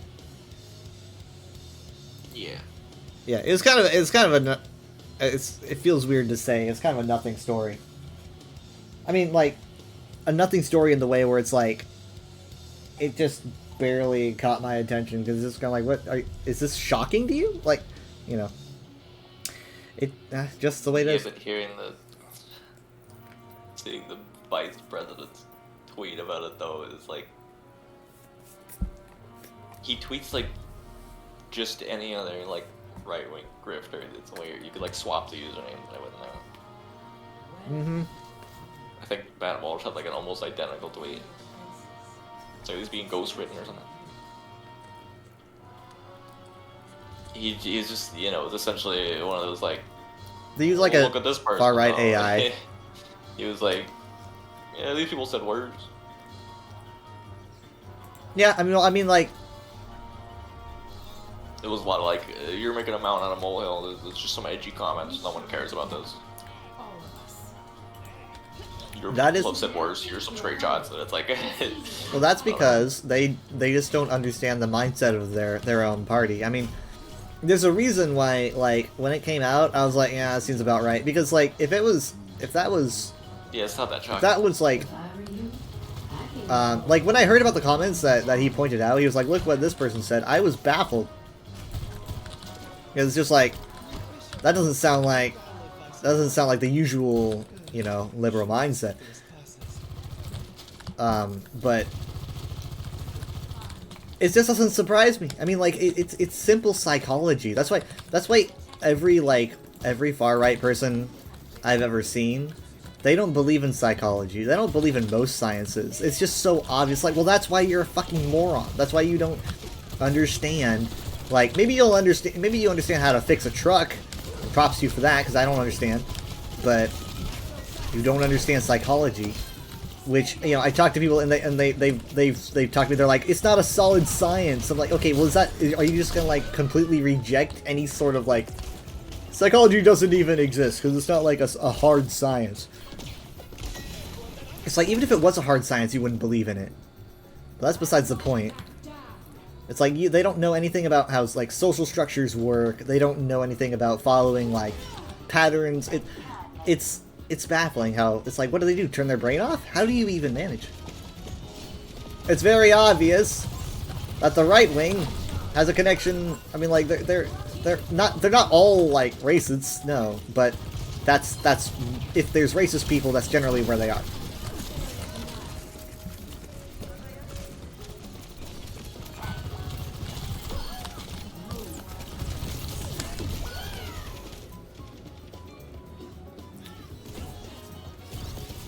Also, these people keep using Telegram, and it makes me mad. No sweat. Just needed your plan. But I mean, like, that's just part of the course. Telegrams used, like, by artistic people and by criminals. Nice.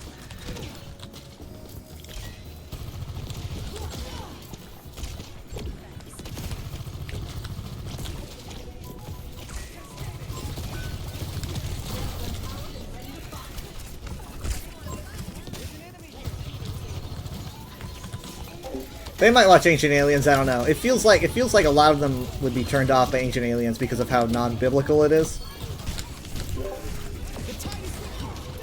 Sorry. It's okay. It's okay. Thank you. That's good. It's good. Hey, you killed someone.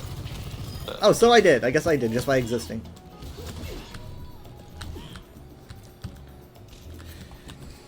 I mean, like, we talked to, Jared and I were talking to Mom not too long ago, and we had to explain to her about, like, the party value swapping that happened in, like, I think the 60s? I think it was the 60s. It could have been earlier than that, but my brain wants to say 60s. And she didn't even know about it. I'm surprised. I mean, like, she's like a history buff. I guess she's more of a like Civil War history buff than anything else. Nice. But I mean, like there's a reason. Literally, like Democrats used to be small government and Republicans were big government, and then they swapped. Their values.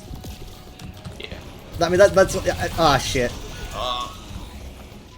I love Happy Road Kills comics a lot, and he has this comic because he's just so blunt and sharp. That's why I like his comics. But he's got this comic of like this elephant just completely like draped in like Confederate flag clothes, Confederate flag glasses. His truck has a Confederate flag on it. He's like sipping a beer and he's leaning on the truck and goes like, you know, the Democrats are the ones that wanted slavery. I've seen it. And it's so good. It's like that's just it. That's just the shutdown right there. It's like if it was Democrats, then what you doing, huh? What you doing?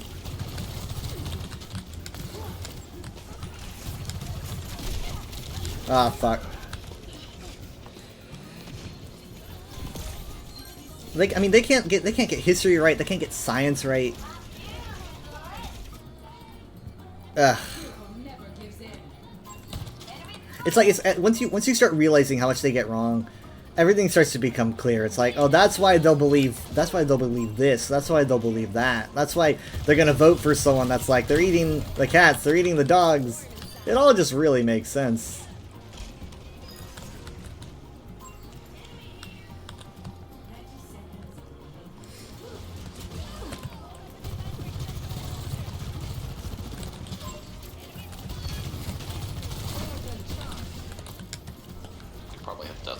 Yeah, probably have Blossom. They probably have, dang, I'm not, how long have they had an Ana? I'm trying to remember.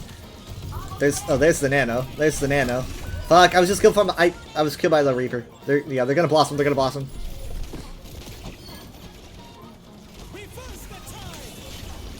Oh, that's a good one right there. So many, like, look at our libs. What the heck? Nice. Man, I had the fewest limbs. Our supports. You gotta get some more limbs than I do. I was so quiet that round. You get like a buff from the Halloween version?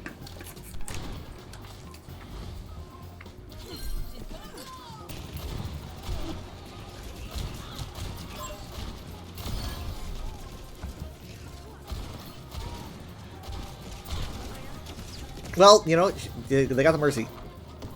They got the Mercy.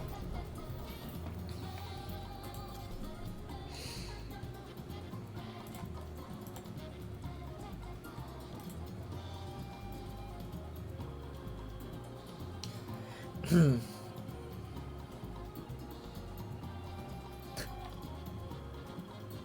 the actual quote, I guess he's referring to when he said that he thought helping it or ending the war in Ukraine would help him get into heaven. and he says, "I'm being a little cute. I don't think there's anything that's gonna get me in heaven. I think I'm maybe not heaven bound." You know, he's right. I never thought I'd say that.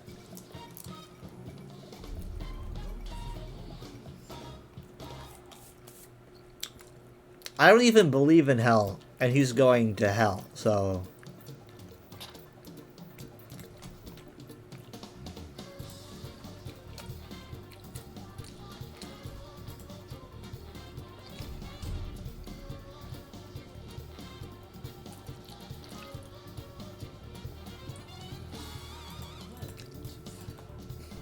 Finally, someone posts about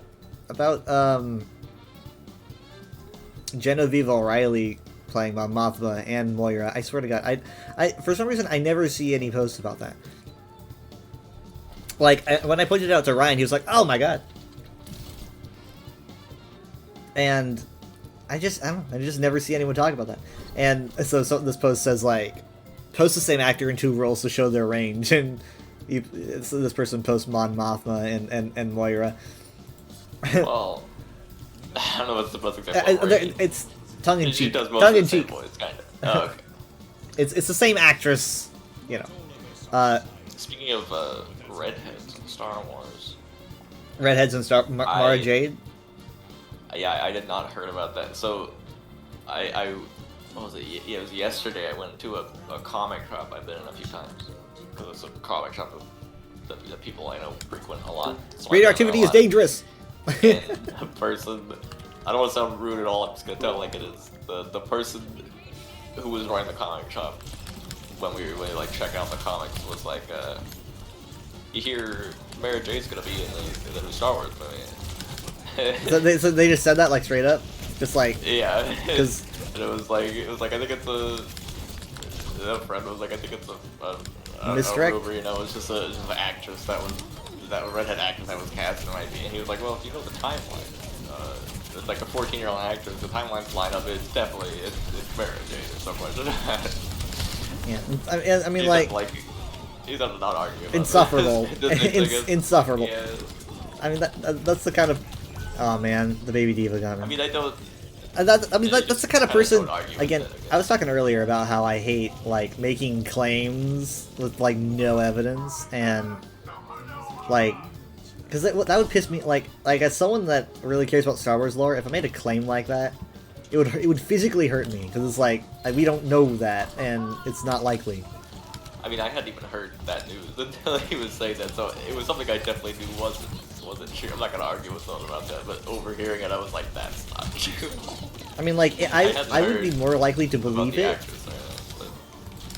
I'd be more likely to believe it if it wasn't like common knowledge that George Lucas hates the character like so much. Well, he doesn't really have a say in it anymore, I guess. No, but you think that they would like want to straight up disrespect George Lucas by doing that? Like, I don't know. Was that really worth it? But it's also like, what's the evidence? I guess the timeline lines up. I think they want a redheaded actress. Like, I think it causes intrigue, and that might be what they want. Anytime there's like a thing that confuses me about like news, I think intrigue is a big thing. People always want to do things for intrigue. Like, it gets you talking, doesn't it? We're talking about it right now. The concept of having Luke Skywalker's daughter and the Ryan Gosling Starfighter. Oh, fuck. He's watching the Ryan Gosling Starfighter movie. It's like, I'm Luke Skywalker's daughter. Wait, no, hold on. Wasn't Mara Jade his wife? No, because then who's the actress? I'm pretty sure it's like 14. What? Wait, no. I'm literally embarrassed because I forgot who the actress is, but I swear to God, it's not a 14-year-old. Like, it's gotta be someone else. No, get weave! He's one! Okay, let me see. Like, I'm just gonna do cast in Starfighter. That's the name of the movie, right? Oh, Amy Adams, right? Amy Adams is not 14. It is Amy Adams, right? I mean, like, that's who we're talking about, right? Oh man, if I had this perk earlier.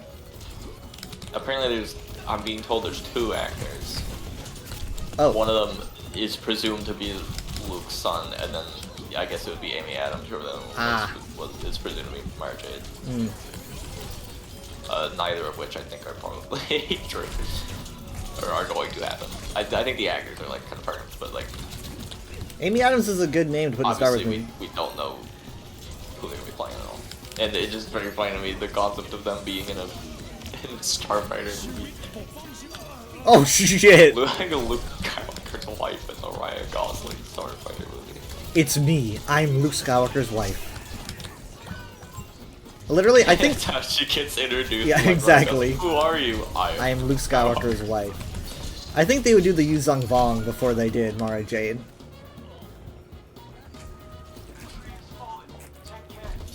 I'm still upset about the Acolyte. I think they would change the Vong, though. I think they would definitely change the Vong if they were to do it. Sorry, what were you saying? So I'm still upset about the Acolyte. Oh yeah, Those people are, same. like Star Wars, like Same. like cameos, which I guess Darth Plagueis is probably the biggest like Star Wars Marvel. No! I should have been paying attention. I'm right here. I just wasn't close enough. The guy who wrote the I think Plagueis Plagueis novels was talking about the Acolyte, and he's like, yeah, I really wish that continued. Yeah, he said that recently. I was so I don't excited. Even if, like, not even for Plagueis reasons, I just wish there was more. Yeah, I mean, like, it was not bad. I can't bring up around Mom, though. How long are you gonna wait before, or I guess just never suggest that she watch? I think we're going through Rebels right now, and that's kind of helping, I think, a bit. Because going from, like, Rebels to the Acolyte is very different than going from Andor to the Acolyte. Which she did, and I didn't tell her not to, but I deliberately had told myself that I would not have her, I would not introduce more Star Wars shows to her, like, immediately. You talked to me about it before she did that. Because it's like, you know, you can't really compete that with Andor like that. So I was, and then I woke up one day, and she texted me, and she's like, I tried to watch The Acolyte, because she was having such heavy Andor withdrawal. Yeah. She literally could not cope. She could not cope. She was like, she missed watching Andor so fucking much. She was like, I just need Star Wars. And she was trying everything. She was trying Mandalorian. She was trying The Acolyte, and she said nothing's doing it. It's all so bad. And I'm like, everything's gonna be bad after The Acolyte, Mom. Or sorry, after Andor.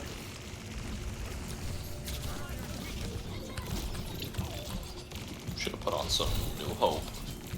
Yeah, you know, it's like there's different vibes with Star Wars. That's why I don't really like calling things bad. It's just like there's different vibes. It's not like if everything was going for an Andor vibe, then they would be bad, right? Like if everything was trying to be Andor and then like you watch The Acolyte and it's like this is nothing like Andor, then I would call it bad because it would not be doing its job correctly. But The Acolyte is not trying to be Andor. And Star Wars Rebels is not trying to be Andor. It's its own thing. So that's why I enjoy them. Too many people just get into the groove of just going, yeah, it all has to be the same flavor. It's like, no, it's the same universe, different flavors. Like Skeleton Crew, very different. But Skeleton Crew was a whole different vibe. Definitely more of a... Oh, that's such a good flux. I wish I was there to follow up. But yeah, I don't know. Like Marvel did the same thing, where it's like, you know, Marvel has these different like parts of the universe. So many different. Where you're like, oh, this is the same universe. You know, you're watching Daredevil, and you're like, this is the same universe with a talking raccoon, and you have a good laugh about it. But it's true. It's the same universe, but no one complains about that because everyone knows that different projects just have different vibes. And that's just how That's just how it works, and it's fun. I mean, Star Wars has a Young Jedi Adventures is completely canon. Yeah. What the fuck? Who's pushing me around? Oh my god. Who's pushing me around? The diva was? Nice, good job. Did you hear that? You know, the channel Star Wars Explained? Oh yeah, I was just, if you're gonna say what I think you're gonna say, I just heard about that like a couple hours ago. The Space Wars Explained. Space Wars Explained. I mean, like, I would lose my mind. Like if I was gonna tell you about that. if I got like, if I was in the Elder Scrolls or something, I lose my mind. In a good way.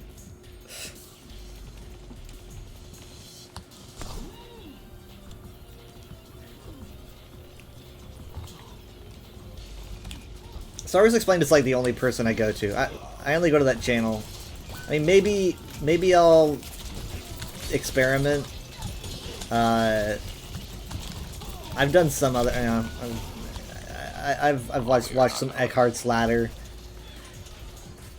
That's Junkrat.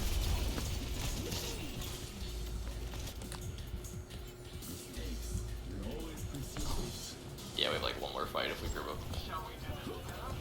We're gonna have Wall, Tree, and Flux. If I'm alive. There's Wall. It's kind of really far back here, but Look, Junkrat is literally just constantly bouncing. Someone's gotta do something about him. there's the wall. Get the bouncy fucker. Where is he? Fucking.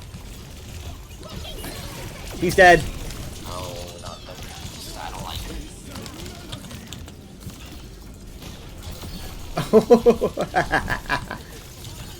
Weave. I can't reach him. I can only get the flower.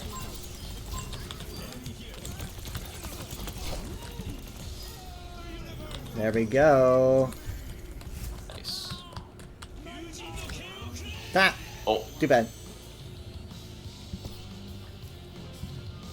yeah, New Hope is like probably my second favorite Star Wars movie, just because usually when I watch it or think about it, I think about it as its own like self-contained little thing. Like it knows what it is.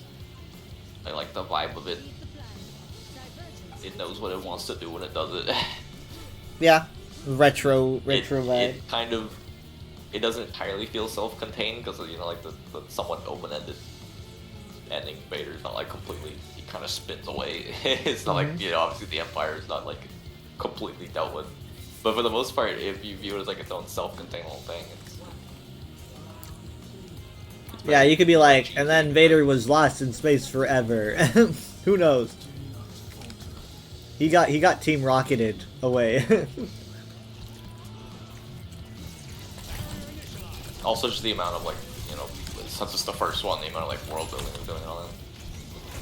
Yep. The Wait, amount what's of, your like, favorite like, then? every single thing in there is completely, that'd be the full action. Really? Do you want me to cut that from the VOD? No. I mean, like, I thought it was gonna be like Revenge.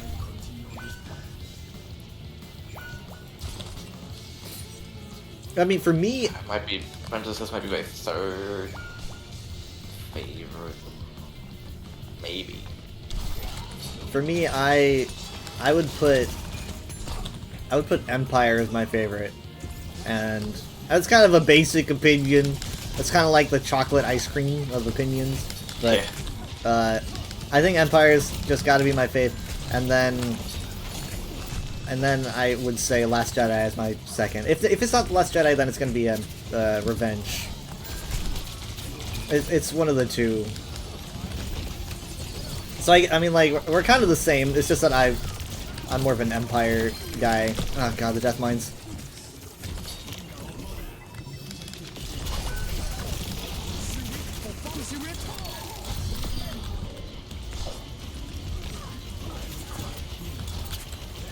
I think 2 and 9 might be my least favorites. 2 and 9. Yeah, 2's... I think 2's kind of, yeah. the most of the development is like memorable moments. personal. 2 has some real good moments for a Lego Star Wars game. They make some good levels, but like, It's got good vibes. Geonosis is a good vibe. You know, Camino, I love Camino? the Camino in video games. I love the location. really cool planets to like, you know, to add. Yeah, that cool. I think that's where Felucia. Or, no, Felucia was doesn't show up 3. till, like the Order 66 montage, isn't it? Yeah.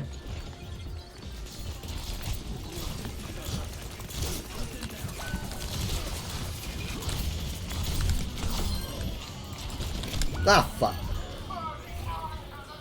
My least favorite, yeah, I would probably say, it's gotta be, it has to be 2 and 9. I would, I don't know. But 9 was the I really don't like 9. I know you don't like 9. Even just outside of like everything else, it feels like it tries too hard at like a well, we're gonna have one last adventure, guys. How many times have you, Gotta go to the sand planet. how many times have you seen 9? Gotta go to the once. I don't Ah. I want to watch it again. Ah, shit. It is the only Star Wars movie I've only seen once. Solo doesn't count because I've seen Solo 0 times. Oh yeah, that's right. Well, I mean, you can't, I don't think, we're talking about like episodic. Yeah, but even Rogue One I've seen twice. Shit. The Clone Wars movie I've seen twice. Very good movie. So Skywalker, Rise of Skywalker is the one I've only seen once, and it was in theaters. That means I've never watched it outside of a theater setting. I think, yeah, when they put it on Disney Plus, they fixed the like color grading because it was weirdly dark and blue, or was it green? I forget. It was heavy on some color, and they fixed it. Wait, we're still talking about 9? Yeah. Yeah, I mean, Exegol was kind of hard to see. It was easier to see in theaters. I bet like something about it being on home made it harder to see. I don't know. It's Well, like they a I don't theater know, might be 'cause darker. They changed the cut. I think in theaters is when it was like all green. Like a lot of them scenes had a weird like green, and they just, you can look at comparisons. They just like completely remove that. Totally forgot Wanted that Matt a Smith is going to be in special that edition. movie. Yeah, I still don't know who's gonna be. He's probably gonna play like, what's his name, General Pride or something. The guy who takes over for Hugs for like 20 minutes. Like, Do you think so? I never really thought about I thought the that. rumors were that he was gonna play an Imperial officer or something, and that's the only character I can think of that he would have. I mean, he's got to play an Imperial officer. Like, he loves playing bad guys. And he's just something about, he just loves playing malicious bad guys. So, yeah, he's definitely got to be some kind of Moff, you know? Yeah, I'm thinking he was probably the guy who takes over after Hux, or the guy who kills Hux, I think. Again, I only watched it once. Maybe, like, you know, like a younger version, I don't know. I mean, like, they were making him, they were gonna make him a young Palpatine, so goes the rumor, at least. Yeah. But, I mean, like, yeah, just to get that confirmed, that's pretty crazy. Like, Matt Smith's gonna be in a Star Wars movie. I don't care if it's not an episodic Star Wars movie, it's still a Star Wars movie. Hopefully it's a good one. Because, you know, Matt's kind of had...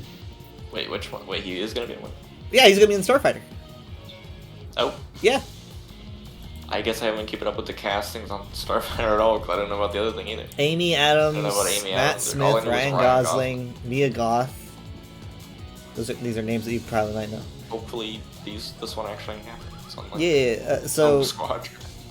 So, it's set for release May 28th, 2027.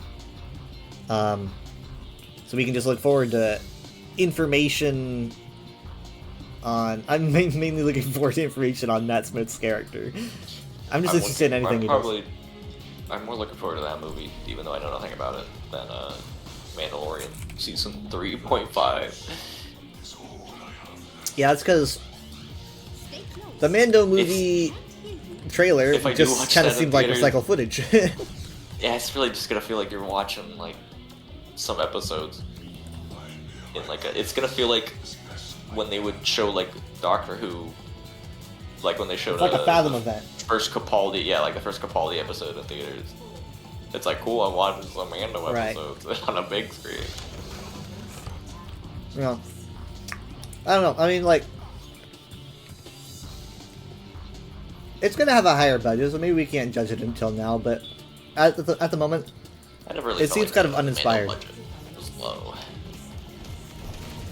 Like, some of the stories they pushed, well, I mean, depending on Kill the Zarya. like, the first CGI Luke or something maybe, but their budgets have been high enough. I feel like they don't really look that bad, unless again you're talking about like CG Luke for like the first scene. I didn't like that. Yeah. The Cool. CG Luke looked way better in But other book than than the Mando. effects and stuff haven't been that bad in like any of the shows No, that I can remember. but also they haven't really done massive scaled stuff. You know, like imagine doing like a big space starfight. I don't think they could do that. I don't know. They had the whole Crate Dragon stuff. They do some big stuff. I guess they didn't.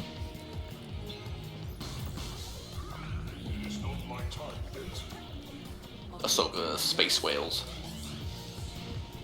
Yeah. Sorry, Pearls. I know their name. I think they're really enjoying Rebels.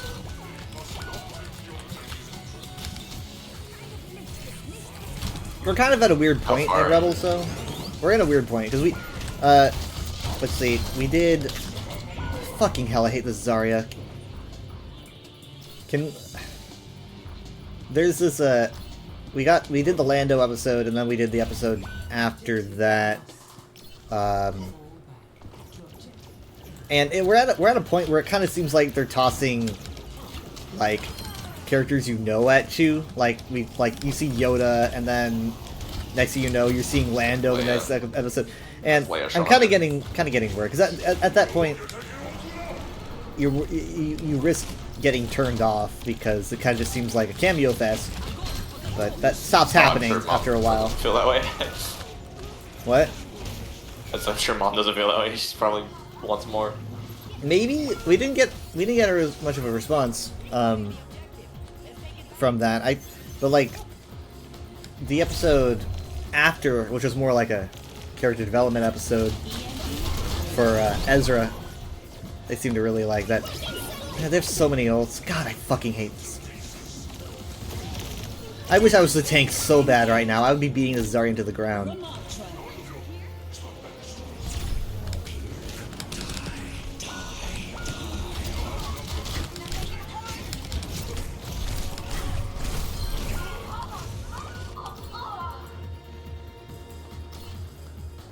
I hate you, Zorara.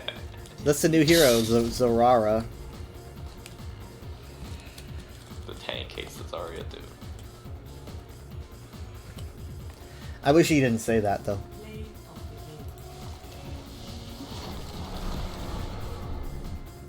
I don't know how I got this, and even if it's bullshit, I don't care, because I don't want the Zarya to have it.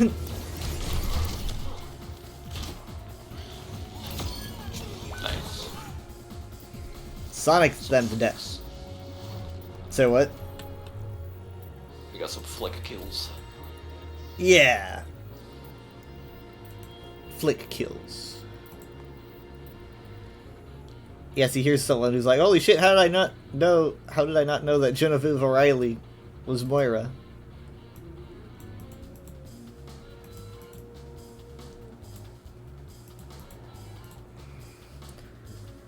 She was Moth all the way back in 2005. It's like one of my, like, you know, you have little, there's got to be a word for like the part of your brain that stores these little random facts that you like to tell people. It's like the part of your brain that the Aragorn broke his toe fact goes into. It's like a special kind of little fact part of your brain, and that part of my brain stores things like, hey, did you know that Mon Mothma is Moira from Overwatch? Or did you know that Markiplier's brother is a furry artist? It just toss things out like that. Like crazy real life lore facts. I see this person saying, "What? Wait, what?" like, imagine like everything, the gears start turning in your brain, and you're like, "Holy shit!" She was Mon Mothma like way back in Revenge of the Sith, but her like the main scenes of like her talking were all deleted, but she's still like in the background of Senate scenes, like walking around. But she doesn't actually say anything. She's got some good deleted scenes. It's crazy though. I mean, like they made that casting decision. And then how long was it before she came back? I don't remember how long. Like when she first showed up, because she's been in Ahsoka. She was in Rebels. Andor. Yeah, she voiced her in Rebels. I don't think she's anywhere in Mando or Book of Boba Fett. I don't remember if she's in Obi-Wan. I don't think so.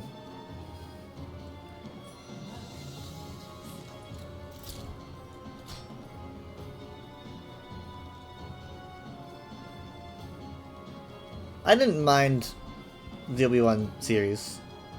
I had complaints, but I didn't mind it. The only Star Wars show that I like felt was kind of a slog probably be Book of Boba Fett.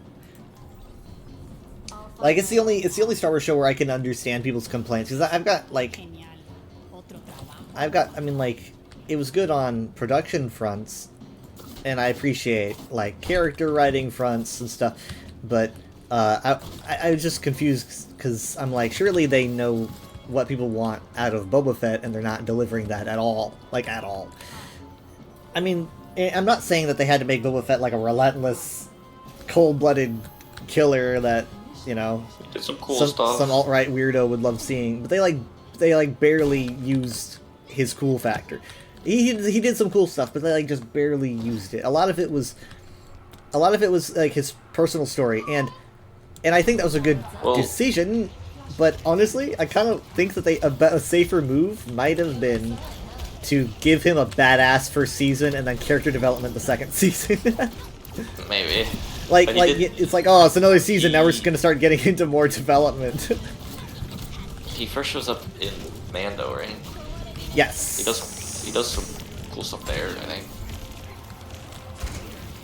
After the show, but he does do some cool stuff there. Yeah, I mean, he did like the Sonic Charge and everything, but like no one's really expecting him to do, you know, it's not like his own show. When you make his own show, everyone's like expecting episodes of Boba Fett action. A lot of it was like fan expectation from a bunch of Legend stuff, though, because I've said it before, but when you think about like everything he did in Empire Strikes Back, he has like a cool, cold presence, but he doesn't do much cool stuff. It's just aura. Scene, and then obviously, famously gets killed by literal shenanigans, literal comedic, like, whoops. The sheer amount of implied badassery that somehow survived him getting booped into a Sarlacc pit. I'm guessing, I don't have a lot of experience with the stuff, so I'm guessing like a lot of it comes from comics and like books and stuff where he's probably made into a way cooler character.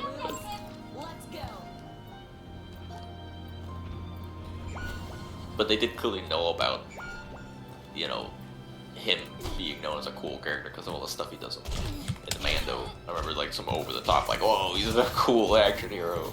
Yeah, even though like his, I liked that he showed that he could do shit without like his armor. Like he was doing stuff with like a freaking stick and, you know, putting people away. It wasn't terribly convincing, though. I mean, like, the stormtroopers were basically just like grunts. They weren't doing much. That scene again, and they're just kind of running at him. Most painful to watch. It's like he's playing Dynasty Warriors or something. Yeah. But guns and stuff, and they just like run towards him. Yeah. I definitely feel like his badass, like, I'm running on fumes and I'm still killing you. Like, that could have been done better than that. It was a very fan-filmy looking episode. Oh, what a play. Damn it. I can't do anything! I did kind of like the, you know, like the missile taking down this transport and then getting the other one. And he was like, I was aiming for the other one. That was pretty good. Good timing. And obviously he was meaning to keep some of them alive because he was definitely wanting to like send a message, but he accidentally kills everyone, which is pretty awesome. But I wish there was more of that. Yeah, he's literally just too cool. He accidentally just killed all of them. This D.Va's crazy. Get off of me! I can't read their name and it scares me.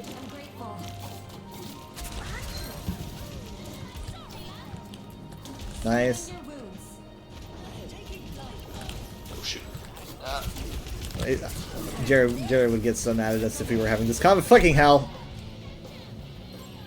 I did not know that was right next to me.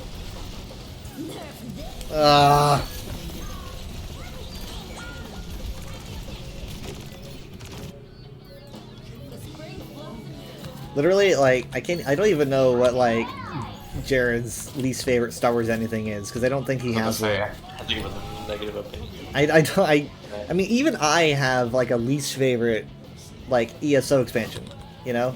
Like, I've got complaints about things. I don't think I've ever heard him... Oh my god! Ooh, nice. Triple kill!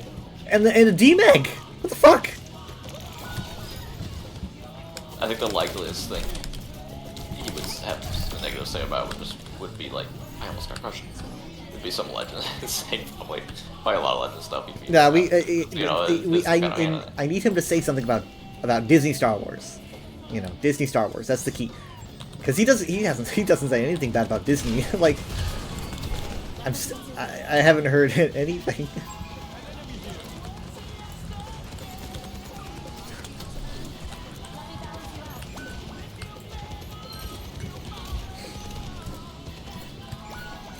I mean, it's okay. It's not like having a complaint about something is illegal. You can complain about something and still very much like it.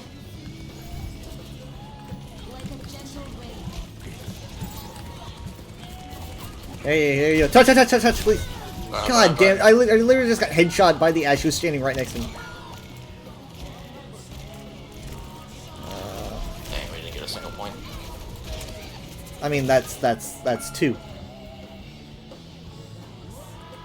Oh, I thought they got the third one. Never mind. Nope. We have hope Yeah. for the next 3 minutes.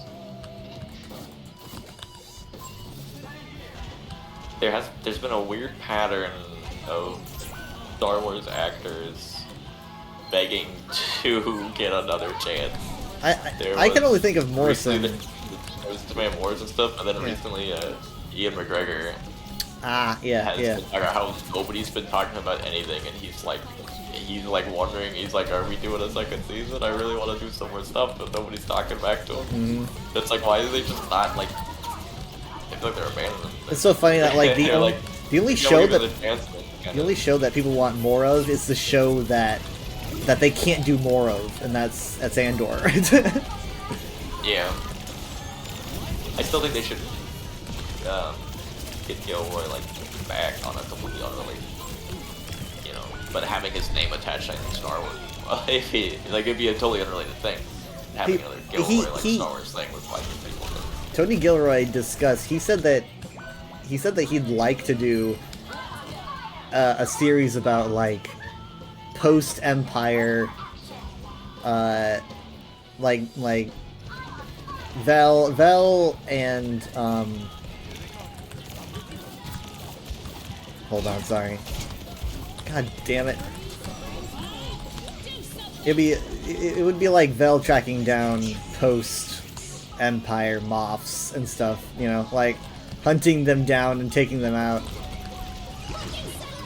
So like actual characters I used right before, because I was just thinking like he could do something completely unrelated. Just have his name attached to him. I'm trying to remember who he said he wanted to attach to the project. Like, God, this diva. So many good divas. I wasn't gonna do that, but then I saw their percentage. I couldn't touch it. It was almost exactly 3 minutes since I said we have hope for the next 3 minutes. Yep. they were dancing and singing.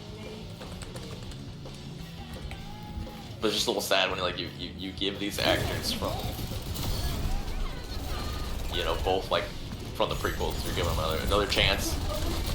Like, yeah, you can be Boba Fett again, or I guess he was never, he was Jango Fett. But it's like, yeah, you can be Boba Fett, and then yeah, you can play Obi-Wan again, and then just kind of leave them both on the red.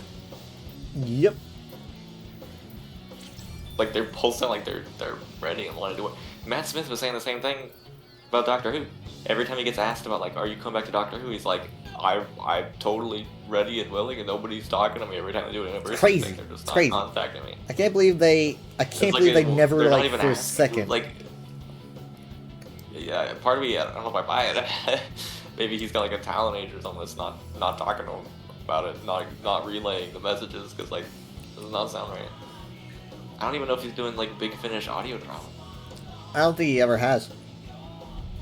No, I'm sure I think he's he's like the only Doctor Who actor I can think of aside from Capaldi. I He guess. hasn't done a single one. Yeah. Even Eccles is doing some stuff. Yeah, Eccleston even. Yeah, I mean, like you've got like I mean, the Tom Baker classic is Doctors. doing stuff. Classic Doctors coming back for like 13's era.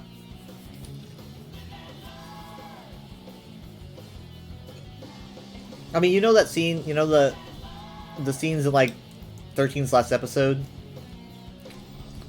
where she's like interacting with like the past versions of herself.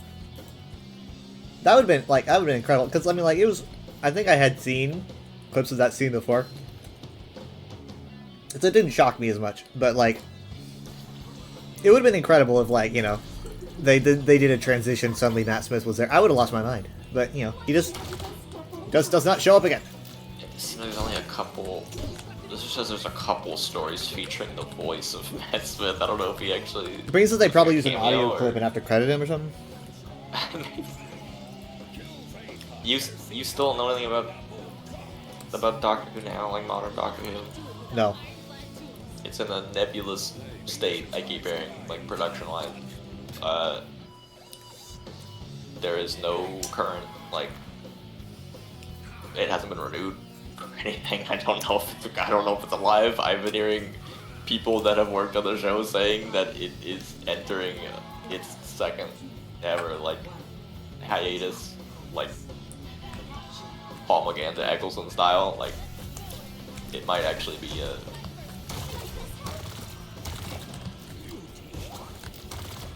I mean, in a limbo for I don't know how long, because who's gonna pick it up if you couldn't get, if you were using Disney money and that's gone, then like who? yeah, if you're using Disney money and you're not like succeeding, then Disney's gonna take that money and they're gonna be like, this could be used for something else. This could be used for something useful, like another live action remake of a movie from the 90s that no one wants. Doctor Who remake. I don't know. Still haven't seen that last season.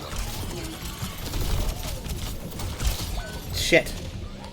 But it doesn't look like it's in a good spot right now. Has Moffat come back since Boom? Yes, he did the Christmas. Oh, aside, special, yeah, I guess he but did. I still haven't seen. I think that their best bet. That Christmas special and then that last season, and it has not been renewed. Their best bet is just to keep Moffat doing things. I like some things that Russell T Davies does, but I feel like he just, I don't know, like I mentioned this last week. He gets too overconfident, and it's like he's really good at times, but he gets too overconfident for my taste, and I just don't feel like Moffat does that as much. I feel like Moffat just plays the long game. My only issue is that sometimes I have an issue with Moffat script writing, like dialogue writing, because I think he does that a lot. Yeah. Sometimes that can be a little bit There's some weird lines. wonky. He sometimes has very odd lines, but sometimes he has just these incredible lines. You know, it's and you know what? I'll take that. Yeah, God damn. my favorite Doctor Who writer. I mean, like, He's my favorite. Well, actually, I don't remember who wrote Heaven Sent. Heaven Sent was Moffat. Okay, then yeah, he's written some of my favorite episodes. Yeah, I mean, like, Moffat's like, as for all the shit people give him, he's just got the best track record. It's weird how much how much good it seemed like the franchise was in for when Davis was coming back. I remember all the people being like, "It's amazing, Davis is gonna fix everything." Yeah, and I didn't have that faith. And now the show is better than it has been in probably the past like 20 years. I don't know if the show has been at this point before where it has no outline future of like being renewed. There's no season. But there could be stuff going on behind the scenes that they just haven't reached, for all we know. But maybe.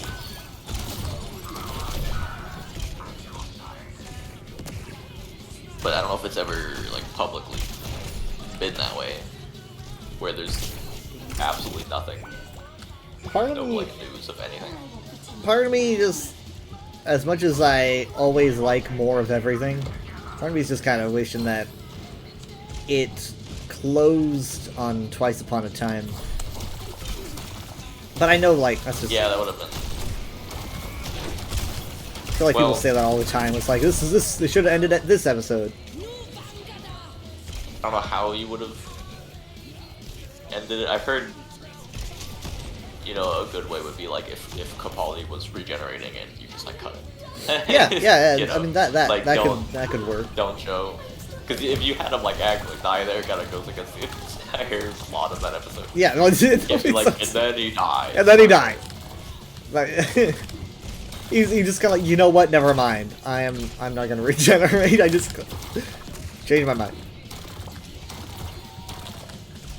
It was so funny though, because I remember the Capaldi era being like, everyone was like, "This is it. This is the end." I mean, like they were talking about that through his entire tenure, to be honest. Like, mostly at the beginning, sure, but like everyone was so grumpy about Capaldi,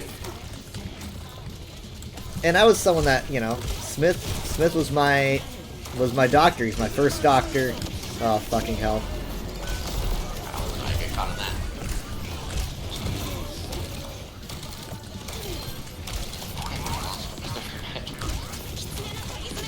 Maybe it just feels that way. I gotta check that out. No, this has not been a great run for us. I'm getting caught on the fucking... Hey, what the heck? We got a back cap? Yeah, we got a back cap! Ram! I thought there were people over there. They just weren't touching. And then Freya bolted out of frustration and just died somehow. That was legendary.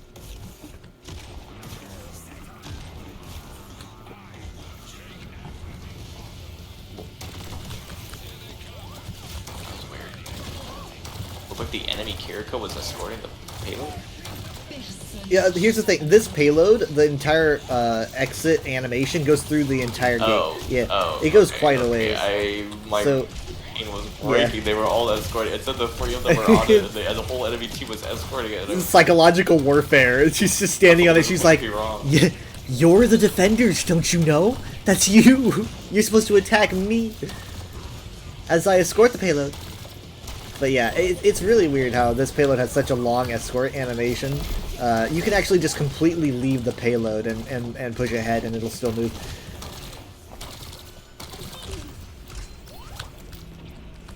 Oh, the terminal inside. Nice.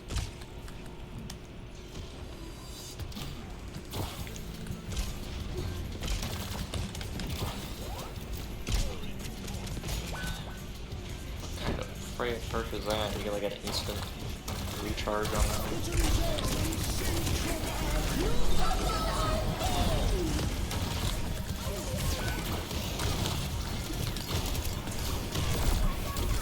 There's a few episodes I like, but I do kind of struggle to think of high points past Twice Upon a Time. So sorry, what? So there's a few episodes I like, but I struggle to think of many like high points after Twice Upon a Time. There's not many like if it did end there, I wouldn't feel too bad about anything that was lost. For 13, none. I can't really think of any. As much as it hurts me to say, I don't think 13 really has any. Like the only really good thing after, let's see, Twice would be like I really liked Wild Blue Yonder. That was really good. I even saw like a clip of it on Facebook that was just posting random media clips. Wasn't even a Doctor Who page. I was like, hey, I know this episode. Wild Blue Yonder is good. As for 15's first season, I really liked Boom, like a lot. And I didn't know you could even be it right when that window was right. Boom was good. She's in the arch. Everyone lost their minds in a good way with Dot and Bubble, and I found it so underwhelming. I know that like side-eye GIF, but no, I found it underwhelming because I didn't get the subtext. I felt so bad. I don't know because I just didn't. Maybe it's because I was like so bored watching the episode that I just didn't let the dialogue impact me, and because I wasn't engaged enough for any like of the characters' comments to click with me, right? It's like I just was not engaged enough. I just felt because I was like I just didn't like the vibe of the episode, the pacing, the danger. Yeah. I just was not engaged, and so I just was not paying attention to the dialogue. To which people online are like, if you aren't paying attention, there's something wrong with you. And I was like, I'm sorry. I kind of droned out because my brain was thinking like, this is an anti-social media message, you know? Anti-social media. Yeah, it's like Russell's so old, you know? It did feel like regardless of the actual message, there was like some subtext of that. I feel like it was like a coincidence. What do you mean? Of the like social media, like I feel like it was bold. Like I know the actual message, but I still can't shake the whole like the social media aspect of like everyone's always on their phones. Yeah, it was a bit. I definitely felt the age in that script a bit. But I don't know, like it just wasn't engaging to me. Like the side characters were not engaging to me, and honestly, I just ended up like I just really ended up feeling bad for that guy. Like I started getting engaged like right when he died, but I don't know. I don't know. It's also just one of those episodes that was like, you know, like 95% not. Yeah. The Doctor or the companion, yeah. So it's like that might be also be why I was kind of like, I'm like, is he there gonna were be? Several of those. That might be it. Season. And it was like this is his premiere season, and they were like 2 or 3 episodes that like he was mostly not in. It's like, what's happening? And it's not like a COVID thing. I mean, by that time, no one was. Yeah. So what was felt up with like that? one because they kept chiming into like video messages. Maybe it was like conceived during that time period, like written, and they were like, well, we gotta do it the way it was written now. Maybe. I don't know. That might have. Yeah. Come to think of it, that might have been it. Because I remember thinking, it's all coming back to me now. It was the whole I remember like, video thinking, call thing. Yeah. I was thinking, this guy's a new Doctor. I want to see him in action. That's what I was thinking. I'm like, what? I'm like, because I think we just came off the heels of Boom. I'm pretty sure that was like right after Boom, and I was thinking, I felt so hyped watching this Doctor that suddenly he was like on a video call the whole time. I was disappointed, and I was distracted with my disappointment. When I think about Boom, that also feels like I really like that episode, but clearly like a bottle episode where they're like in one. But that's what I like about it. Location. That's what I like about it. It's like But it feels like one continuous scene, and it's kind of like a play. They did a really good job with that, but it also feels like a result of like some kind of budget thing. Maybe, but I kind of saw it as an artistic choice, and even Dot and Bubble was an artistic choice, but it was one that I thought was detrimental to the episode, and I completely didn't even notice. And any comments about the Doctor, I thought were like about like her maybe be able to tell that he was extraterrestrial or something, and because I'm like, I don't know, I was completely not there, and then like it was a very engaging episode. People online are like, well, it's a side eye. About the characters. I don't remember any of their names. Yeah. Me neither. But I don't know, because like on the internet, it was all the rage. It was making waves. It was so popular. I just could not get it. I just could not get on that train because I just wanted to see the Doctor do Doctor things, and instead I was watching this lady who doesn't know how to fucking walk, like, because she just doesn't walk around. She doesn't know how to, you know, like she's a 2-year-old. And I'm like, is this an engaging episode? Because this lady has used social media so much that she can't function in her own lifestyle. Is this supposed to be fun? Again, it really feels anti-social media.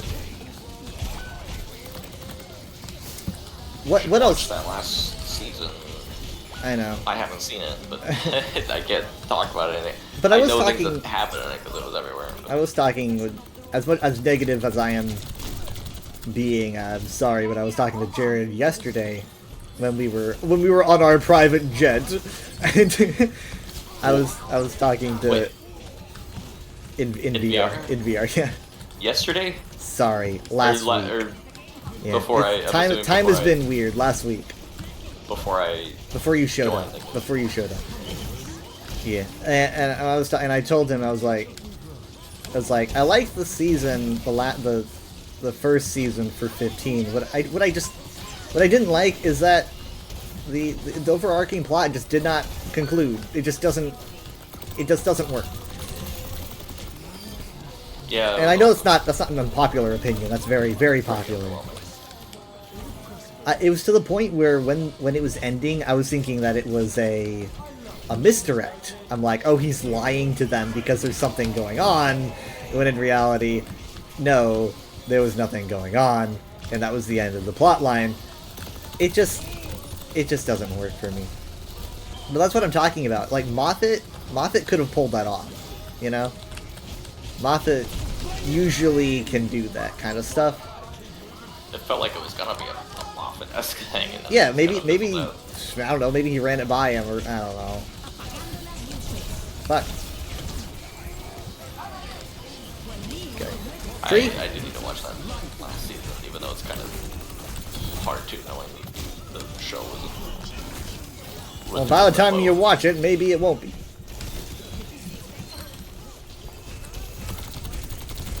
I'm surprised you're looking into it at all, because like that's the easiest way to get spoiled for things, you know. Like looking into.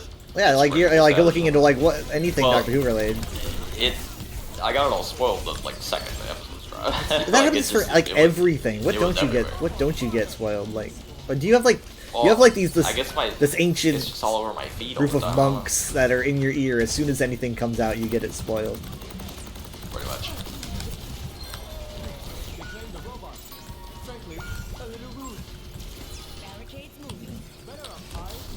Although, I don't know, there was some stuff that like Mom was getting spoiled about that Doctor. I remember after the episode she was like, "See anything about the Doctor Who news?" Ugh.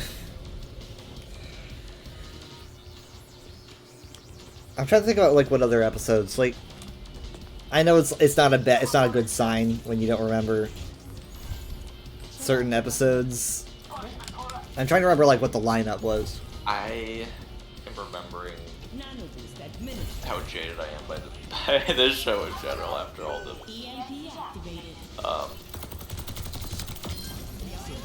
all the Chibnall stuff. After all the Chibnall stuff. And then thinking Davis would like maybe, you know, fix some of it, and he like made it way worse. Like it'd be one thing if the actual episodes were like pretty good and that was just a side thing we had to deal with. But no, most of the episodes aren't that great, and we have to deal with the fact that every Doctor split into two, and the Doctor is as old as the universe. Doctorverse. There's a billion Doctors. Doctorverse. The Hooniverse. Oh, that was it. Or no, was it? I could have sworn they used the term Doctorverse for it. Because it was supposed to. It was the concept of every Doctor not dying in their timeline and continuing on, and therefore being usable in future storylines. Because it wasn't the Hooniverse, because that's what they used for the general universe. Oh. It was Doctorverse because it was supposed to be that like every Doctor has like an alternate timeline which you can use to bring them out of Like, yeah, it was the whole thing after the bi regeneration thing that he invented, which was already the first red flag, to be honest. Oh, that's right. That's right. I want to say, God, I didn't even. For some reason, I didn't bring up my favorite episode of the season, which might be Boom. It might be Boom, but I think I know which one I prefer, and but I almost don't want to bring it up. I'm not remembering. I don't want to. Part of me is telling me I should bring it up because, like, I feel like there's something. Okay, fine, whatever. I'll bring it up. I would say that my favorite episode. We need to touch. By the way, we need to touch. Fuck. Wait, no, hold on. No, wait, no. We're good. We're good. Get back. We're good. Oh shoot. It's okay. It's okay. Get back. Oh god. I'm getting shredded. They just hit the checkpoint. Oh my god. Oh my god.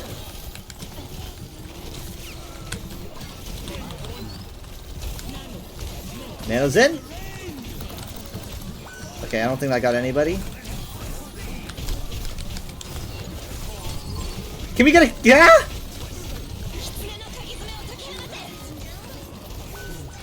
Tires in?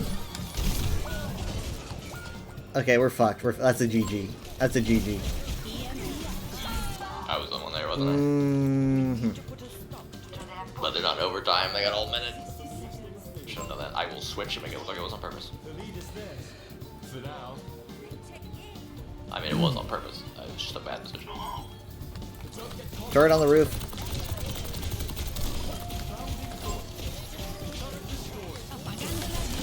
Oh, okay. The hack lasted just long enough for me to not be able to cry over it. Mm-hmm.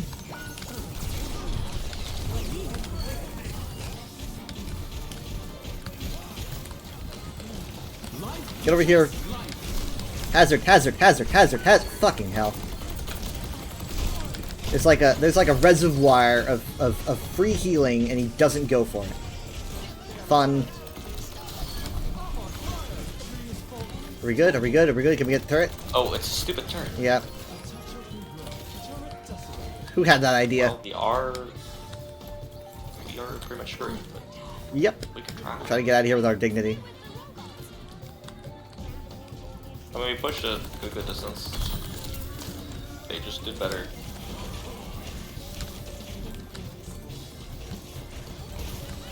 Behind! Hog! Oh god, there's lava everywhere. The hazard is waiting to respawn.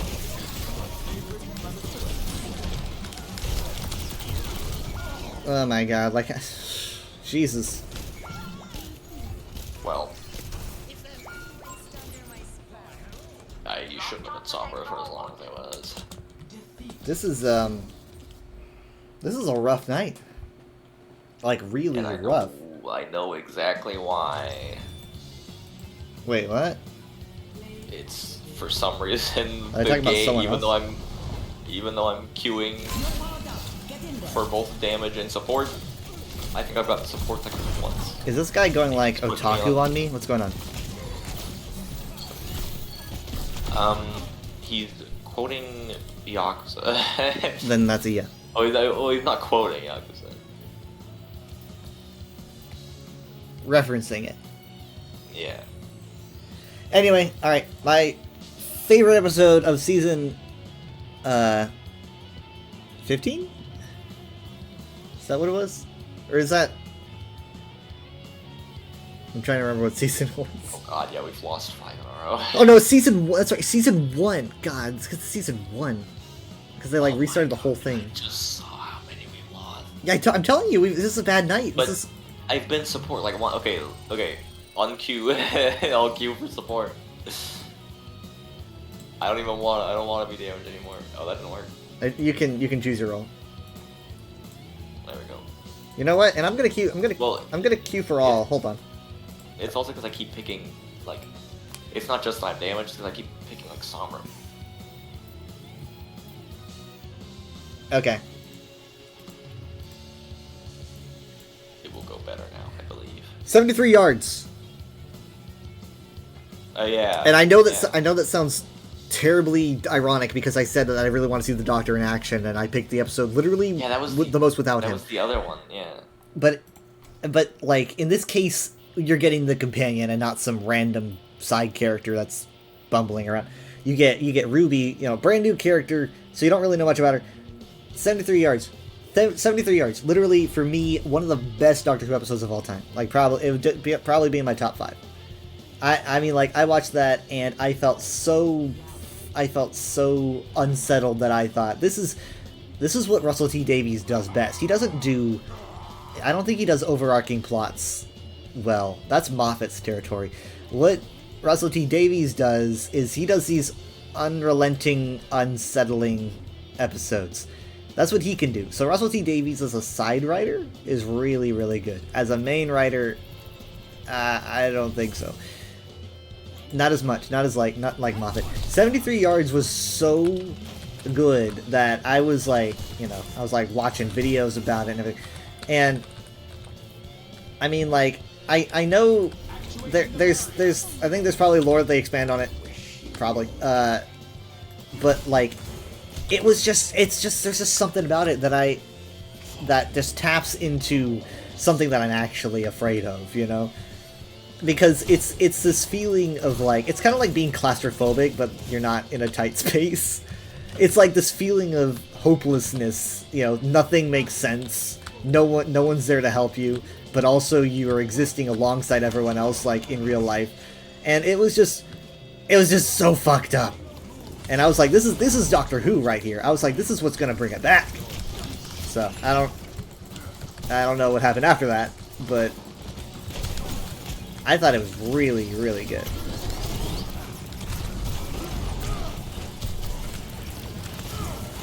I mean, it works as a standalone too. You don't even really need to. You don't need to know anything to enjoy it.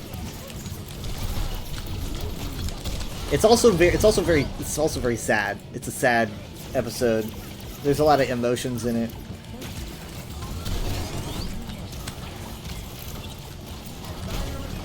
It might have been 73 Yards and then Dot and Bubble. I don't remember, but I just couldn't believe that's like is Dot and Bubble in the same season as this masterpiece. It's weird.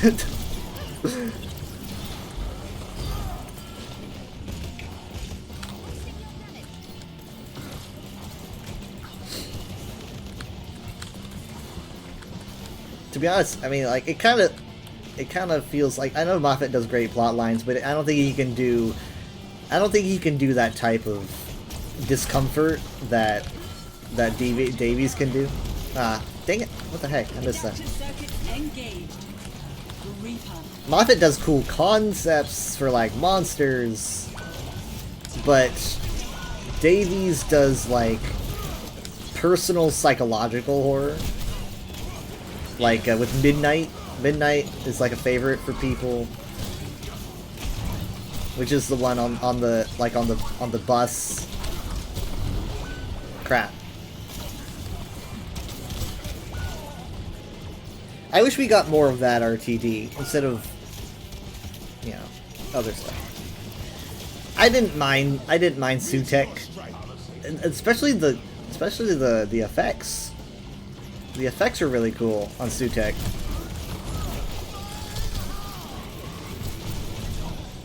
I didn't even mind, like, I didn't mind the overall plot of the episode. I just minded how they ended the story arc that they so confidently started, and it just kind of felt like they didn't know where to go with it.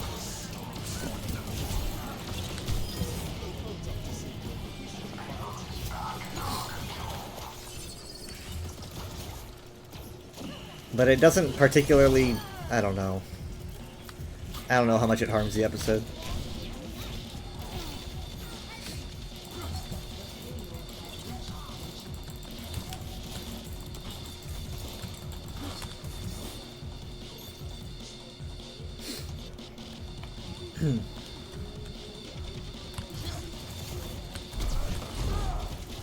Bonk. I hit Mercy from that far away.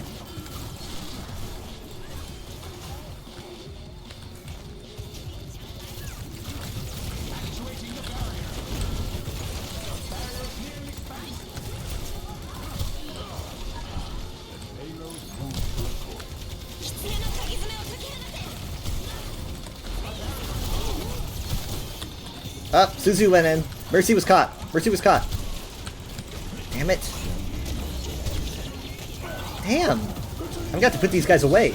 We're tossing in so many ultimates and just nothing's getting them. This Kiriko is so good with her Suzus. She's like saving all their lives.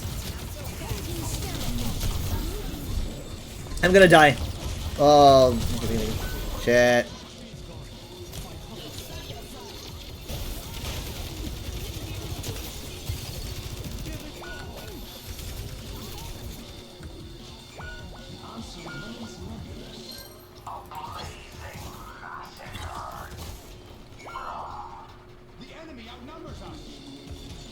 I don't think they've miscast any doctors, though. I don't know if like, it's to the point where I'm sitting here thinking, would there be a point where they could miscast a doctor? Like, is there any point where I would feel like someone isn't the doctor? Because I haven't really ever had an issue with any casting.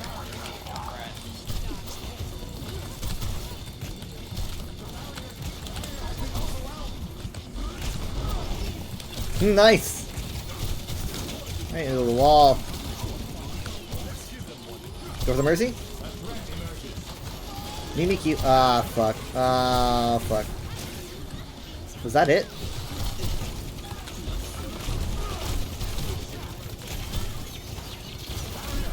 This ends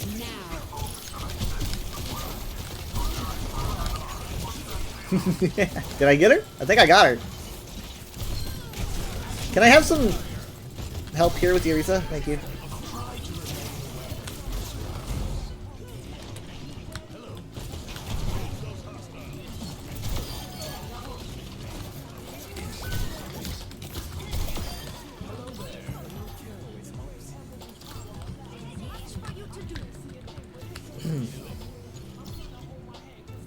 I'm still indescribably upset about the time this child. I can't get over it. Yep. Yep. I don't... It's definitely the most baffling decision that anyone could make if they're... Because, like, if you ask me, if I was handed the reins for the longest running sci-fi of all time, I would be so careful. Like, so careful. I don't understand why, like, as soon as he got his hands on it, he decided to do, like, the biggest rewrite possible. It just seems so odd. It was, you know, unnecessary and caused a lot of problems. Oh my god, he's killing everyone. Fuck. But it's not fair they gave it to 13. That's not fair. It was incredibly mean to Jody to do all this. Come in and be like, actually, I liked it. I'm not gonna do anything about it. I don't know how you would even write around it to fix that. I mean, the best they did was have the toy maker be like, I made a puzzle of your past, or whatever they said. It's like supposed to be a bandage on a hemorrhaging wound. I think that was also just an attempt to like explain any oversight that's ever made in the past 60 years of the show. I totally fucked. They just split. Like, it's totally split.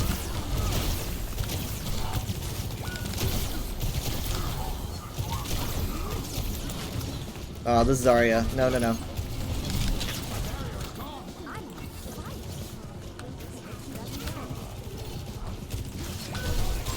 Jeez, stuck around.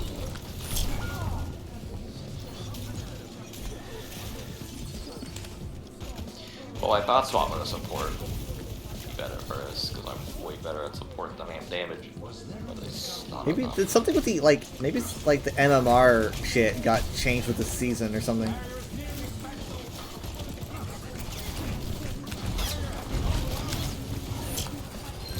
I'm gonna have to go Zarya, I think. I mean, I'm only fueling the Sojourn with the shield, and I can't absorb Zarya's beam. Kill me! Kill me!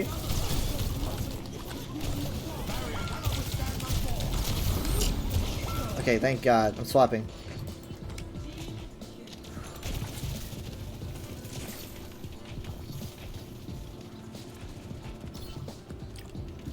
mean, not only was it like, you know,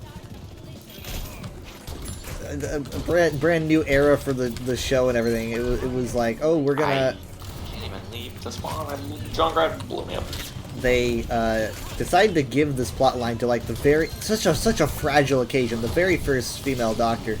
It's such a fragile occasion. They just tossed all caution to the wind. I mean, isn't that? That's crazy. Oh, what a play by You think it Lazaria. was a coincidence? Do You don't think it was do you her fault? Oh, I don't think it was her. I thought you were like implying that he sabotaged her. Or something. He's like, I hate Doctor Who and I hate women.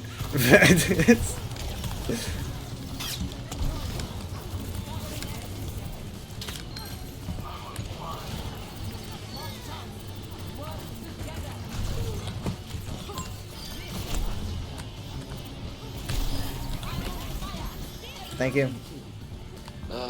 We have hope. No, why would you say that? 10 seconds. Why no? I don't even know what perks I'm picking here. I'm just gonna ult now before I die. They also did a mercy ult. You're all in that grab. It's okay. It's okay. It's okay. It's okay. Out of that grab. Oh, fucking hell. It's not okay. Not okay at all. Play the game by Sojourn. Blow up. I did blow up. I hate that grab. We just can't seem to win anything. This sucks. Like, this is just one of those. This is just one of those nights. We just. I mean, I think being support made us do better. Than when I guess I was DPS for most of our games. Oh my god. Why don't we get teammates like this? The cut off on that play of the game. Okay, one more. Win or lose.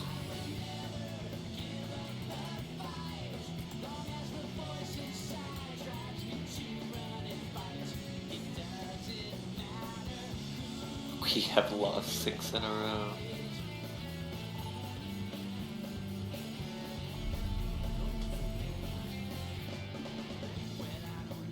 Done a lot of matches too. Yep.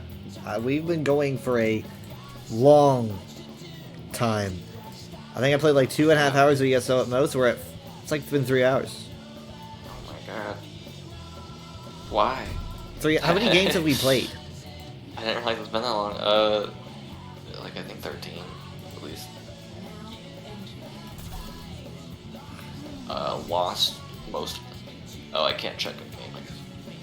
I need to lock in. Because we've lost 6 in a row. I think we lost 2 more before that, and then we won 3 or 4. Not a good ratio. I'm bringing out the star sheep.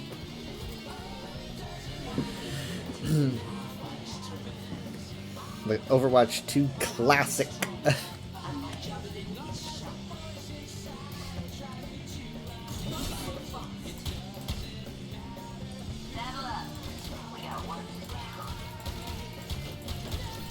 Yeah, if Disney's done with them, I don't know what they're gonna do. Cause are they gonna go back to their own budget? Go back to the BBC budget? Cause With each mission, my techniques grow more optimized. That'll be rough. I wonder if they still have not Matt Smith, John Smith. I wonder if they still have that guy. oh yeah, I thought he was doing some of the effects for like the Sutek, like space scenes. Maybe. Looking back at the 50th trailer work, it was a little less convincing than I remember it being, but it was a different time. It was a different time. I forget if did he release it in full quality as a fake, or was it like someone recording their screen like to make it look more realistic? No, I don't think it was. I think it was just like a whole high quality.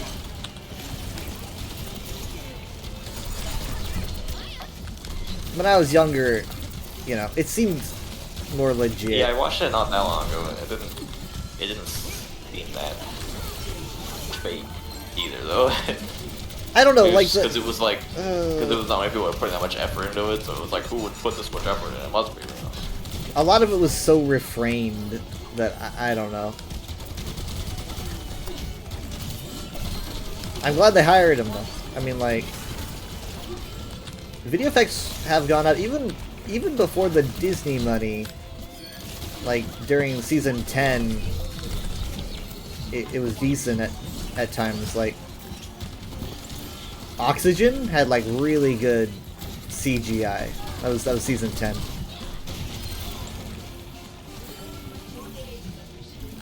That was a good season. I can't really think of any complaints with season 10. I think the monks were a bit more underwhelming than they wanted them to be, but I liked Oxygen, I liked Smile.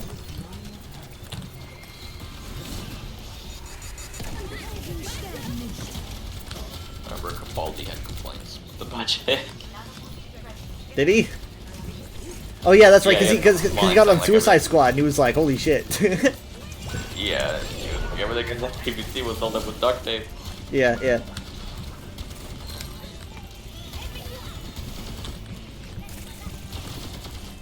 But I mean, like, hey, like, dude, if you're a fan of Doctor Who, surely you know that that's how they run the show. Yeah, he should be. It's on that next.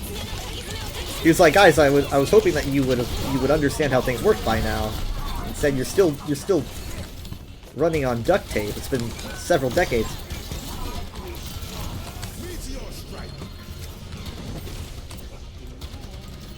Go to sleep. Got slept. Finish him off.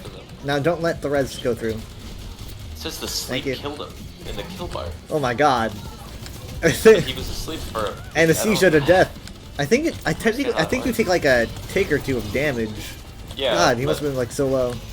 But I saw him asleep. I did Is it too. Damage over time? I don't think so. Unless that's a new perk that I'm just somehow not aware of. I don't think so. Oh, maybe. Might be a perk.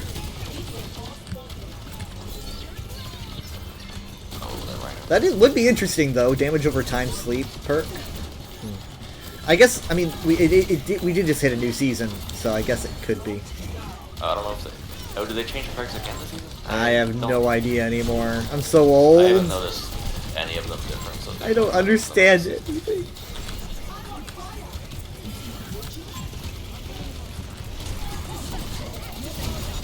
Oh fuck. Look out for Mercy, she's gonna try to res that. It's on her mind. Never mind, she's in spawn. Ah, I'm dead. Ow! What the fuck? I came out of nowhere. Yeah, but I feel like things are gonna fall apart now.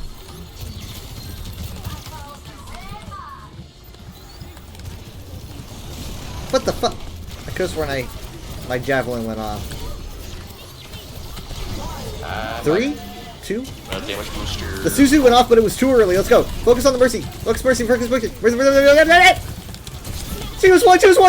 one. Get her. Ah! She's in the cage! Finally got the fucker, but at the cost of my life. God. DPS just would not bother. Thank you. I sacrificed my life for you, which is probably... We have 30 seconds. But I don't know what else I would have done. Just try to stay alive, I guess. Anna's there. I'm running all the way back.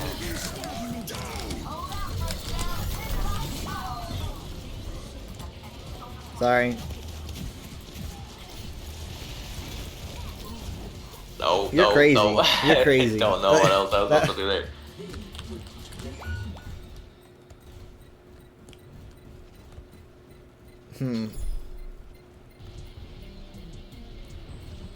I guess I had ult. I guess I could have tried to do it before. No, we're gonna have to give that to him. We have no choice. I felt like without a tank, I had to try to res.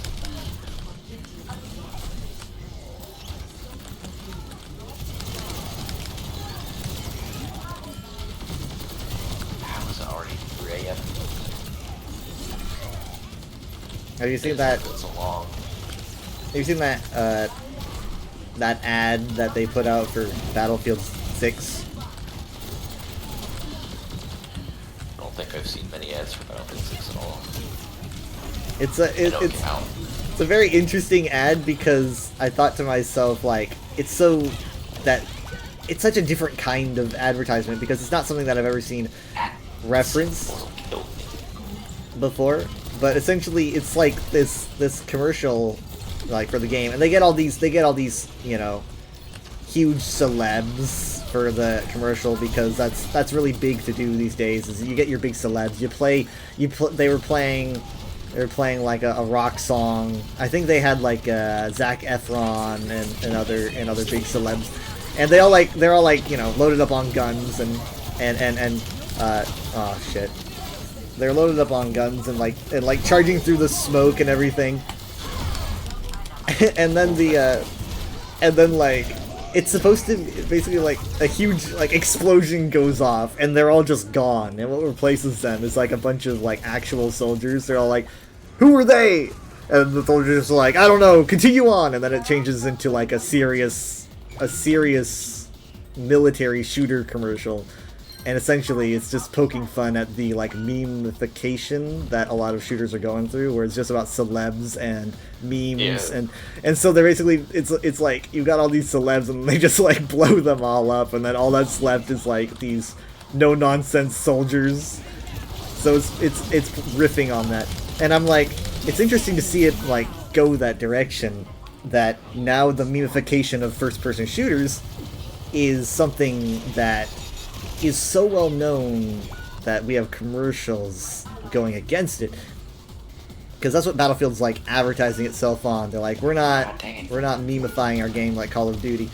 And they're kind of doing it to rift themselves from Call of Duty. They're like, look, we're different. Because they kind of want to bring a rivalry in. Okay. I should have gotten rid of my javelin spin. I don't know why I did, because like Fire Strike is just going to go right through this, but...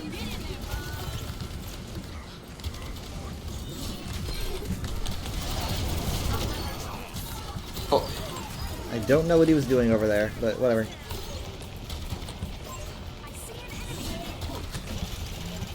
Dang, I didn't know they could go that far. God, what the heck? Is that a perk? I think it was a perk. Oh yeah, that's right. I think I remember something about being able to push like further if you like dash underground.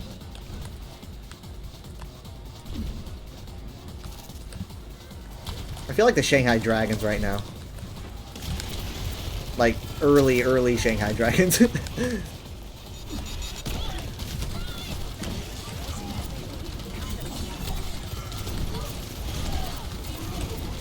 Oh my god. Come on.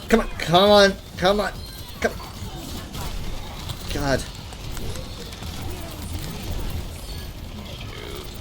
Okay, I think that was enough. No. Oh my god. We're good? Oh my god.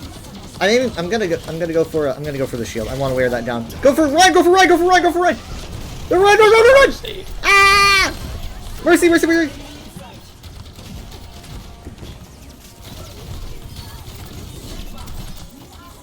Nice. Good. Seconds. Very good.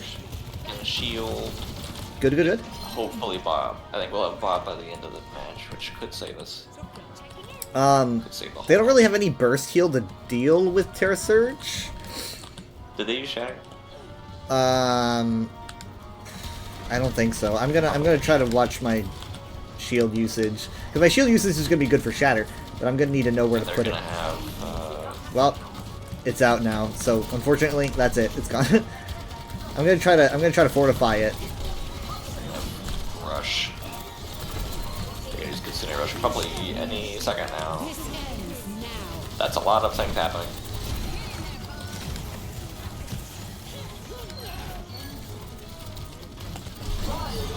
Oh! Yeah, Bob's doing a lot. Play the game by Ash.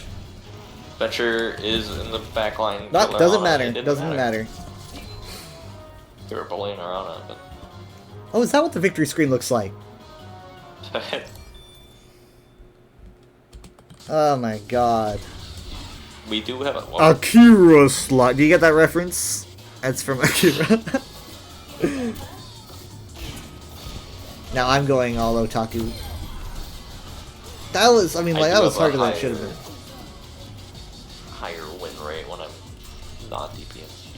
Well, yeah. I mean, like, we went, you know, like, that's how we started. We started on support and tank. That's just, it's in our blood. That's just how we roll. That's also, I kept trying to play Sombra, I guess.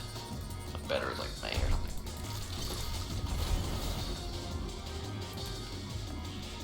Let's see how many of those were support, because it gave me... I feel like there was, like, 2 matches that barely gave me support. You know what? Well, those last 2 were support. You and then know... DPS. and then DPS. And then DPS. I'm silly. And then DPS. Oh, there's a support.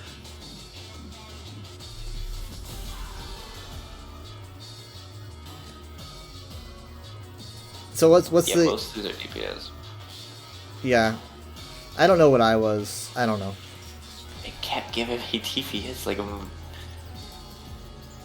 vast majority of these. Oh, we did so many matches. I don't really want to count these. I did one before... Did you win? Before you started playing. I don't think I did. Wait, did I? Hold on. I feel silly because remember when I said that the battle pass wasn't responding to me? Turns out I wasn't thinking. I never actually purchased it. I just purchased the amount of coins to get it. Yeah. That's unfortunate because you level up slower without it. I'll be fine. Play enough. Yeah. I'll be fine. I got Rosie Handbach in my legendary. It's a Diva skin. My legendary box. Pretty good.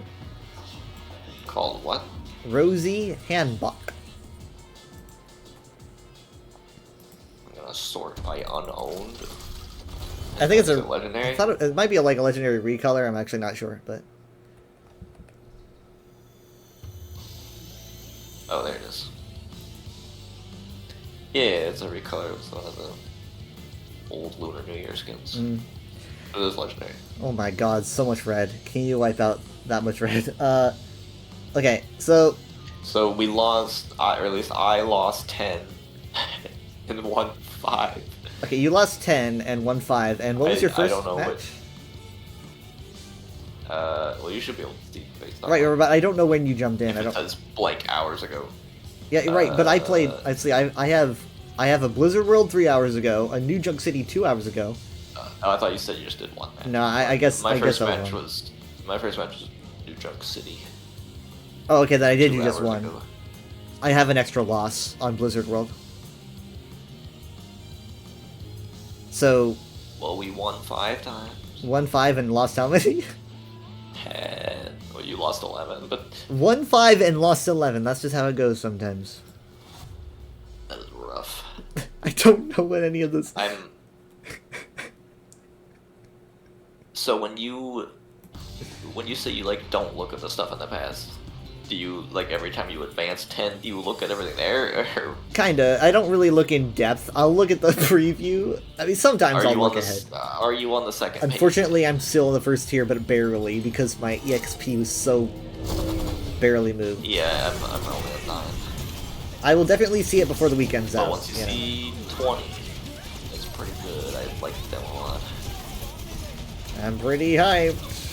You should really play. It better be a All I'll say skin is that's based off of me. It vaguely kind of reminds me of like when they were doing like the All Stars. Yeah, like it almost seems like that quality. When they were doing like like the Overwatch Pacific. League, Yeah. Pacific Atlantic, good times. It almost seems like that kind of quality.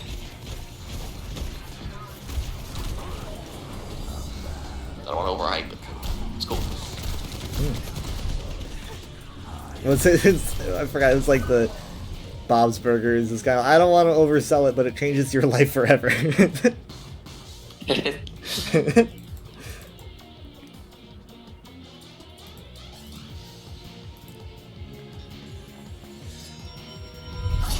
Okay, I'm watching my highlights and God, yeah, it was like 5.5. No, Wait, no, yeah, no. Let's see. I did 2.5 hours of ESO.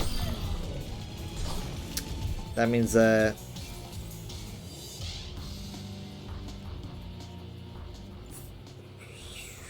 be like 3.5 hours of Overwatch. What? Yeah, an archive skin. The Zarya workout skin. I forgot archive was even an event because that's something they'll never repeat. Yeah. Speaking of Zarya skin, I'm watching the Anubis map. And I hated that Zarya so much, because... Yeah. Because This is all... of the skin. But also because Oh, of yeah. just the team. Yeah. Like they were unstoppable. And I just hated it, because they were... It was just like, you know, this guy was just getting everything that he... And then that person even said, like, I hate you, Zarya. Yeah, the guy, yeah, I hate you as a Zara. It's like I don't talk to the Zarya. Like, that is someone that should not have any Don't human talk to them. contact at all. So, this One Punch Man collab is giving away that free skin if you do have challenges, but like it's the same free skin they had last time. Oh, well then I've got it, I think. Probably already have it. If it sounds I like I'm already have being toxic about the Zarya, Roman there's Rider soldier. a real life story. Nothing to do with me. But basically people use the skin as a dog whistle. That's all I'm gonna say. I don't know if they were doing it for that, but people do use the skin as a dog whistle. Not everyone does. Yeah, the Discord call says I've been in here 3 hours and 10 minutes. Yeah, sounds about right. Sounds about right. I just got a fancy Discord banner, whatever you call this thing, on the sidebar in your server. This is the only server I'm in on this account, and I only got it through the free orb thing you could do. You could I have just- no idea you what could you're just run talking some- about. Discord's got something where you could just get some free currency and you buy little profile things with it. How do you do that? You just like run ads and Fuck. there's some quest thing. Yeah, you just watch some videos or something. They give you free Oh god. free stuff for me giving their ad money. But if you go on your server and look at the your sidebar, Crazed has one. Yeah. Enchantress has one, and then I Yeah. got a cool one with Eclipse. Yeah. I just This don't. is the only server You I'm don't in with understand, this like, account. as someone- So that's the only place you'll see this. As someone that uses Telegram, Discord is like, they're like, if you want like the smallest bit of what Telegram can offer you, you have to pay us. Like, Telegram, I'm sending like 80 megabyte video clips, maybe like 150 megabyte video clips, just with ease. Here you go. And like, I change like what my chat looks like. I make my own stickers. I've got. Yeah, you can do. It's just There's it's like crazy. Discord, entire Discord themes when it's all like mods and stuff. I think. Yeah, it's just, I don't know. But yeah, I miss being able to send larger file like Skype. Yep. Skype's dead now. The only thing that Discord has that Telegram isn't as good at is voice chat. That's the only thing I use it for, is voice chat, really. I mean, like, I'm part of like so many servers, but I don't talk in them. It's because it's just so Same. overwhelming. Because it's like, there's probably, I have servers in Discord that probably have like the same amount of chats I have on Telegram, right? It's like 100 different little channels. That makes it feel Yeah. like I'm opening a whole other chat service. It's just way too much for me to deal with. So like I even tried purging various different like server or channels recently because I just got really overwhelmed. And I still have a lot of them that I need to get rid of because I don't talk in them. But blah. I just don't understand the appeal. The only thing I would do is maybe screen sharing and voice chatting. I just wish that I could share larger files. That'd be nice. Also, you like my pictures? I'm looking at them again. From last week. And the Discord. Yeah. I've got... You can't see me in the last one, but I'm assuming I'm in. You're in the fire. Yeah, you can kind of see green a little bit. If you look carefully, I think. I don't know if that's you. I don't know, that might be just me smoke. But yeah, so do you know how I get those effects? Which effect? The like depth of field? Yeah, like Is that a VR Chat Plus thing? no. It's just a skill. That's a skill thing. I think I had messed with that. Is it like a slider? Hold on, let me get an example really quick. So I did it once, I think. I'm gonna get. If it's just a thing in the camera like settings, I think I've done like once.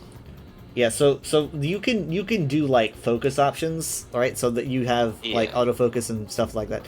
But what I do is that I put it on like semi-auto or autofocus, and then you can select what you want to focus on. You can even have it highlight and tell you what it's looking at that it considers the front of the field, and it'll highlight it in like red lighting, and so you can see, oh, this is what it considers to be in front. So you can pick and choose what you focus on, and then I make the camera incredibly far away, like as far as I can, and I zoom in incredibly, like super a bunch, and then I focus on things. So because I'm so far away and I'm zooming in, it like completely changes the depths of field, and it makes like things in the back look like really far away, like really immense, or even more blurry. It's a pretty crazy trick that I found messing around with things. Let me see. I've got a pic. I almost don't want to post. Like, will anyone hear a blip if I post it? It says that Michaela's online. Let me see if I can find it. I'm invisible. You're in. Well, I know that you're there. Duh. I'm trying to find a pic invisible on here that I took. Oh, maybe I didn't. Oh, wait, no, here it is. Okay, so this one right here. See that? Like, I'm like that. Like, we're looking off the edge of the castle, yeah. and so it's like you really get this like. You get this feeling of scale. Or like the towers in the back. You don't really get that by just focusing and not focusing on things. By zooming in from being really far away, you get a really weird effect. So that's what I like to do. And now I'm gonna try to find another picture so that I don't look so I don't know. I don't think I had other pictures that I wanted to show.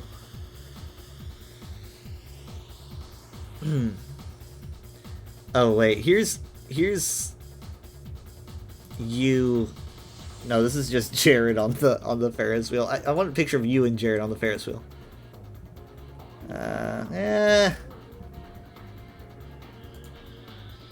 I have a picture of you with alcohol.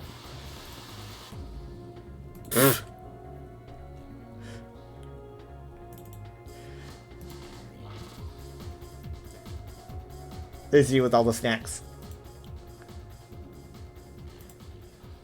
Anyway, yeah, it's a fun thing to mess with. There's I don't really know if there's any VRC specific camera options. There's like you can do dollies, you can put it on a rail, but yeah, there's like I don't really do that. I don't even know what the drone is. The drone I don't like using. I cannot find what is really useful about it. You can already make the camera fly, so I don't know what I haven't seen what a drone would even do. It can zoom out further than the camera, and I think Craze said that they might be linking it to like another feature that's coming up soon, but at the moment, I just find it useless. It is not really my favorite thing to use. The camera is so much easier for pictures, so I don't know. Oh shoot, is this Minecraft week? Yeah, why? I mean, like which what day? I bring it up on Saturday or something. That's Sunday. We do it Sundays. It might not be here Sunday. I mentioned earlier I might be in Portland. Right. I'll probably be in Portland. We might be able to move it. I mean, like, we might be able to... Either move it to tomorrow, or we just do VR chat on Sunday. It's if you're okay with us doing that. Portland Retro Gaming Expo, and I could do it tomorrow, but it's slightly more expensive on Saturday, and also, as we said earlier, I don't know if tomorrow is a great day to be there. Well, wouldn't it be like... I mean, you're talking about the 19th, right? Oh, wait, yeah, you're talking about the 19th. Sorry, tomorrow. Tomorrow isn't today, but Saturday. later. Saturday. Yeah, Saturday. That would not be the day to be in Portland. Saturday it's more expensive, and yeah, I probably shouldn't go. So Portland might literally Sunday. get absolutely nuked. So you should probably go on Sunday.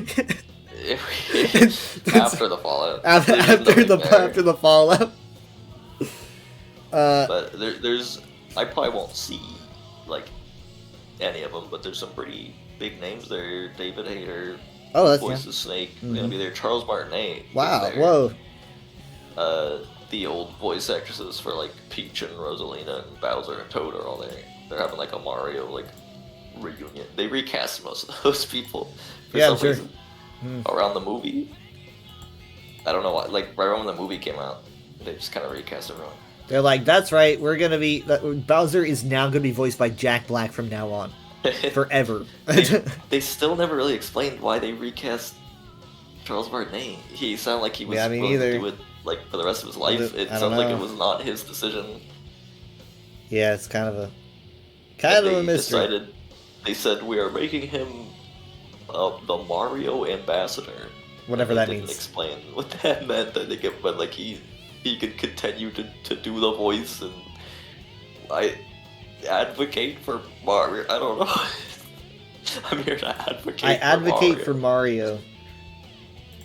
Mario, right? It sounds better than just removing him from the equation. I guess just consider it like a changing of responsibilities. There's gonna at cons, you know, they got like giant lines for those things. I may see him like way off in the distance behind the line of 50 people, but I'll probably see him there.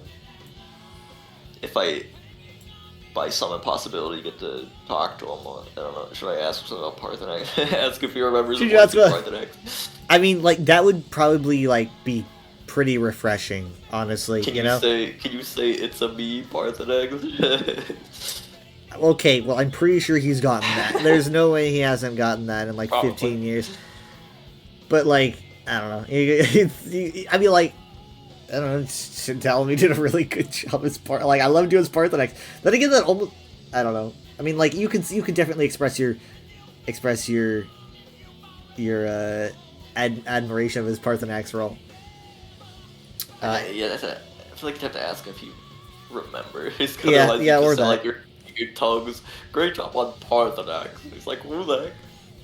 You could say, yeah, you'd be like in Skyrim or something like that. Yeah. In Skyrim. Cause man, he did such a good job. It's like, you know, that goes in the Aragorn Vigo broken toe area. Yeah. Is the, hey, did you know that Parthenax is voiced by Mario? That's in the same area. Right next to Markiplier's brother is a furry artist. I think he has a panel there, and as far as I know, you can just walk in any panel, so maybe I'll get to hear him speak about something. Nice.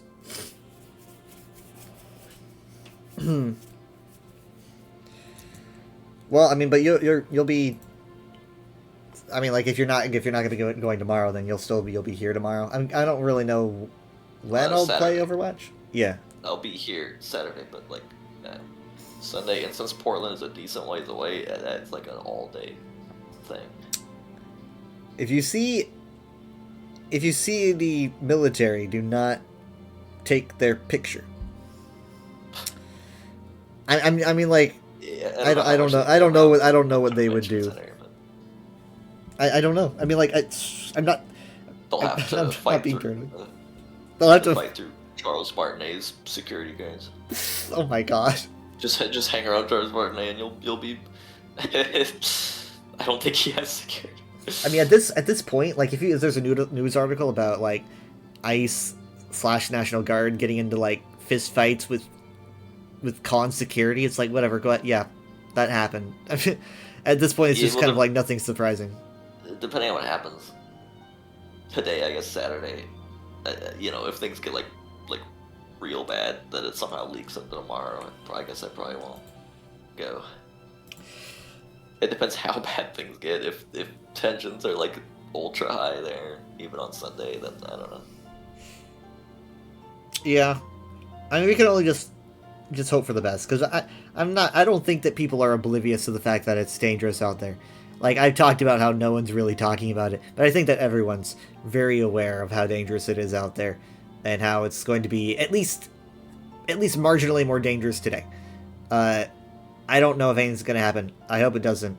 But, I mean, like, if nothing happens today, then they're going to keep pushing the envelope until something does happen. Like, they're wanting something to happen. Like, they're banking on No Kings.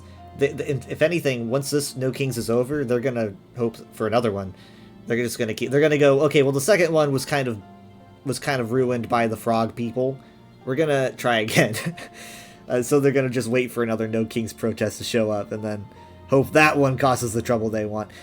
So, I'm man, I don't know. I'm really hoping that, I'm hoping that every time these protests happen, more and more people do it.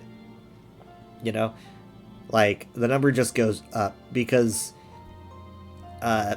protests won't have any effect on politicians, but they will have effect on the people.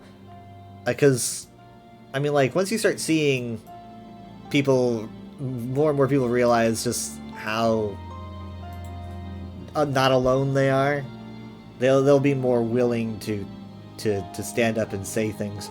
Because the majority of the people aren't very happy with all of this. And you can really only hope that they actually decide to do something and not just wait it out. But it's like, what can you do? that's the thing. It's like, what can you? All you can really do is talk about how unpopular everything is. That's just about it. I mean, if you're a judge, you can block stuff. That's awesome. But the people really don't have any power outside of basically showcasing how unpopular this is, because politicians will notice that, and a lot of them basically the only thing politicians care about is their job. And so essentially, if the people that are going to vote for them are suddenly like, oh, we don't like these things, they're going to vote against it. Like, Taylor Greene has suddenly, like, been turning coat on a lot of issues that she was really passionate about at first, and a lot of people are speculating it's because she's realizing just how unpopular those issues are. You know, like, I think she's even standing against Israel on things. I could be wrong about that, but I'm pretty sure that was one of the things she was speaking up against. She was like, there's a genocide, you know, in Gaza, and she's batshit crazy. I mean, like, she's like a far right crazy person. Yeah. But like, you can tell that she's turning coat on that issue because she's realizing that she's just not gonna get anywhere if she just stays with the super alt-right. And you just want more and more people to realize that. You want more and more people to realize that they should be very afraid. like they're not going to be voted in. They're not going to have their jobs anymore. That's why like, they're really leaning into, like, Trump's made comments about running a third time, even though I don't really know if he's going to pursue that. He wants to, because, like, he has nowhere to go after he's out. He'll probably spend the rest of his life in court, because he was going to be pulled into court before he was made president. But yeah, things are just super unpopular. Even Fox is saying things are super unpopular. I mean, did you hear about the Pentagon? Not the McDonald's at the Pentagon. I don't think so. So the Pentagon went through a bit of a change recently. This has been going on for a while, but it only, like, reached a fever pitch the other day. Essentially, they had a new... They updated their terms and conditions for reporters within the Pentagon. Because there are reporters who are stationed there that report on things that happen in the building. Pete Hegseth, who was a Fox News host, number 57, and is now the leader of the Department of War, or whatever. Hegseth said there's new terms and conditions where essentially, if you are a reporter within the Pentagon, you are not allowed to report on anything that is not officially Pentagon sanctioned. They will tell you what to say, and then you tell the American people what to say. Obviously, that is literally the most fucked up thing you could possibly say. And this is, I'm not exaggerating, this actually did happen, because almost everyone, I think, except for one news network, walked out. And by everyone, I mean, we're talking CNN to Fox News. Fox News walked out on this. You know, Fox News said, nah, we're not doing this. That's how bad we're getting. that's where we are. Unpopular. That's what I'm getting at. Like, these things are just so, like, no one really wants this. That was not what the guy ran on, you know. I mean, like, when you have the military, especially now that the military is going to be in places like Texas, a red state, and you want the Pentagon, you know, you want military intelligence, you don't want any of that news getting out. That's kind of that's a red flag for anyone. I mean, like, and that's just basically like, hey, we don't want anyone really reporting on what we're doing, and also we're putting the military in. I mean, like, now at this point, red and blue cities. Austin, right as we speak, Austin's got the National Guard gathering there. I mean, what city's next? I mean, it could be where I am, you know, because I'm just north of that. So I mean, like, who's safe at that point? And again, like I said, once you start bringing in the military into gun-toting southern states like Texas, and someone ends up like tackling someone's friend or relative or lover to the ground, and that other person has a handgun, where's that gonna go?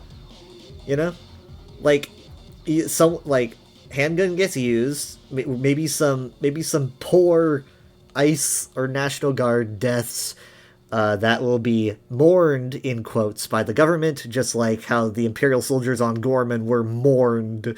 Like, oh, how could this happen? Oh my god. And then, like, they're expecting the American people to fall for this shtick, when in reality they're just hoping to sacrifice actual people. Like, right now, as we speak, there could be like a soldier, National Guard, who is forced to go to Austin, who will die in some horrible shooting, and he will be literally just used by the government to advance their agenda. It'll just be a National Guard version of Charlie Kirk. I mean, because that's what they really want. They don't care. They don't care about Charlie. They never. I mean, like, a lot of them do, but at the highest rankings, they don't. Because why would they? They won. I mean, they won the election. They got what they wanted. I mean, like, literally, Charlie Kirk was more valuable to them after he died. That's just how it. I mean, like, literally, they could use that so much, and they did. They used it so hard. They turned his memorial service into a massive event, because when Charlie Kirk died, they weren't mourning him. They heard a gunshot outside, right? They felt like they were in danger. It's not about him, it was about them, because they're just like, holy shit, that could have been us, you know, we're in danger now. So they go crazy, and then suddenly they're like, we can use this and demonize everyone but us. And then once everyone gets demonized, and then someone ends up, you know, causing harming or worse, like a member of the National Guard, that's pretty much like that's it. You know, that's like, how do you come back from that? Because that suddenly just, that, you know, what's the word, vilify? That vilifies everyone. Suddenly they're going to be like, oh, well, yeah, there's a terrorist. There they are. but no one. I mean, like I've been following people discussing this on like Greg Abbott's page and whatnot, and I don't think anyone's really excited because what's going on in Austin has nothing to do with crime. You know, it has everything to do with Antifa, but nothing to do with crime or illegal immigrants. They're sending the troops there because of the protests. So there's no longer an excuse to say, hey, we're not here for you. We're here for, illegal immigrants. So essentially, we're having the military gathered against the American people right now, and the kind of cat's out of the bag. So everyone knows it. But I think even if like things reach the worst, which I don't want it to, because that'll be a really dark day. But even if it reaches a really bad point, I don't think there's a point where it ends up like Gorman. I don't think it'll end up like Gorman in the way that they're able to fool the American people into thinking that this was some terrorist attack or whatever. I don't think that's possible. I think like I've been saying, it's just way too late. Like everything that they wanted to do, they're like 4 decades too late to do. And we live in the thing about Gorman and Andor is that the only propaganda that was getting out was Imperial sanctioned, which is what the Pentagon wanted to do, right? I mean, the Pentagon was like, you're only just allowed to talk about what we want you to talk about. So when you have the government sanctioned media, like you say what we want you to say, that's obviously a very bad idea. But the thing about real life is that it's just different. Like everyone has their own ways of instantly communicating with everyone else. Like right now, you and I are in completely different areas, but we're talking like anything else. And I don't think that it's really hard for a fascist regime to survive under those conditions, because it really depends on lying about everything, and there's only so much that people can take. You're always going to have someone who believes everything they say. There's always going to be someone, but it matters about like how much support they're getting on the wider scale. And they're not really getting all that much support, because this was not under anything that they had discussed during their run. They did not discuss dropping the military into American cities. They didn't discuss anything like that. I watched the debates. I know what he ran on. He was just kind of saying that he wanted to get rough on crime, and everyone was like, okay.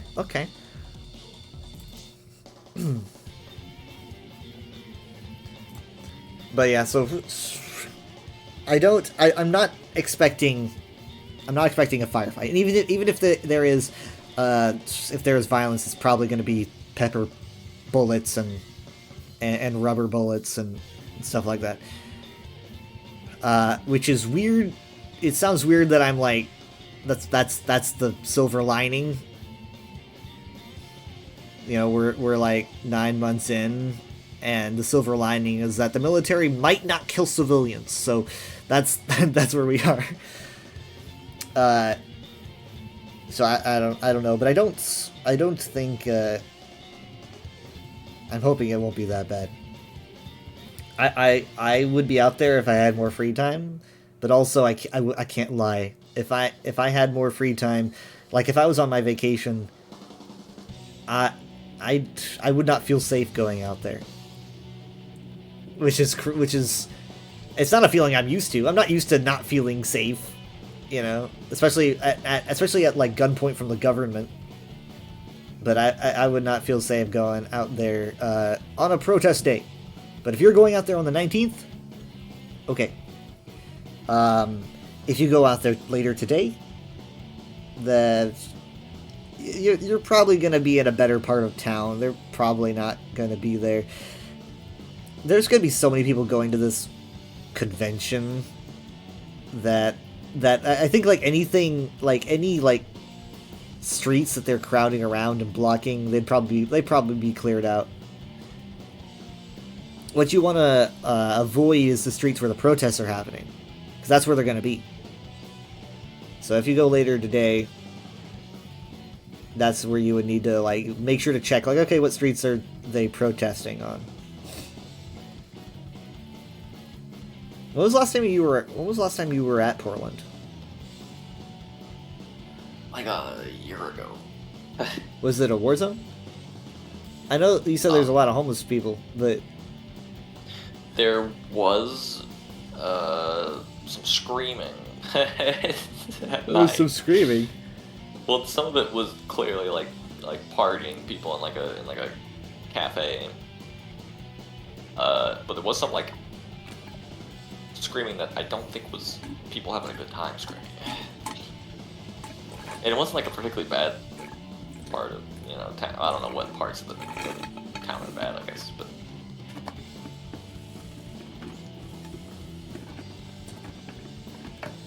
well, it sounds like you should bring the troops in, sir. We've heard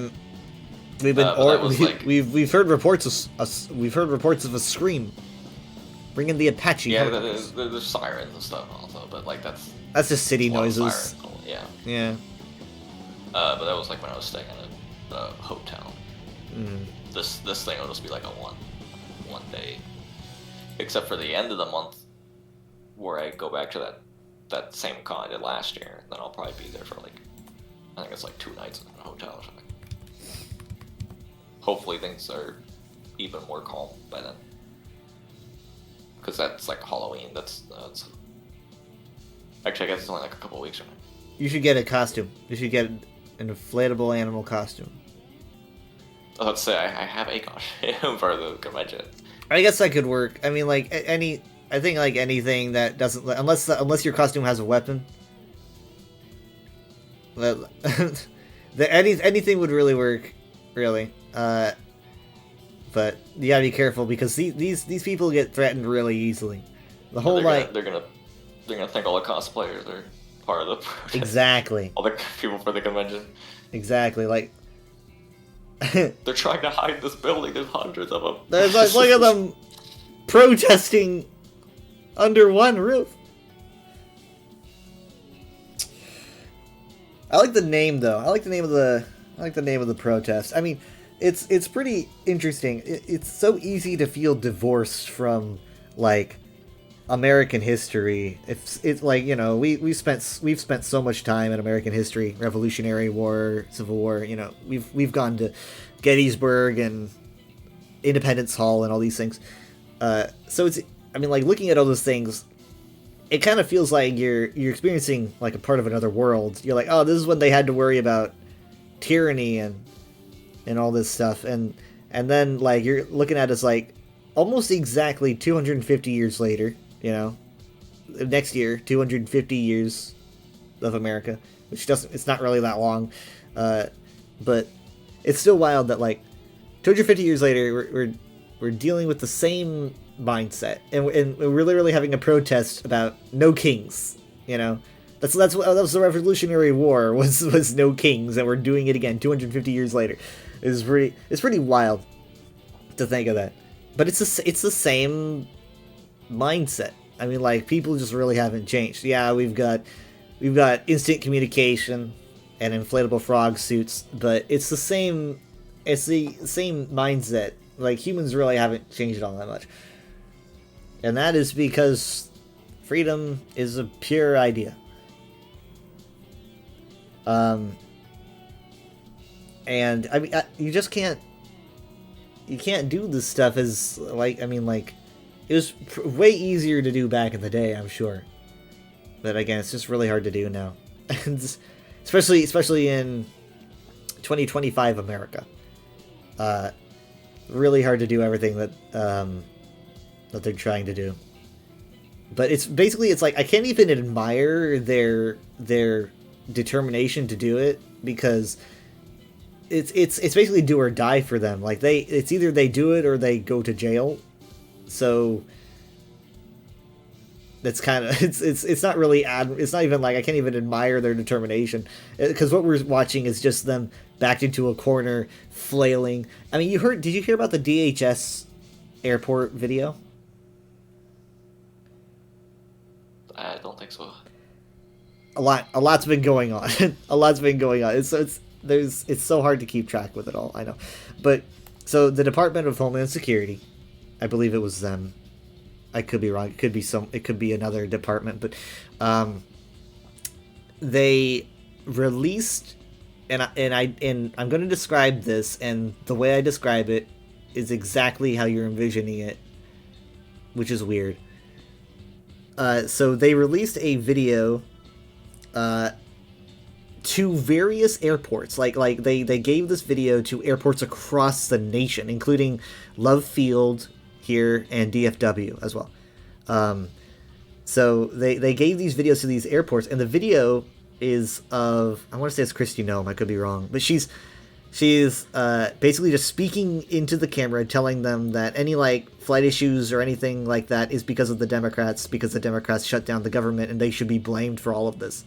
She is speaking to the camera, and it's just like, it's just like you've seen movies, you've seen games where they're talking into the camera and they're like blaming their political enemies, like some kind of like, and you're like, this is kind of unrealistic, but I'm getting into the groove of it. like she's literally talking to the camera and she's like, any flight delays, inconveniences are due to the Democrats who have shut down the government. They're trying to demonize the Democrats so hard.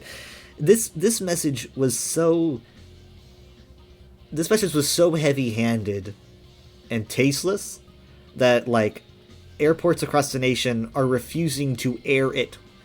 DFW and Love Field refused to air it. They pushed it away. They said they were not going to play it. I mean, like that's I mean, we're in a red state and they will not use it. It's wild. That they're just like trying to demonize the left so bad that they're releasing propaganda videos where it's like, face on a screen, just like, our enemies are your enemies. They are trying to stop you. They want you destroyed.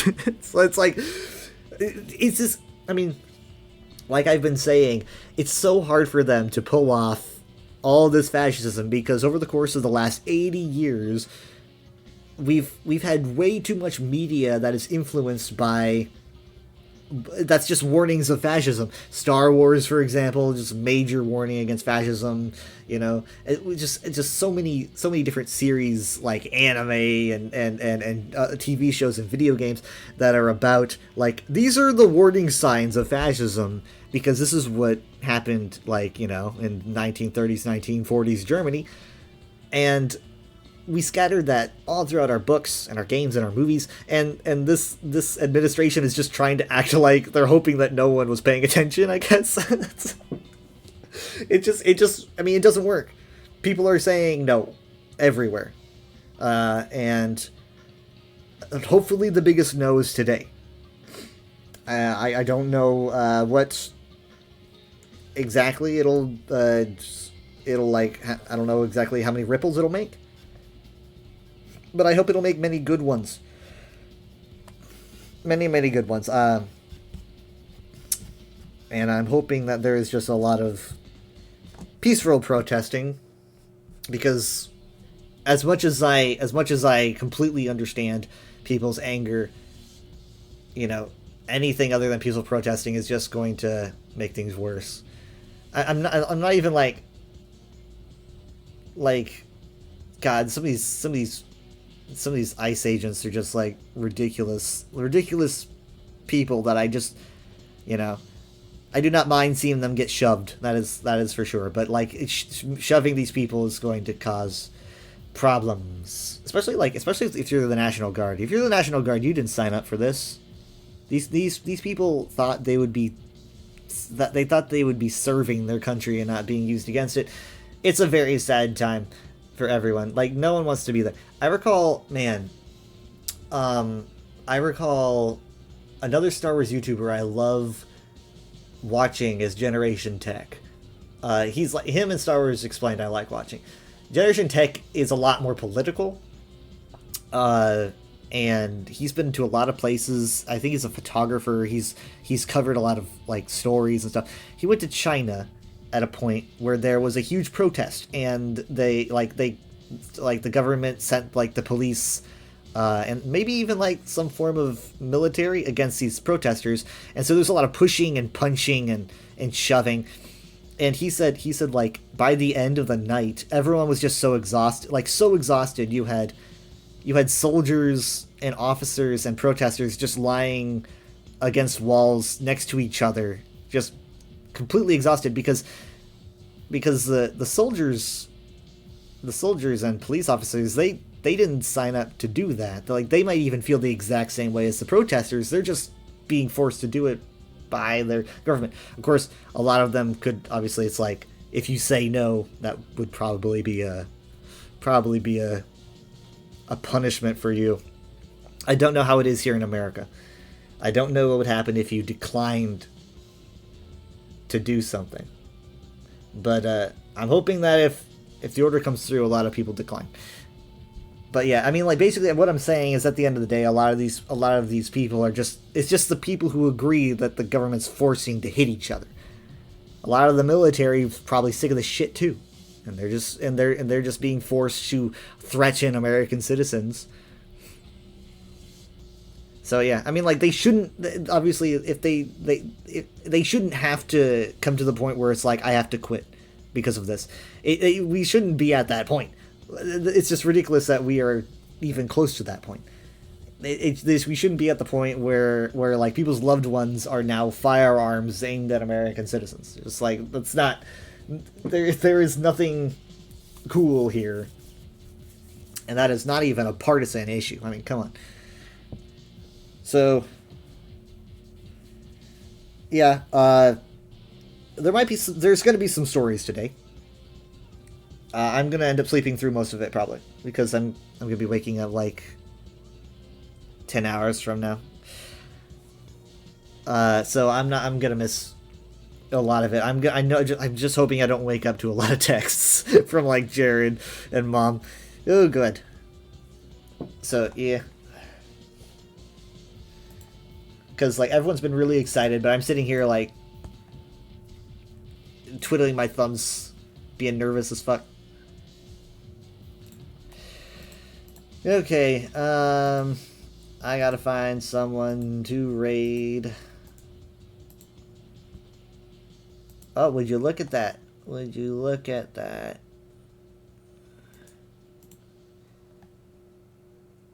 Doryu's playing Battlefield 6.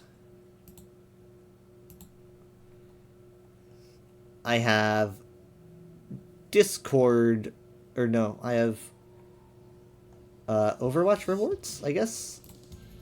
I have an ESO reward, an Overwatch reward. Nice.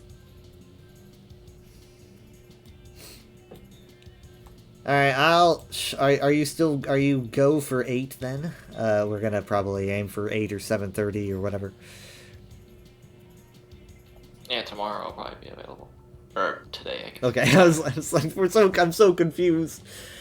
Okay, I always refer to tomorrow as, if I haven't slept yet, tomorrow is the next. It's like 4 a.m. here, and tomorrow is still Saturday to me.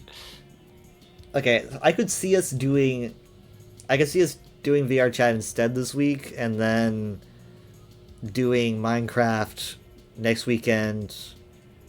That way I can start my vacation with like Minecraft Hardcore, and I don't have to end it, because like Minecraft Hardcore can be really intense, and I was kind of worried about ending my vacation with it, because it's like I would already feel kind of intense. So I would, you know, I would prefer to begin my vacation with some Minecraft Hardcore. So that kind of works out, because up next is kind of the Nether, and I don't want you missing out on that. So yeah, probably just VR chat. Are you okay with us doing VR chat stuff without you? Is there anything you don't want us to do? If you pick maps that you think I wouldn't care about. I have like some spooky maps set up that maybe we could revisit at some point during my vacation if they sound good to you. Or you could do Fallout. I don't know if you guys have games you play without me. Or we We could were do playing Fallout maybe. recently.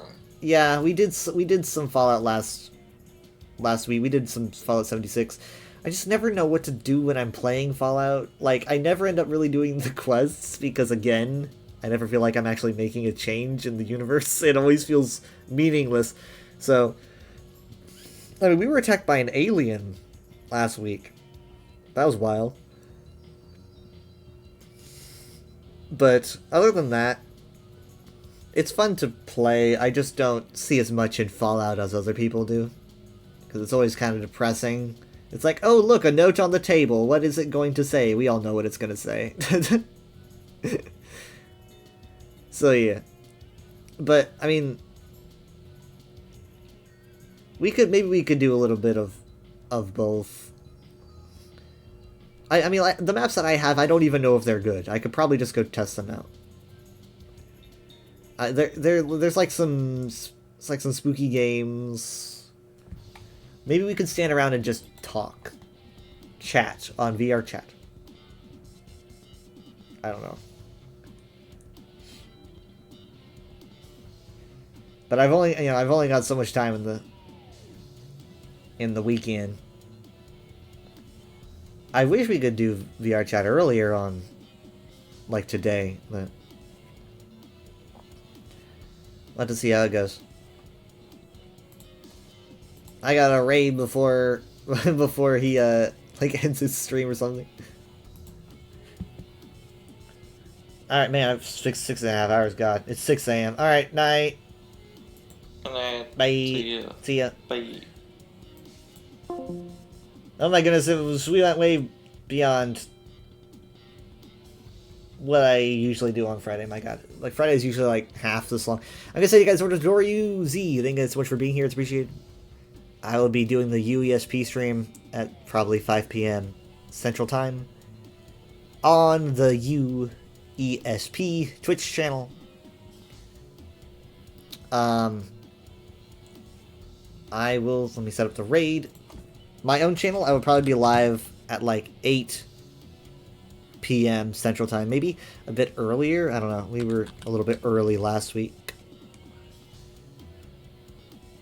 Alright. Thank you so much for being here. Thank you. Bye.